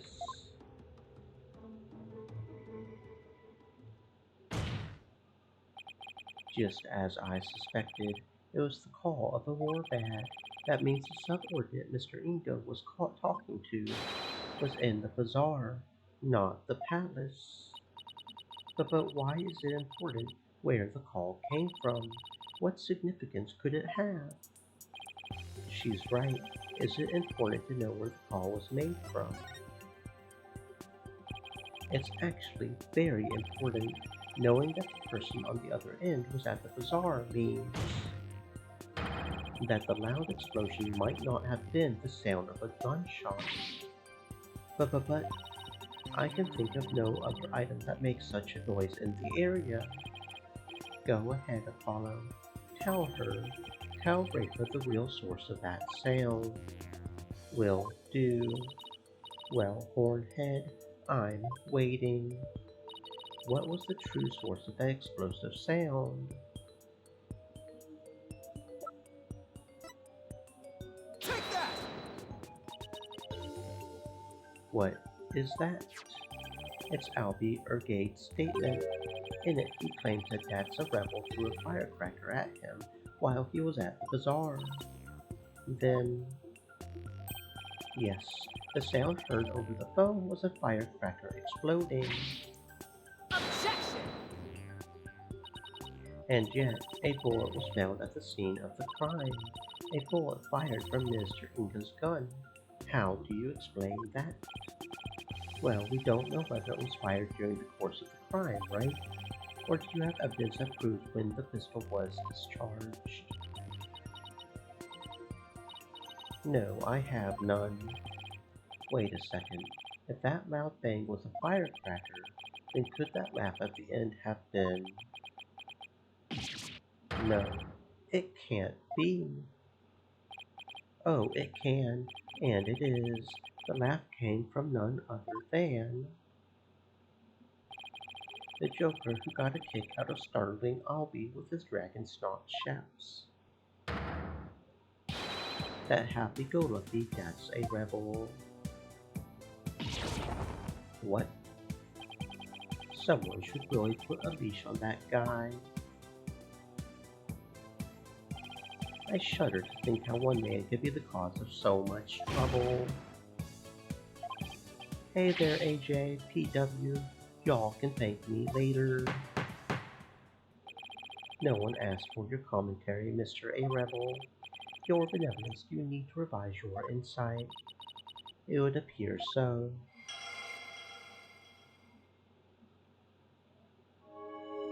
My father then took a call from a subordinate at the bazaar.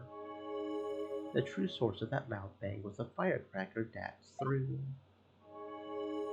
And that final laugh belonged to none other than Dax himself. Well, this changes everything.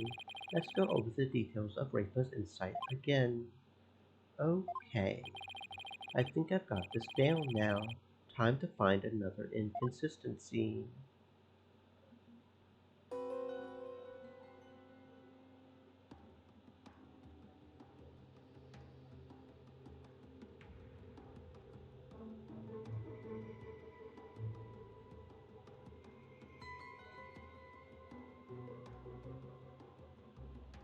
Oh wait, I just noticed that we can do this right here. Okay, that's interesting.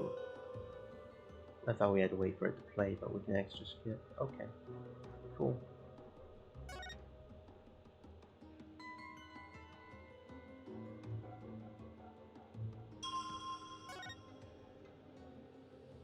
Objection!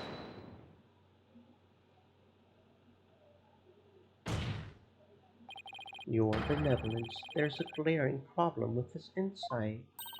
There is. You stated that the murder happened at around 3, which is right around the time my client arrived on the scene. However, now that we know what the source of the loud bang is, your insight conflicts with a certain piece of evidence. I suppose I have to ask the obvious here. What evidence conflicts with the claim that the murder occurred at 3? Take that! Albie Ergate's statement again. Yes, because to summarize what he said, at around 2, Shadow was surprised by a firecracker and ran into the palace courtyard. Around 2. That's right, 2, not 3. Are you suggesting? I think you know where I'm going with this. Dad's laugh, the cry of the warbad, and the bang of the firecracker were all heard right before Mr. Inga's death. Thanks to Albie's statement, we can put a definitive timestamp on all of these sounds. Therefore, what this vision shows is that it's extremely likely that the deceased's final moments were at 2 rather than 3 as we had originally thought. Dare I ask? It means the murder took place a full hour before Dirk entered the tomb. Pokonka. How can this be? Are you saying that I, the very personification of the law, have been mistaken? Now you see why justice will always prevail.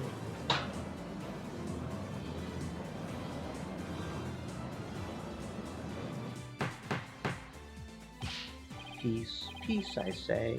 Now then, defense, I must remind you that the figure of the accused was clearly shown in the vision.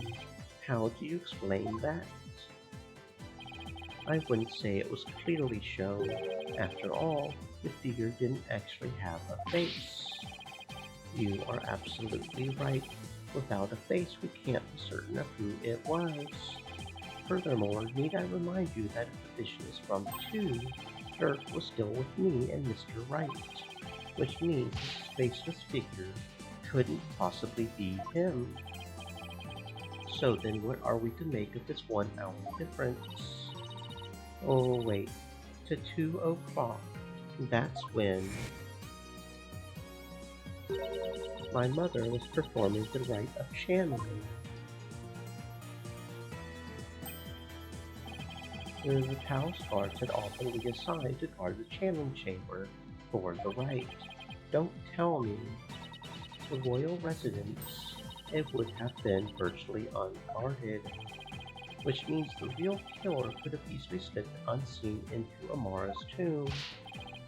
Defense, are you saying that this is someone disguised as the accused? That's exactly what I believe, Your Majesty. Preposterous. Disguises cannot deceive the memories of the dead. That the face did not appear this time is mere happenstance. Had it appeared, such subterfuge would have been as clear as day. He's got a point there. Anyone who knows about the divination seance would have tried to hide their face. Nevertheless, our cure openly appeared before Inga. The question is, why?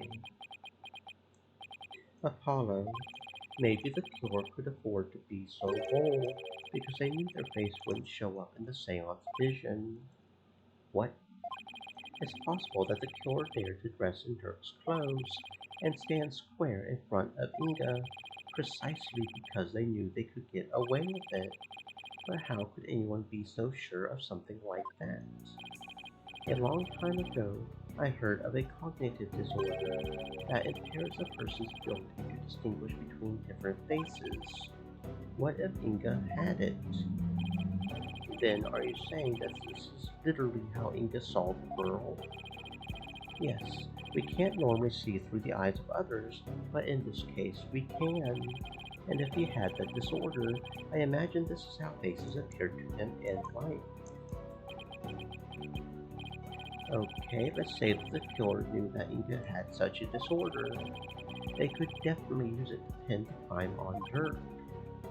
But if you're wondering about how to prove that Inga had it, you already have what you need. Really? Well, defense, do you have anything to show to this court? Yes, I believe so. Frankly, I have no idea what Mr. Wright means, but I'll have to look over the evidence again. What explains why the face of Mr. Inga's killer is absent in his seance edition? Take that! A notepad. Yes, it was found in Mr. Inga's room, and it holds the answer we are looking for. As you can see, it's filled with detailed notes on various individuals, what kind of clothes they wear, hairstyles, and other discerning physical characteristics. And this is connected to the faceless nature of the killer. How? The vision we saw was exactly what Mr. Inga saw with his own eyes. It is he who saw his killer as a person without a face. In fact, this is how he normally saw everyone around him. What's this? I believe Mr. Inga had a disorder that prevented him from recognizing faces. It would explain the faceless being, and why he needed a notepad full of people's physical characteristics. Now that I think about it, my father was always terrible at remembering people. By simply changing my hairstyle, he would fail to recognize even me. Your Eminence, you knew that your husband had such a disorder, didn't you?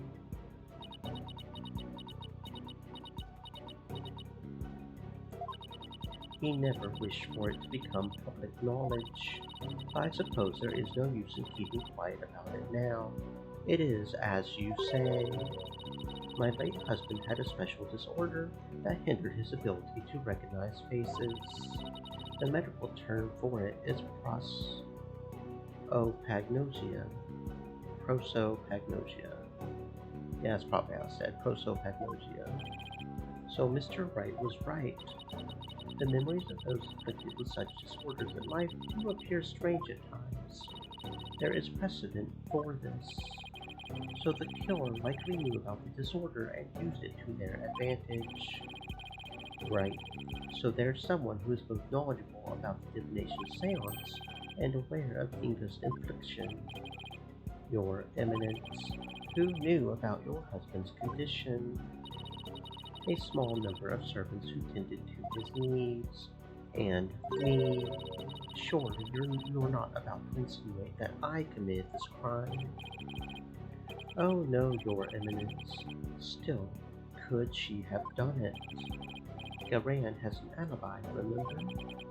Oh, right. She was conducting the rite of channeling at 2. In that case... Your Eminence, does Nana know about Mr. Inga's disorder? Of course she does. She is our head servant. So, as head servant, she knew about Mr. Inga's condition, and as the princess's personal attendant, she is familiar with the divination seance. If these two facts together don't make her a possible suspect, I don't know what would.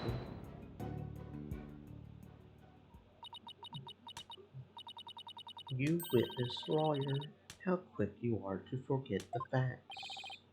Facts like, when Inga was last seen alive, you claim he was slain at 2, yet that is impossible, for Rafa saw him at 2:30. We did completely forget about that. No, there must be some mistake. So you see, the murder could only have happened at 3, the hour Dirk entered the tomb. There is no other answer to this puzzle.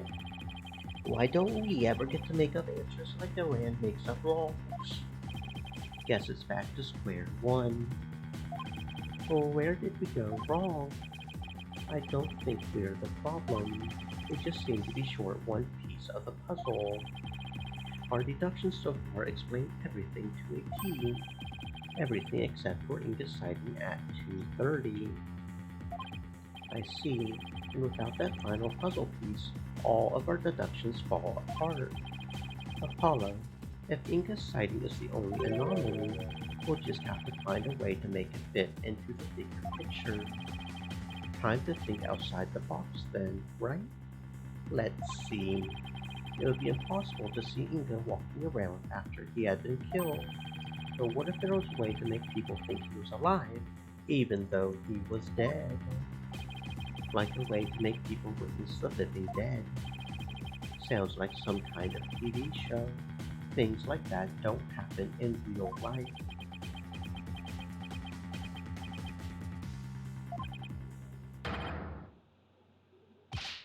Apollo, did you just... I did. I figured it out. I know how to make people witness the living dead. Your Majesty, our deductions weren't wrong after all. Despite Mr. Inga being murdered at 2, he was seen heading into the tomb at 2:30, and I'll tell you how. I certainly hope you will, because I have no idea what you're talking about. The Minister Inga her benevolence saw was in fact... It was the deceased being channeled. It's the only way a man who's already dead could have been seen by her benevolence. To channel, you say? That's right, and there are only 2 people capable of spirit channeling here in Kurain, Her Eminence Queen Garan and Maya Fey. It's possible that one of them was channeling the minister. It would seem that you're ever bent on making me party to this crime. Prosecutor, what was I doing at 2:30, the time at which my husband was seen? Eminence. I believe you had completed the channeling right and were having tea with the king of the neighboring realm. There would have been many attendants there too. Now Yuga has to keep up with her schedule too. What doesn't she make him do? Then that leaves only Maya.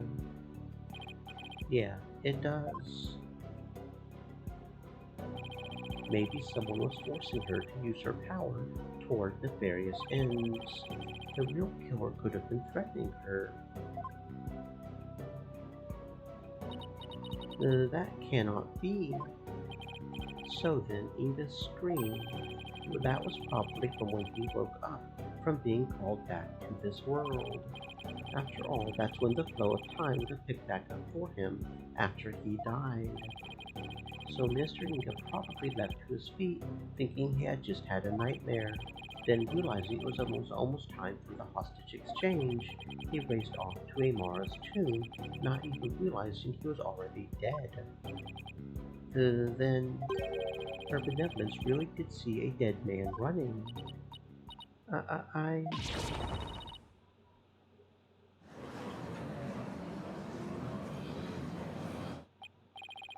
Using the sacred power of spirit channeling to commit a crime. How can this be? The defense calls Miss Maya Fey to the stand. Well, Your Eminence, will you allow a new witness? It matters not. Either way, this lawyer shall soon know the truth.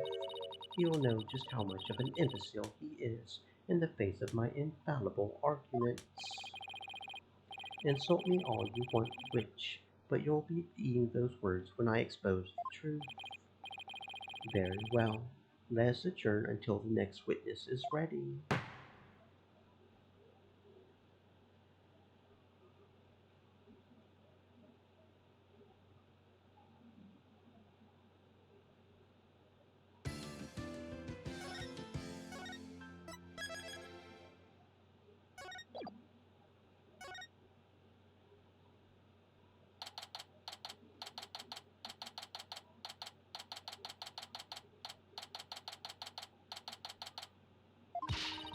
Talk about some really close shaves. Well, you can't get a closer shave than Headsman's Bryant Blades, that's for sure. The trial's not even over yet, and I'm already exhausted. Still, you were able to fight back the Queen herself in there. Well, maybe with Miss Faye's help, I won't have to keep on playing her game much longer. Speaking of which, I guess it's a little late to be asking, but do you think she's well enough to testify, Mr. Wright? She slept all day yesterday out of exhaustion, apparently, but that's all it was, so she should be okay. Barbed head, horn head. Oh, hello, your benevolence. Princess Rafa, you were really impressive in there. I am the royal priestess Rafa Padma Kurain. And I am prepared to face my father's death.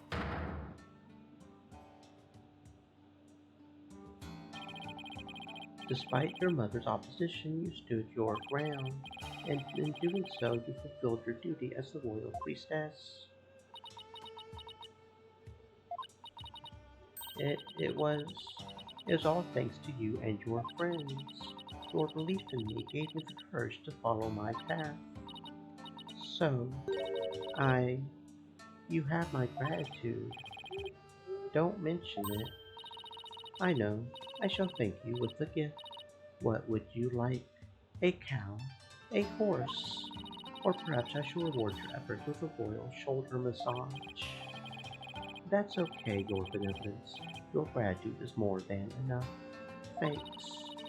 But I thought you Americans liked massages. My technique was highly praised by my father, I'll have you know.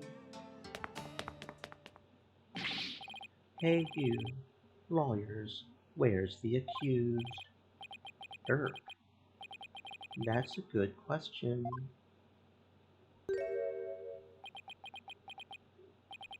I blew it big time, AJ. That's... Shut up, you. What's going on? This scoundrel tried to escape with the accused. What? We were able to nab him, but the accused is nowhere to be found. Where are you hiding him, you miscreant? I keep telling you, I got no idea where he went.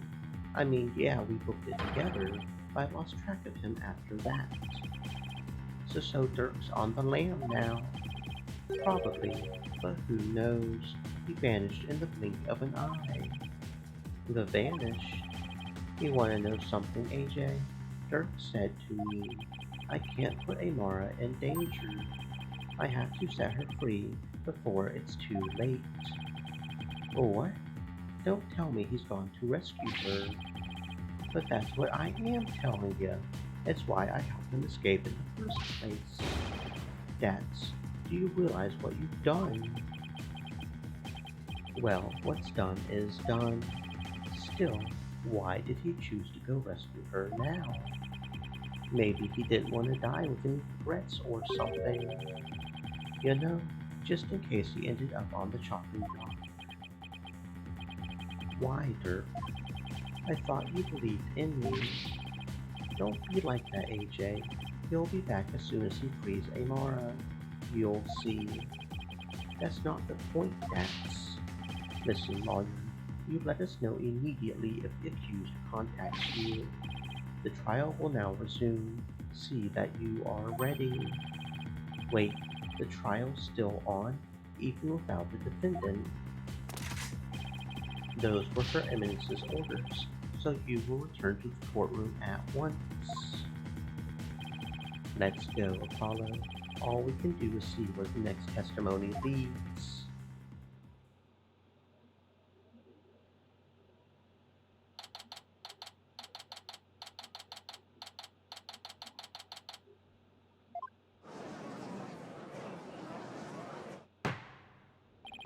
Now then, let us resume the trial at hand. Your Majesty, my client seems to have gone missing. What do you think, Your Eminence? should we proceed without the accused? Why not? My royal guard is searching for him as we speak. They shall find him soon enough, for they would not dare to keep me waiting. Yes, but what about the law governing court proceedings? Then I shall simply revise it.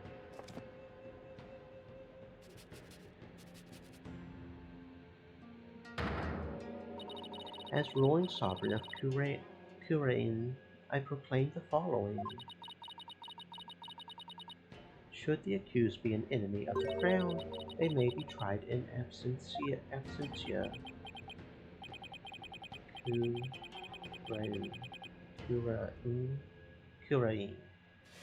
Kurain. Well, in that case, I guess there's no problem with proceeding.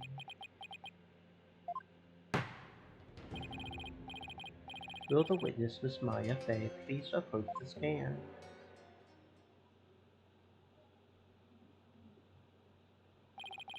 Sorry to summon you like this, Maya. Getting dragged out of bed and into court is not exactly a fun wake-up call, Nick. I'm sorry, Miss Fey. It was my idea. And you are? Oh, right. I'm Apollo Justice. It's nice to finally meet you. Oh, so you're Apollo. Nick's told me all about you. You're the new guy with a loud voice and a bit of an unreliable streak, right? Unreliable? Well, that was 2 years ago. You've come a long way since. So why was I called here anyway? Am I under arrest again? I guess no one's filled her in. Well, she has been asleep this entire time. Miss Fey, this is a trial for Dirk Sadnati, and you're here as a witness. What? The Dirk's been arrested? But that's not exactly the reaction I was expecting. Miss Fey, you are suspected of playing a part in the murder of Justice Minister Inga. What? Someone allegedly forced you to channel the minister to obfuscate the time of his murder. At least that is what the defense claims. Wait, what? How could you, Apollo? How did you even reach that conclusion? So sorry, that's the only way this whole case makes any sense. Your understandable anger at the defense aside, will you testify, Miss Fey? Yes, Your Majesty.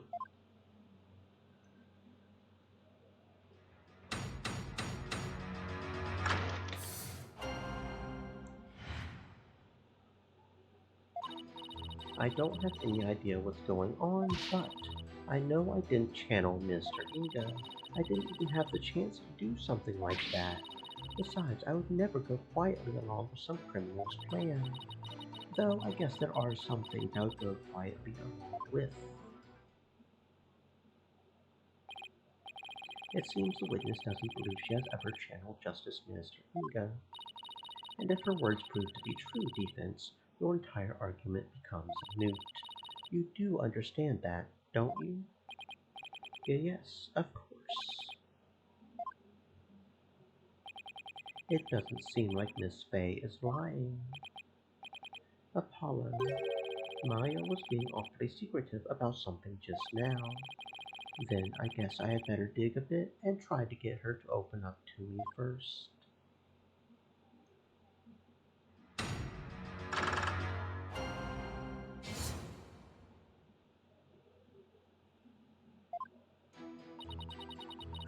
Okay. Hold it! Are you sure about that? Maybe you just don't remember channeling him. I don't remember. I may be 28, but I'm not senile, you know? Something's not right here. Miss Fey, you were confined to Amara's tomb the whole time. Is that correct? Yes, I wasn't conscious the whole time. Okay, then let me ask you something. Did you ever see Nana in the tomb? dressed as Dirk. Is this some kind of joke? I think I would remember if I saw something as crazy as that. Plus, I doubt anyone would carry out a crime like that right in front of a potential witness. I hate when he's right.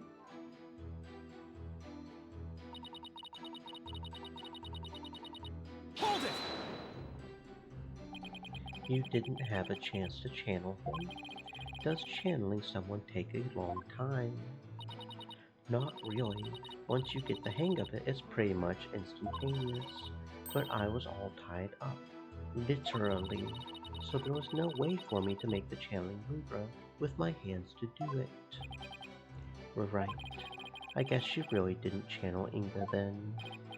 Maya, when mediums are done with a session, they can send the spirit back to the other world themselves, right? Sure, unless they're still in training. Amateurs can get possessed by spirits sometimes, but full-fledged mediums can stay in total control of a session, and they can send the deceased spirit away anytime they want. So I take it you can do that too, Miss Faye. Of course. It's a cinch for the new and improved Mystic Maya Faye, Ace Spirit Medium. That's strange. You seem like the same old childish Maya to me. I'll show you, childish Nick.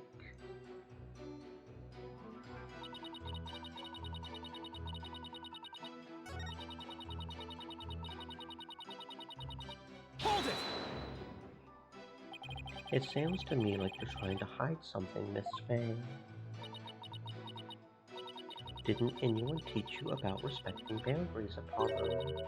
It's really rude to pry into a person's private affairs. So sorry, I didn't realize. Wait, we're in a court of law. Yeah, I know. Then what was all that about me being rude? I'm just doing my job. So please, just tell me, what exactly are you hiding? Sorry, but I promised Dirk I wouldn't say. You made a promise to Dirk. A pretty big one. I think this is about all you're going to get out of her. Yeah. Enough.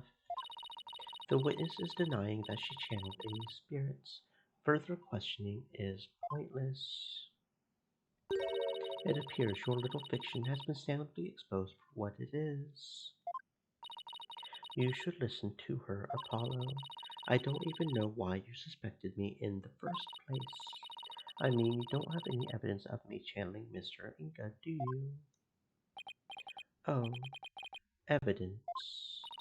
There's no point in even thinking about it, really. I don't use anything special to channel spirits, so there wouldn't be anything left behind. That's true. Just like when she channeled the High Priest, all Maya needs is her own body. If the defense has no evidence to offer, I will have to end this cross-examination. What now? Even if she doesn't use any special items to do the channeling itself, you would think there would be something to complete the deception. Is there any proof that Justice Mr. Inga was channeled? You bet there is. Really? Well now. You're bluffing, I take it. I'll be fine. If we're right, there must be some sort of proof to back us up. Time to do some serious thinking, Apollo Justice. Okay, we know that when Rafa saw her father, he wasn't dressed like Miss Faye, right? Right, because if he was, Rafa would have immediately known he was being channeled. So that means he was dressed in his usual suit when Rafa saw him. Good thinking, Apollo. This might be the perfect angle to attack from. Alright, let's have an answer from the defense. What proof do you have that Miss Maya Faye channeled Justice Mr. Inga? Take that! Is that a gemstone? We found this among the ashes of one of the tomb's incense burners. Does this gemstone ring any bells, Your Eminence? Well, what was that doing in the tomb? So you do recognize it, but then as his wife, how could you not recognize this gemstone button from your husband's jacket? I don't get where you're going with this. Channeling Mr. Inga alone wouldn't be enough to fool someone like Princess Rafa, especially if you were wearing your clothes. So you would have had to change into the minister's clothes before channeling him.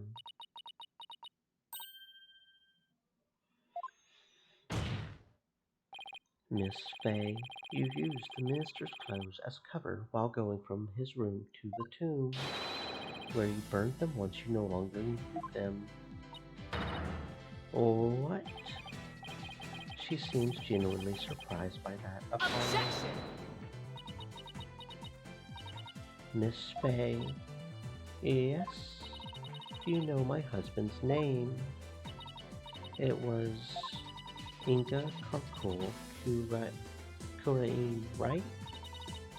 That is correct in part, but there's more, much more. Inga Karkul Hall Code Disnam by Annie Lolga Ormo Pompous Danit R. Eddie is Kurain III. That is his true name. Could it be any longer? Due to its length, only a portion of it was ever made public. So, Miss Fay, did you know his true name? No, I mean, how could I? Precisely. Yet a medium must know both the face and true name of the one she seeks to channel. So then, Miss Fay couldn't have channeled Mr. Inga. That's what I've been saying this whole time. Why would I want to randomly channel some old guy I didn't know and didn't like thanks to that last trial? I can't believe this. Apollo, I really don't think Maya's lying. However, your line of reasoning still seems credible to me. I agree, but there's something tripping us up in the details. Maybe we're working off of some wrong assumption again. Apollo, I was thinking, yes, since I didn't channel Mr. Inga, is it possible that someone else did? Someone else. But who else could it have been? I haven't thought that far yet. Such chatter is without merit. Let us move on, shall we? I don't care what Garan says. I'm going to figure this out. If it wasn't Miss Fay, and the Queen has an alibi, then... Apollo, forget about who is capable of channeling spirits for a second. I should consider the circumstances around the channeling, right? Right.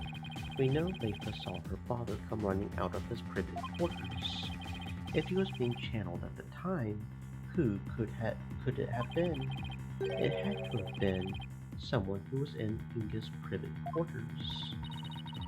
Well, I'm waiting, defense, and you know how much I despise waiting. Yes, but there is someone else besides Miss Fay who could have channeled Mr. Inga. There is just one more person, and they were in Inga's private quarters. That person is our only hope now. So the defense believes there was another. Let's have your very serious answer then. With pleasure. Horned Devil.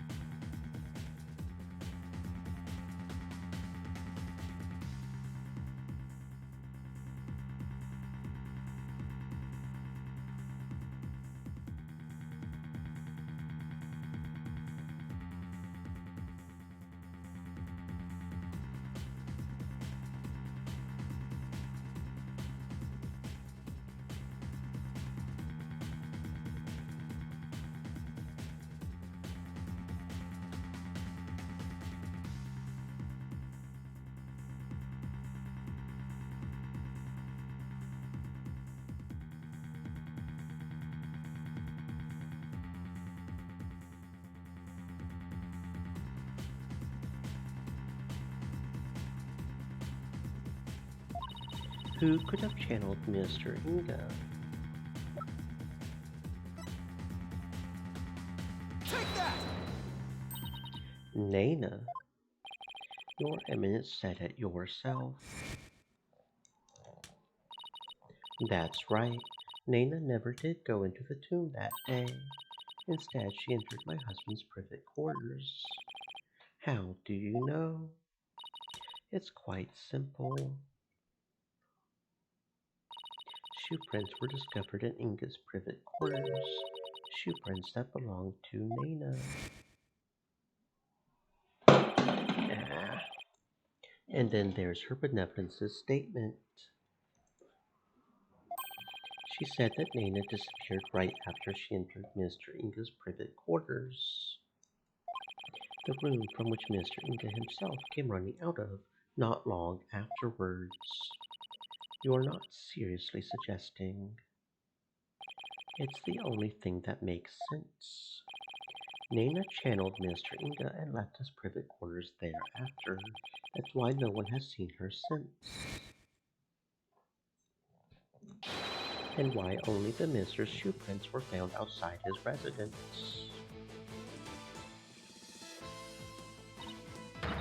No way. That's got to be it. Nana must have somehow channeled the Minister.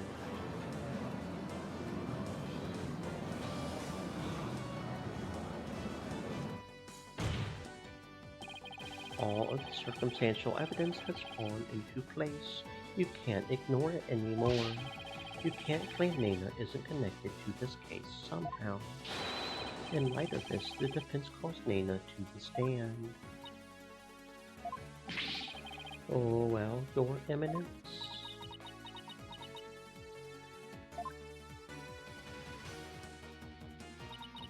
Very well then.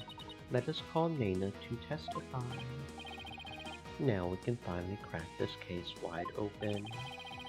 Let us adjourn while the witness is summoned. There is no need. Nana is in the waiting lobby. What? Nana's here? I thought she had gone missing.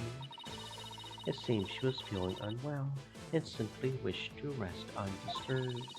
But her concern for Rafa brought her here today. She took time off without Rafa's knowledge or consent. I'm betting there's more to her disappearing act than meets the eye follow.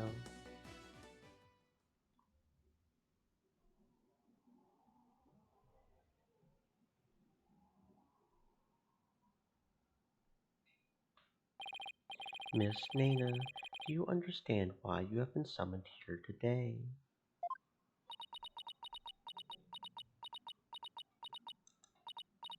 Yes, of course.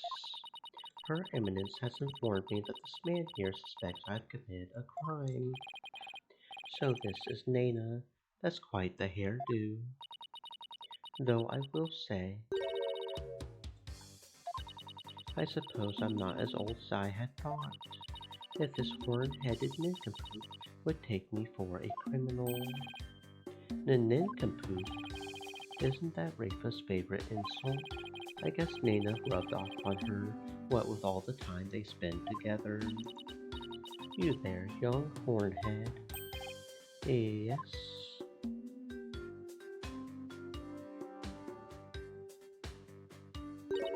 You're accusing me of slaying Mr. Inga and channeling his spirit, yes? What an active imagination you have. Young folk are so wonderfully open-minded. Thanks. Just take the compliment, Justice. Now then, will the witness please proceed with her testimony? This court wishes to know if you did or did not channel Mr. Inga in his private quarters.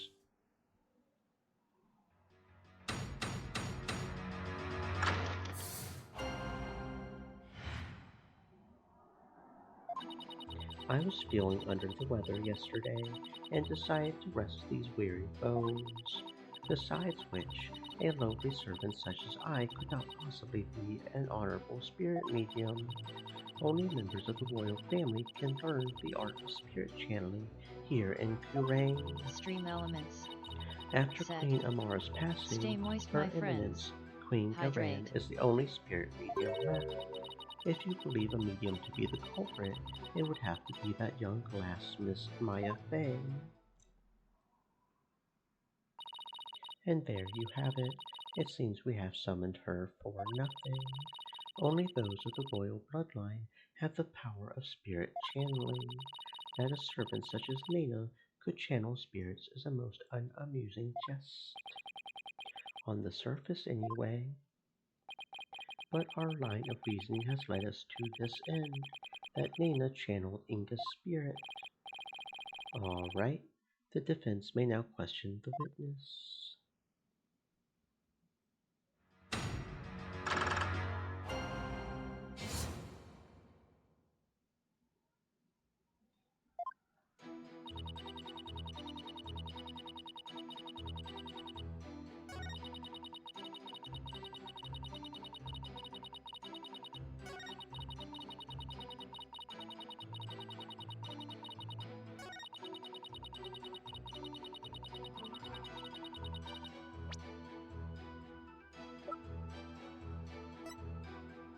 Objection!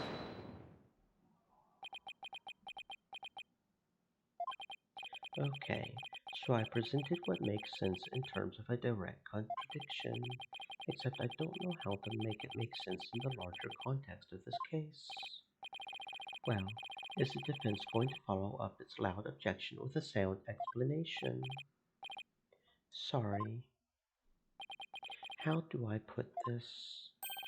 I believe there's a problem with Nina's testimony. Go on. She asserted that she could not possibly be a spirit medium because, in Kurain, only members of the royal family can learn how to channel spirits. I fail to see the problem in that statement, Defense. Hold on. I'm getting to it, Your Majesty. Nina stated an absolute falsehood, since we know that Amara is still alive. At the same time, circumstantial evidence points to Nina channeling Inga. After all, just after she entered his private quarters, Inga came running out screaming, despite having been killed at 2. That would mean that Nina channeled Inga, even though supposedly only those of the royal family are capable of doing so. Wait. Is it too late to ask for a refund on my trip down the rabbit hole? Mr. Wright, you may think I've lost my mind with this bluff, but if I can at least establish the possibility, I think it'll give us the break we need. Wait a sec. Are you going to propose what I think you are? Yes, it's a huge risk, but I think there's a chance I can prove it. Will the court please take a look at this photo?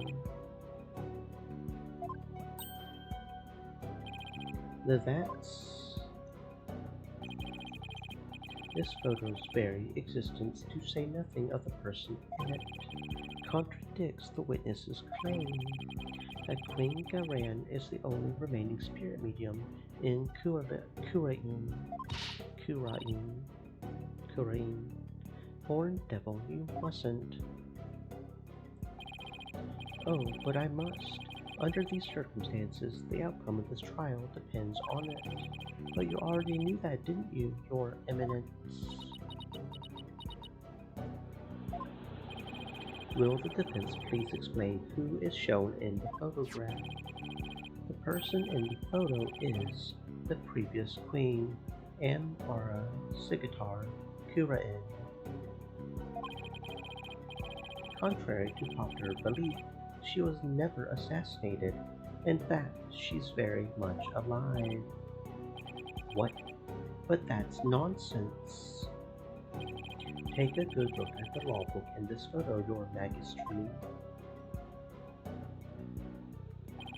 The mark of the dragon branded on it could only have been placed there after Queen Amara's supposed assassination.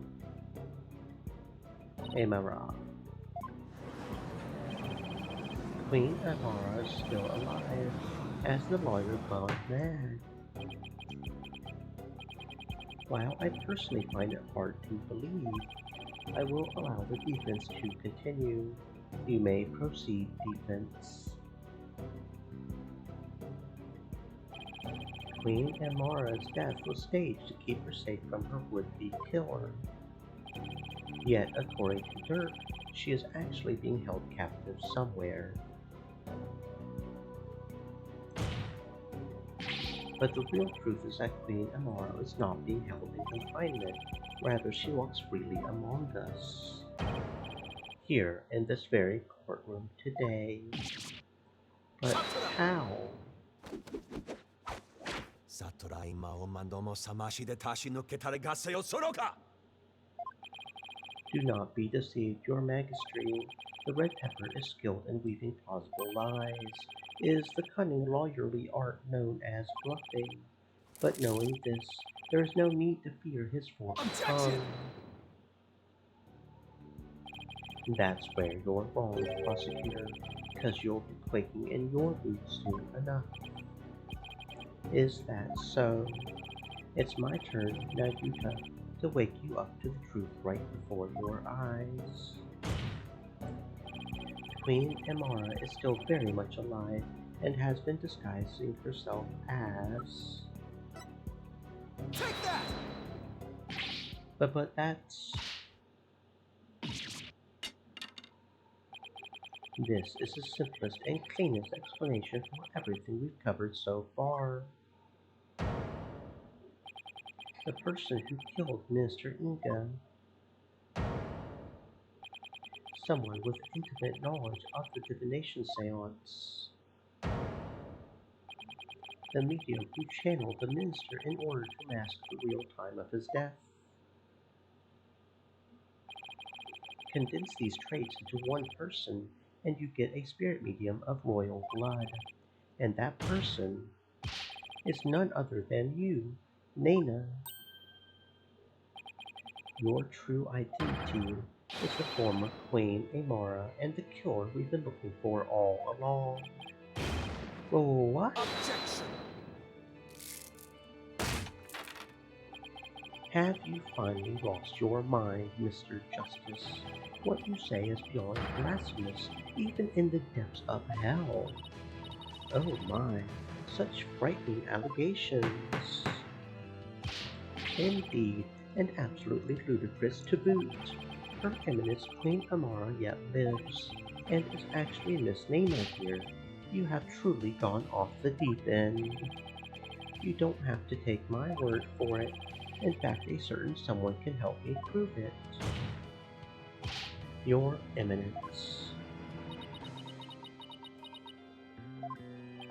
If Queen Amara truly is dead, you should be able to channel her spirit right here, right now. Isn't that correct?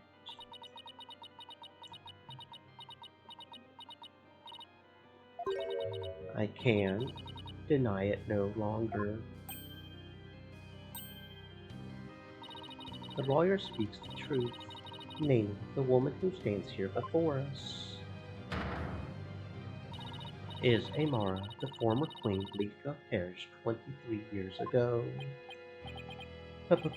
Hold. Kanka.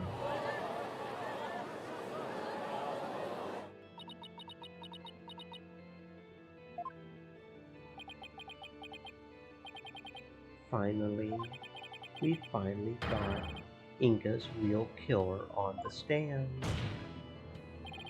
Nana, no, Amara, Sigatar, Kura-in. Please drop the act and tell us what really happened.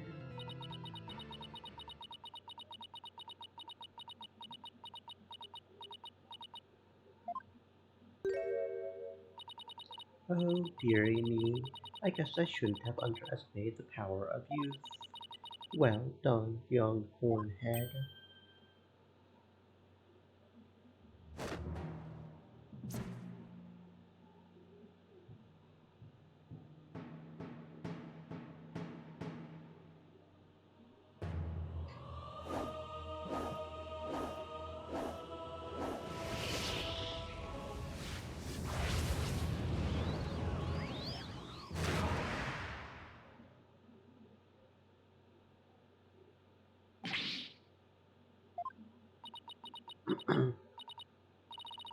I was getting tired of masquerading as an old woman anyway. It has been far too long since I last greeted you, good people of Kurain.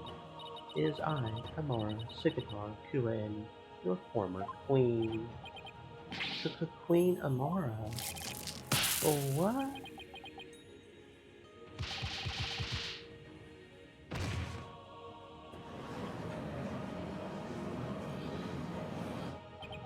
And I thought Elrond's makeover was extreme. Can it really be true? You are alive and well. It is true. I feel as if I've been called back from the Twilight Realm. I fear I have caused all of you a great deal of distress. Amara, I'm sorry I was unable to keep your secret any longer. I hope you can forgive me. It is quite all right, Garan. I am safe now. Lord Dirk, that black heart who threatened my life will be recaptured soon enough. I need not conceal my identity any longer. Queen Amara, what does this all mean? Were you not killed in that fire 23 years ago? I barely escaped that blaze with my life.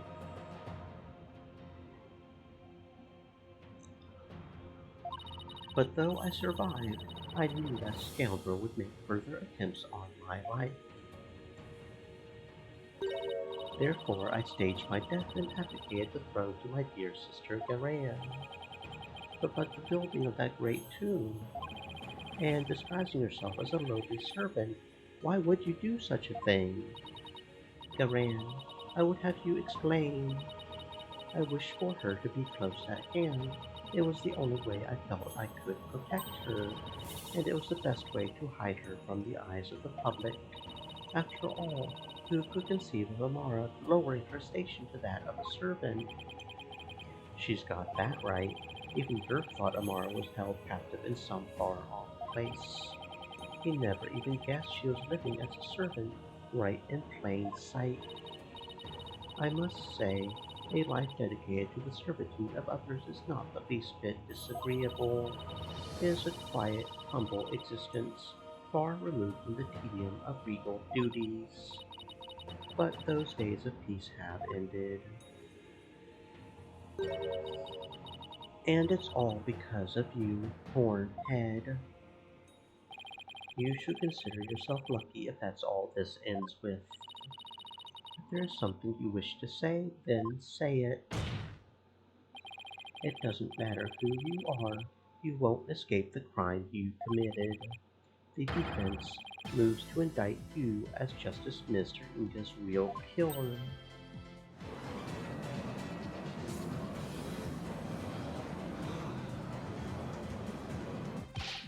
What's this? You would accuse Queen Amara of homicide, a grand priestess of Kura'inism. You can't do that.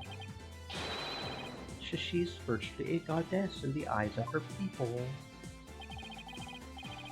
If you commit the crime, you had better be ready to do the time. Be you a priest, saint, queen, or god. I've never met such an egalitarian person. Queen Amara, in your years disguised as Nana, you would have learned about Mr. Inga's disorder, so you knew you could dress in Dirk's clothes to forge a convincing seance vision. Isn't that right? What a curious character you are. You would label me a murderer. Me, the one who the people regarded as the reincarnation of the Holy Mother herself. You may be a grand figure in Puritanism, but as a foreigner, you're just another suspect to me. It would appear your words are not in jest. Am I to suffer the sullying of my good name with accusations of murder most foul? But please, Queen Amara, forgive his impudence. The lawyer knows not what he speaks.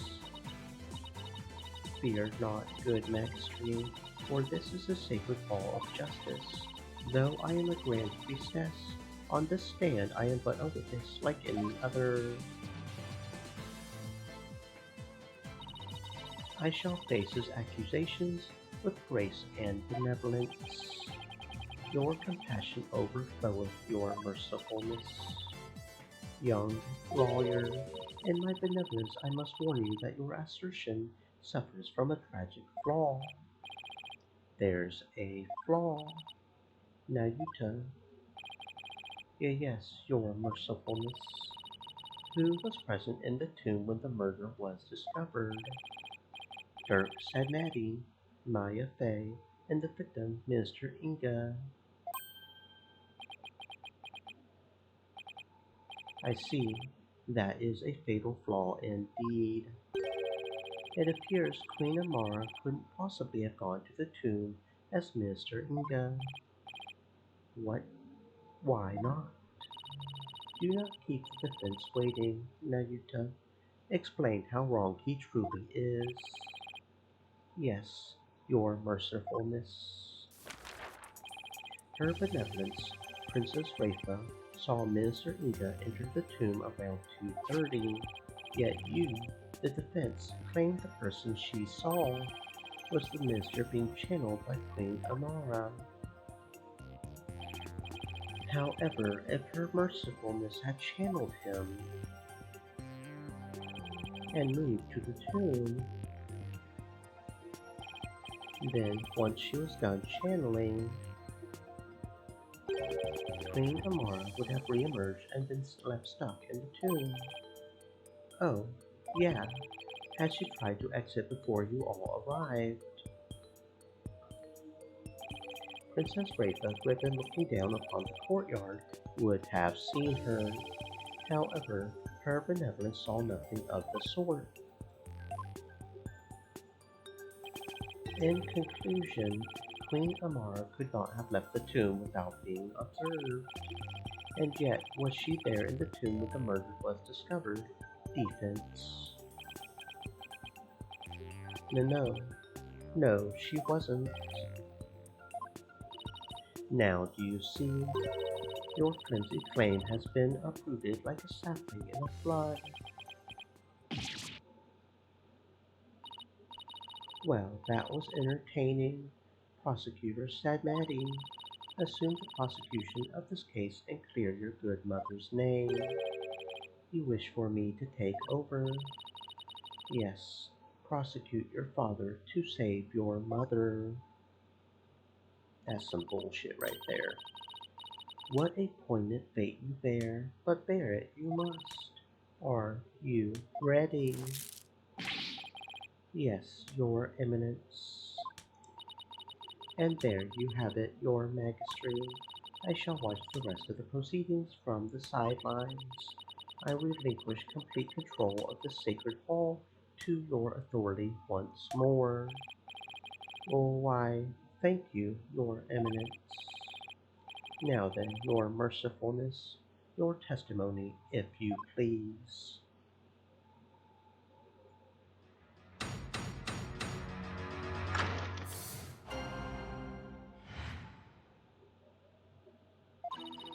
Now I shall destroy your utterly absurd and barbarous theory. I was not anywhere near the tomb following the murder. Were your theory correct, I would have been in the tomb once I had stopped channeling.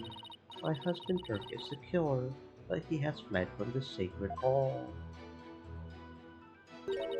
May the Holy Mother rain judgment upon the traitor, Dirk Sadnati for his crimes. Oh, such marvelous testimony! You are truly a treasure, your mercifulness. This, too, is but by the grace of her holiness. No doubt my unmasking here today was her will as well. Oh my, the Holy Mother, you say? Yes, surely her holiness has guided me to this witness stand.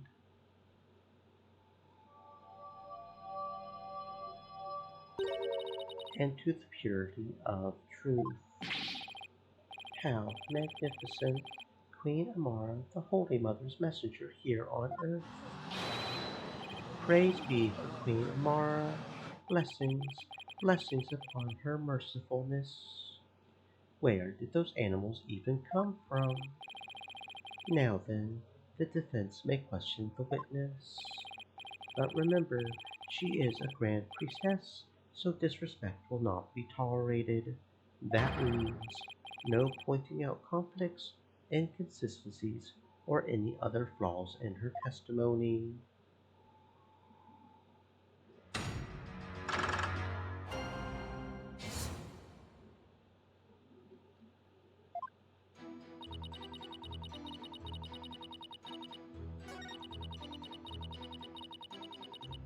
Hold it! Well, maybe you were hiding inside the sarcophagus.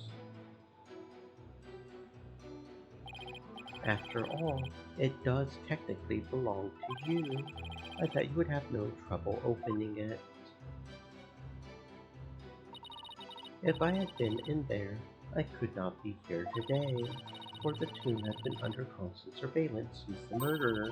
I would have never been able to leave. I guess not. If I might ask, what's in that sarcophagus anyway? You're still alive, so... There is despair, sadness, hatred, and malice. Only one brave enough to see the truth hidden deep within could discover the final hope, my continued corporeality. Corporeality. You completely lost me. In other words, it's empty, but no one dared to open it because they were too scared of the curse. Now, will you dispense with your theory? It is as empty as my sarcophagus.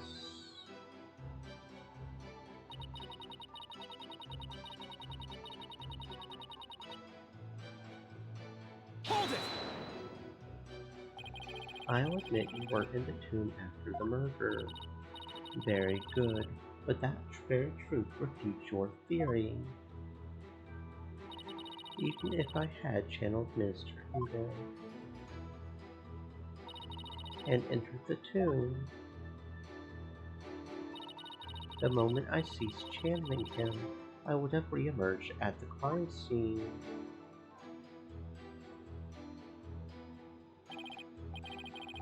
Precisely. As you said yourself, Defense, Queen Amara was not there after the murder. The only living souls in the tomb at that time were Dirk Sadmati and Maya Fey. Be it in this life or the next. There is no escaping such simple truths.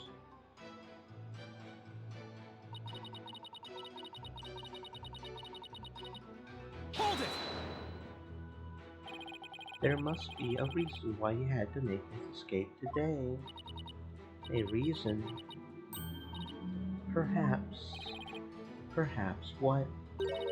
Perhaps to conceal himself and lie in wait for another chance to claim my life. Oh, what's this?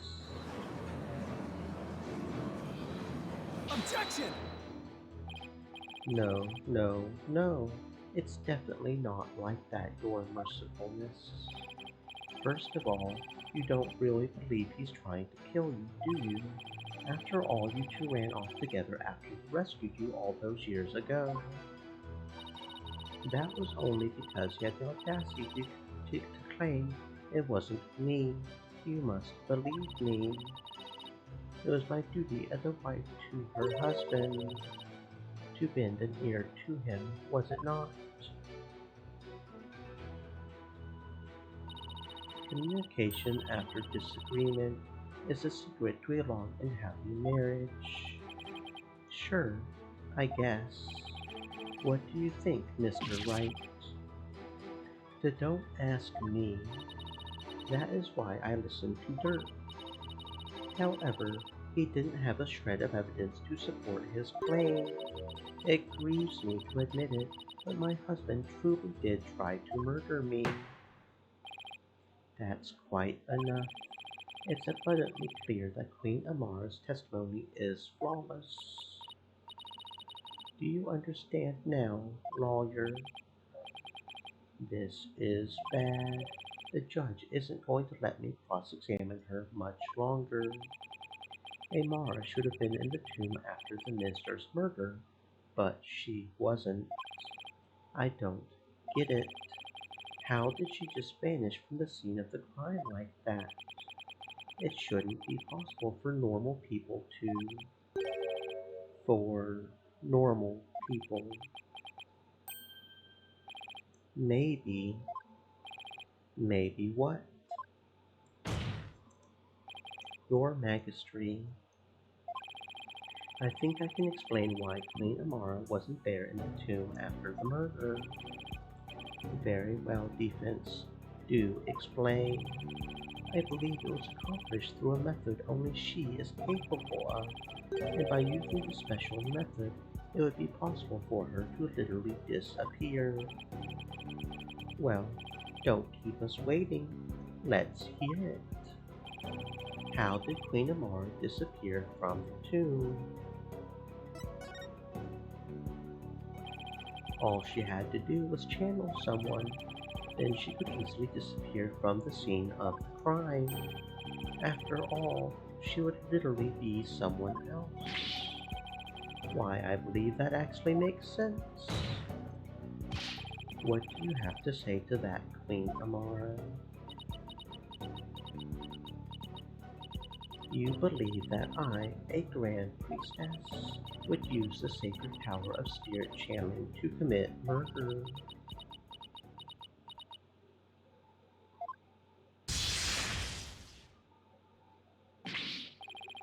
Well, what the? Mercy, your mercifulness.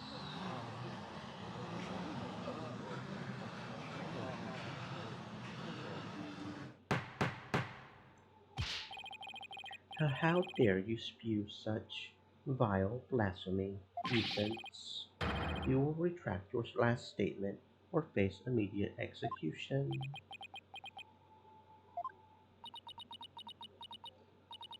No, good Majesty, it is quite all right. Curanism also teaches that we must respond at all times with reasoned principle. Therefore, I shall offer a measured response to his blasphemous accusation. You have something to counter with. Indeed. Now, are you listening? It would not have been possible to simply vanish by means of spirit channeling. After all, it would require a deceased person to channel. However, there was only one murder victim in the tomb. And that was Minister Inga, the only others there right after his murder were Dirk and Miss Faye. Had I channeled Inga as you allege, well, the outcome would have been quite odd to say the least, for there beside the dead minister, a living, breathing one would have appeared. Even if I had been in the tomb, there was no one to channel except the deceased minister. So you see, I could not have vanished by means of spirit channeling. That's true, but I can't rule it out yet.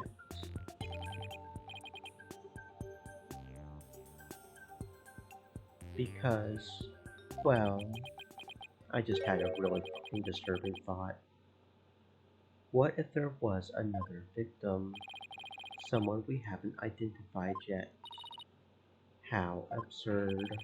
If you channel someone other than Minister Inga, you could have used their identity to disappear from the tomb. Another victim. Queen Amara. Please add your last statement to your testimony. This could explain everything. Wasn't there some sign of another victim there in the tomb? And yet, why do I sense I'm not going to like what I'm about to find? Oh, Apollo, you are not going to like it at fucking all. If it's what I think I just figured out.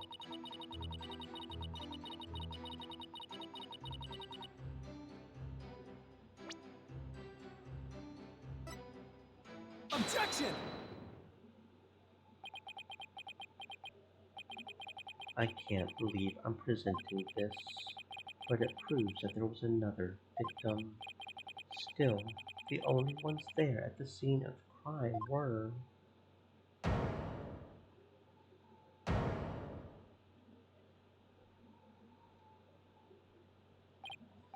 No, it can't be.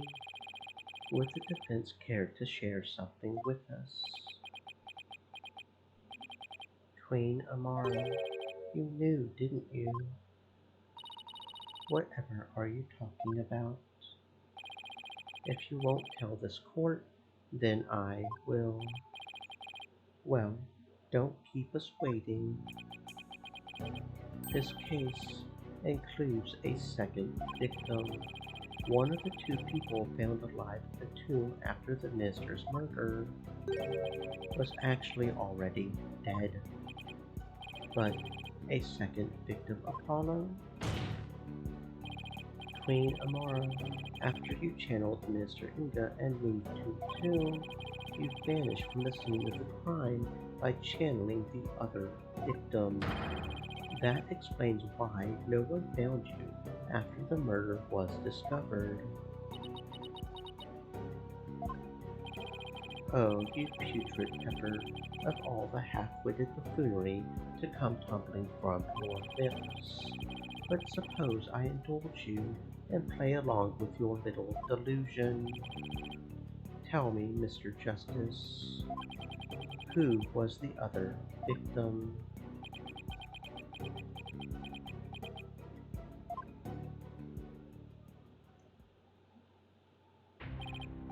There's no way this can be true. But no, I can't stop now. If this is the truth, it's the only way forward to solving this case. The other victim who Queen Amara channeled was...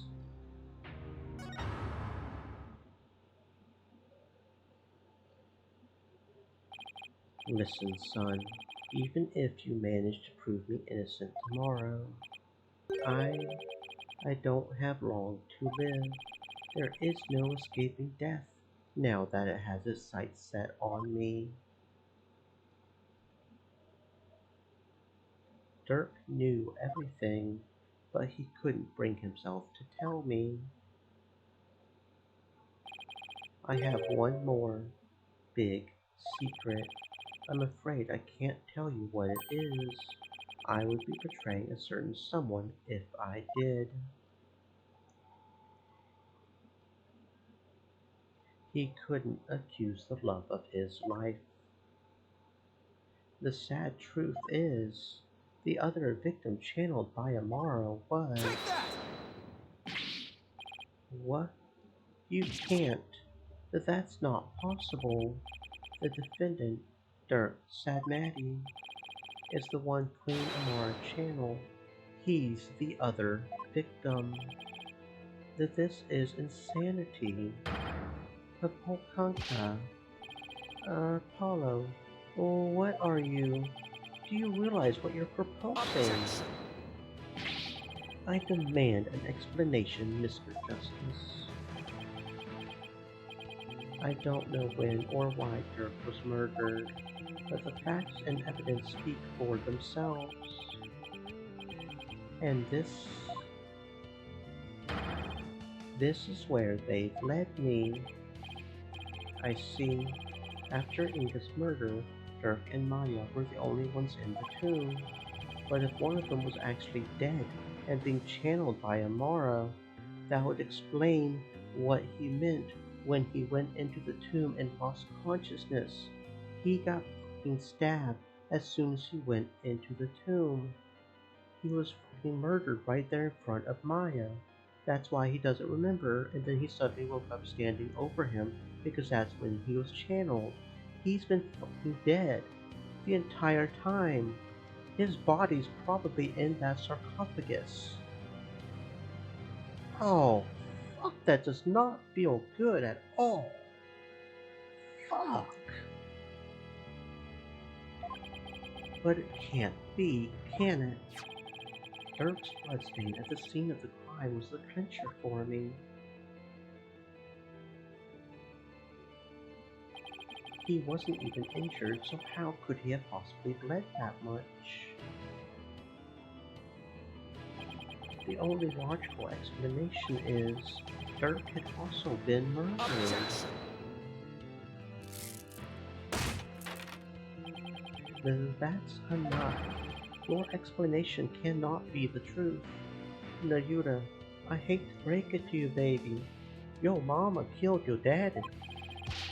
And you would not dare to claim to have proof to support your assertion. Nayuta, I wish it weren't true. I wish with all my heart that I'm wrong. But as much as I don't want to believe it, yes, I can prove it. Dirk's killer must have hidden his body. It would have to be somewhere nobody would ever look. And there's only one such place. You truly have proof. The fastest way would be to actually have someone go check the tomb. Go check the tomb. But why? Because I believe Dirk's killer hid his body here. Take that! You would suggest Queen Amara's sarcophagus, the only place in the tomb that no one would dare to look. Plus, a killer would soon become trapped by hiding in there. But a body, well, that's a horse of a different color. Oh, which means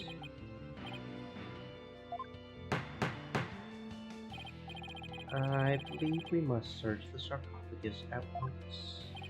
Your Eminence, being that Queen Amara yet lives, I trust we may now open it.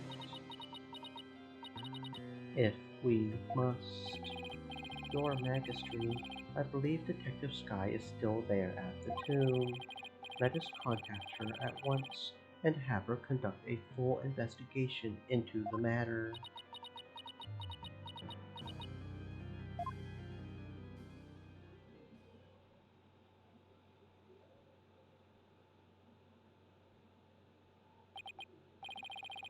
Now then, Detective Sky, your report, if you please. I'll start with my findings. Please, please, please let me be wrong about this. I just want things to be as they were.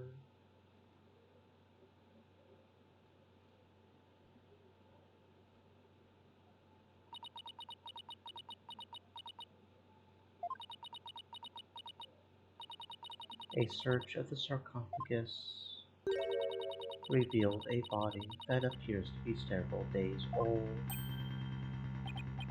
A body?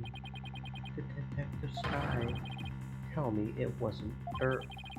Tell me my whole theory was completely off base.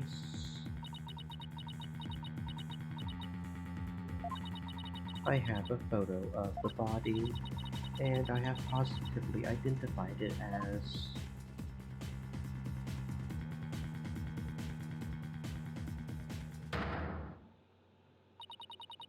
Dirk, said Maddie. Oh, fuck. Mm-mm-mm-mm-mm-mm. Dirk. No.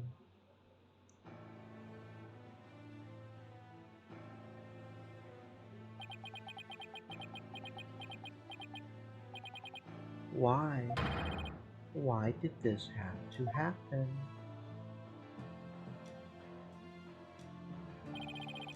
Damn it, Dirk. Answer me.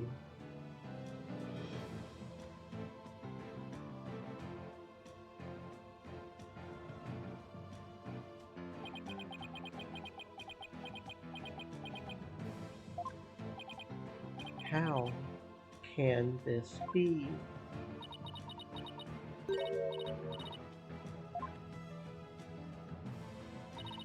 The traitorous snake, the very head of the insurgency. Murder. Oh, what a joyous day. Those fools shouting for change and revolution will finally return to whatever rocks they crawled out from under.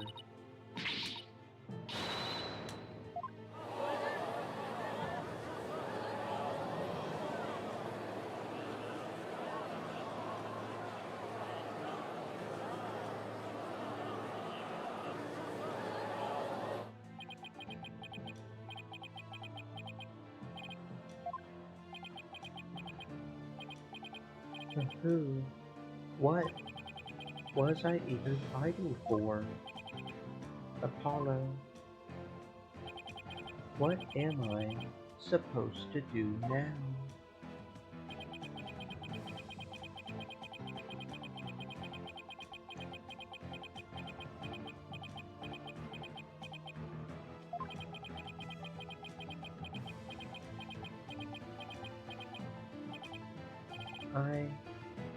I, son,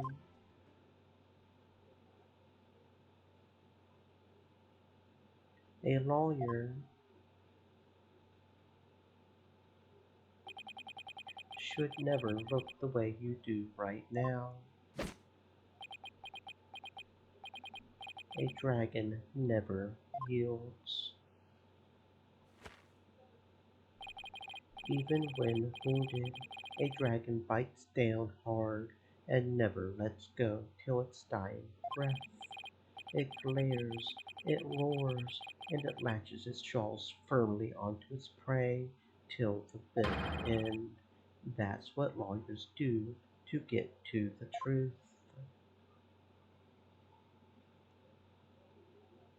But, Dirk, what if the truth is that you're Apollo? In court tomorrow, you may find yourself faced with a truth that is difficult to accept. But I know you, and I know you can handle the truth, no matter what it turns out to be. I know that because I love you. I believe in you. You're my son after all.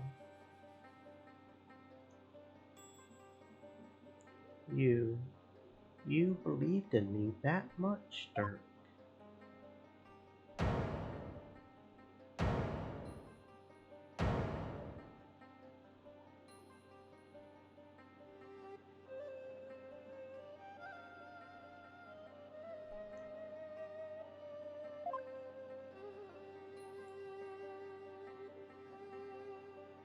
Dirk, I think I finally understand.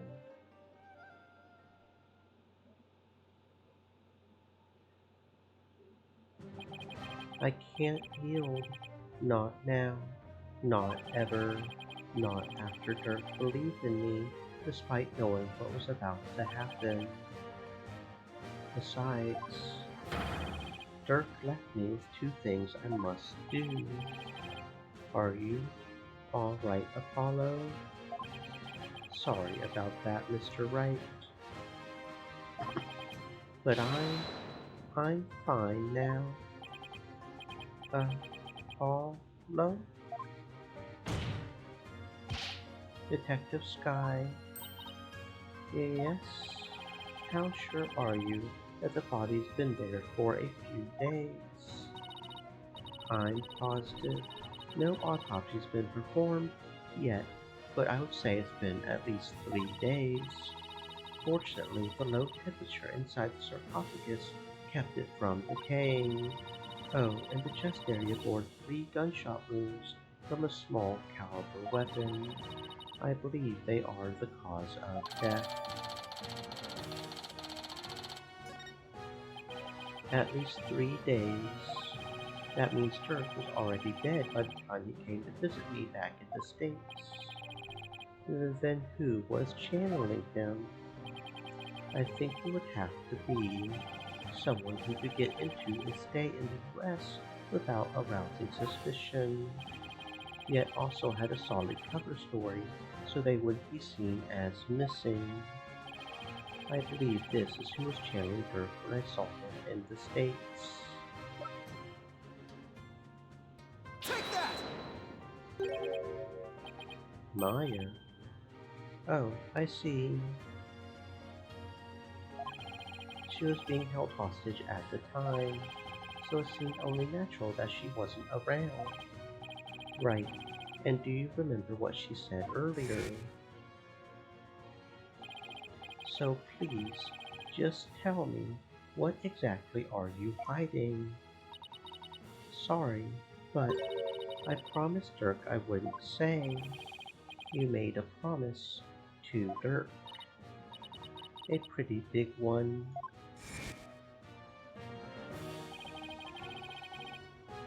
Dirk didn't want his own death to be known. The other members of the Defiant Dragons would lose all hope if they failed out, and that would snuff out the flames of revolution for good.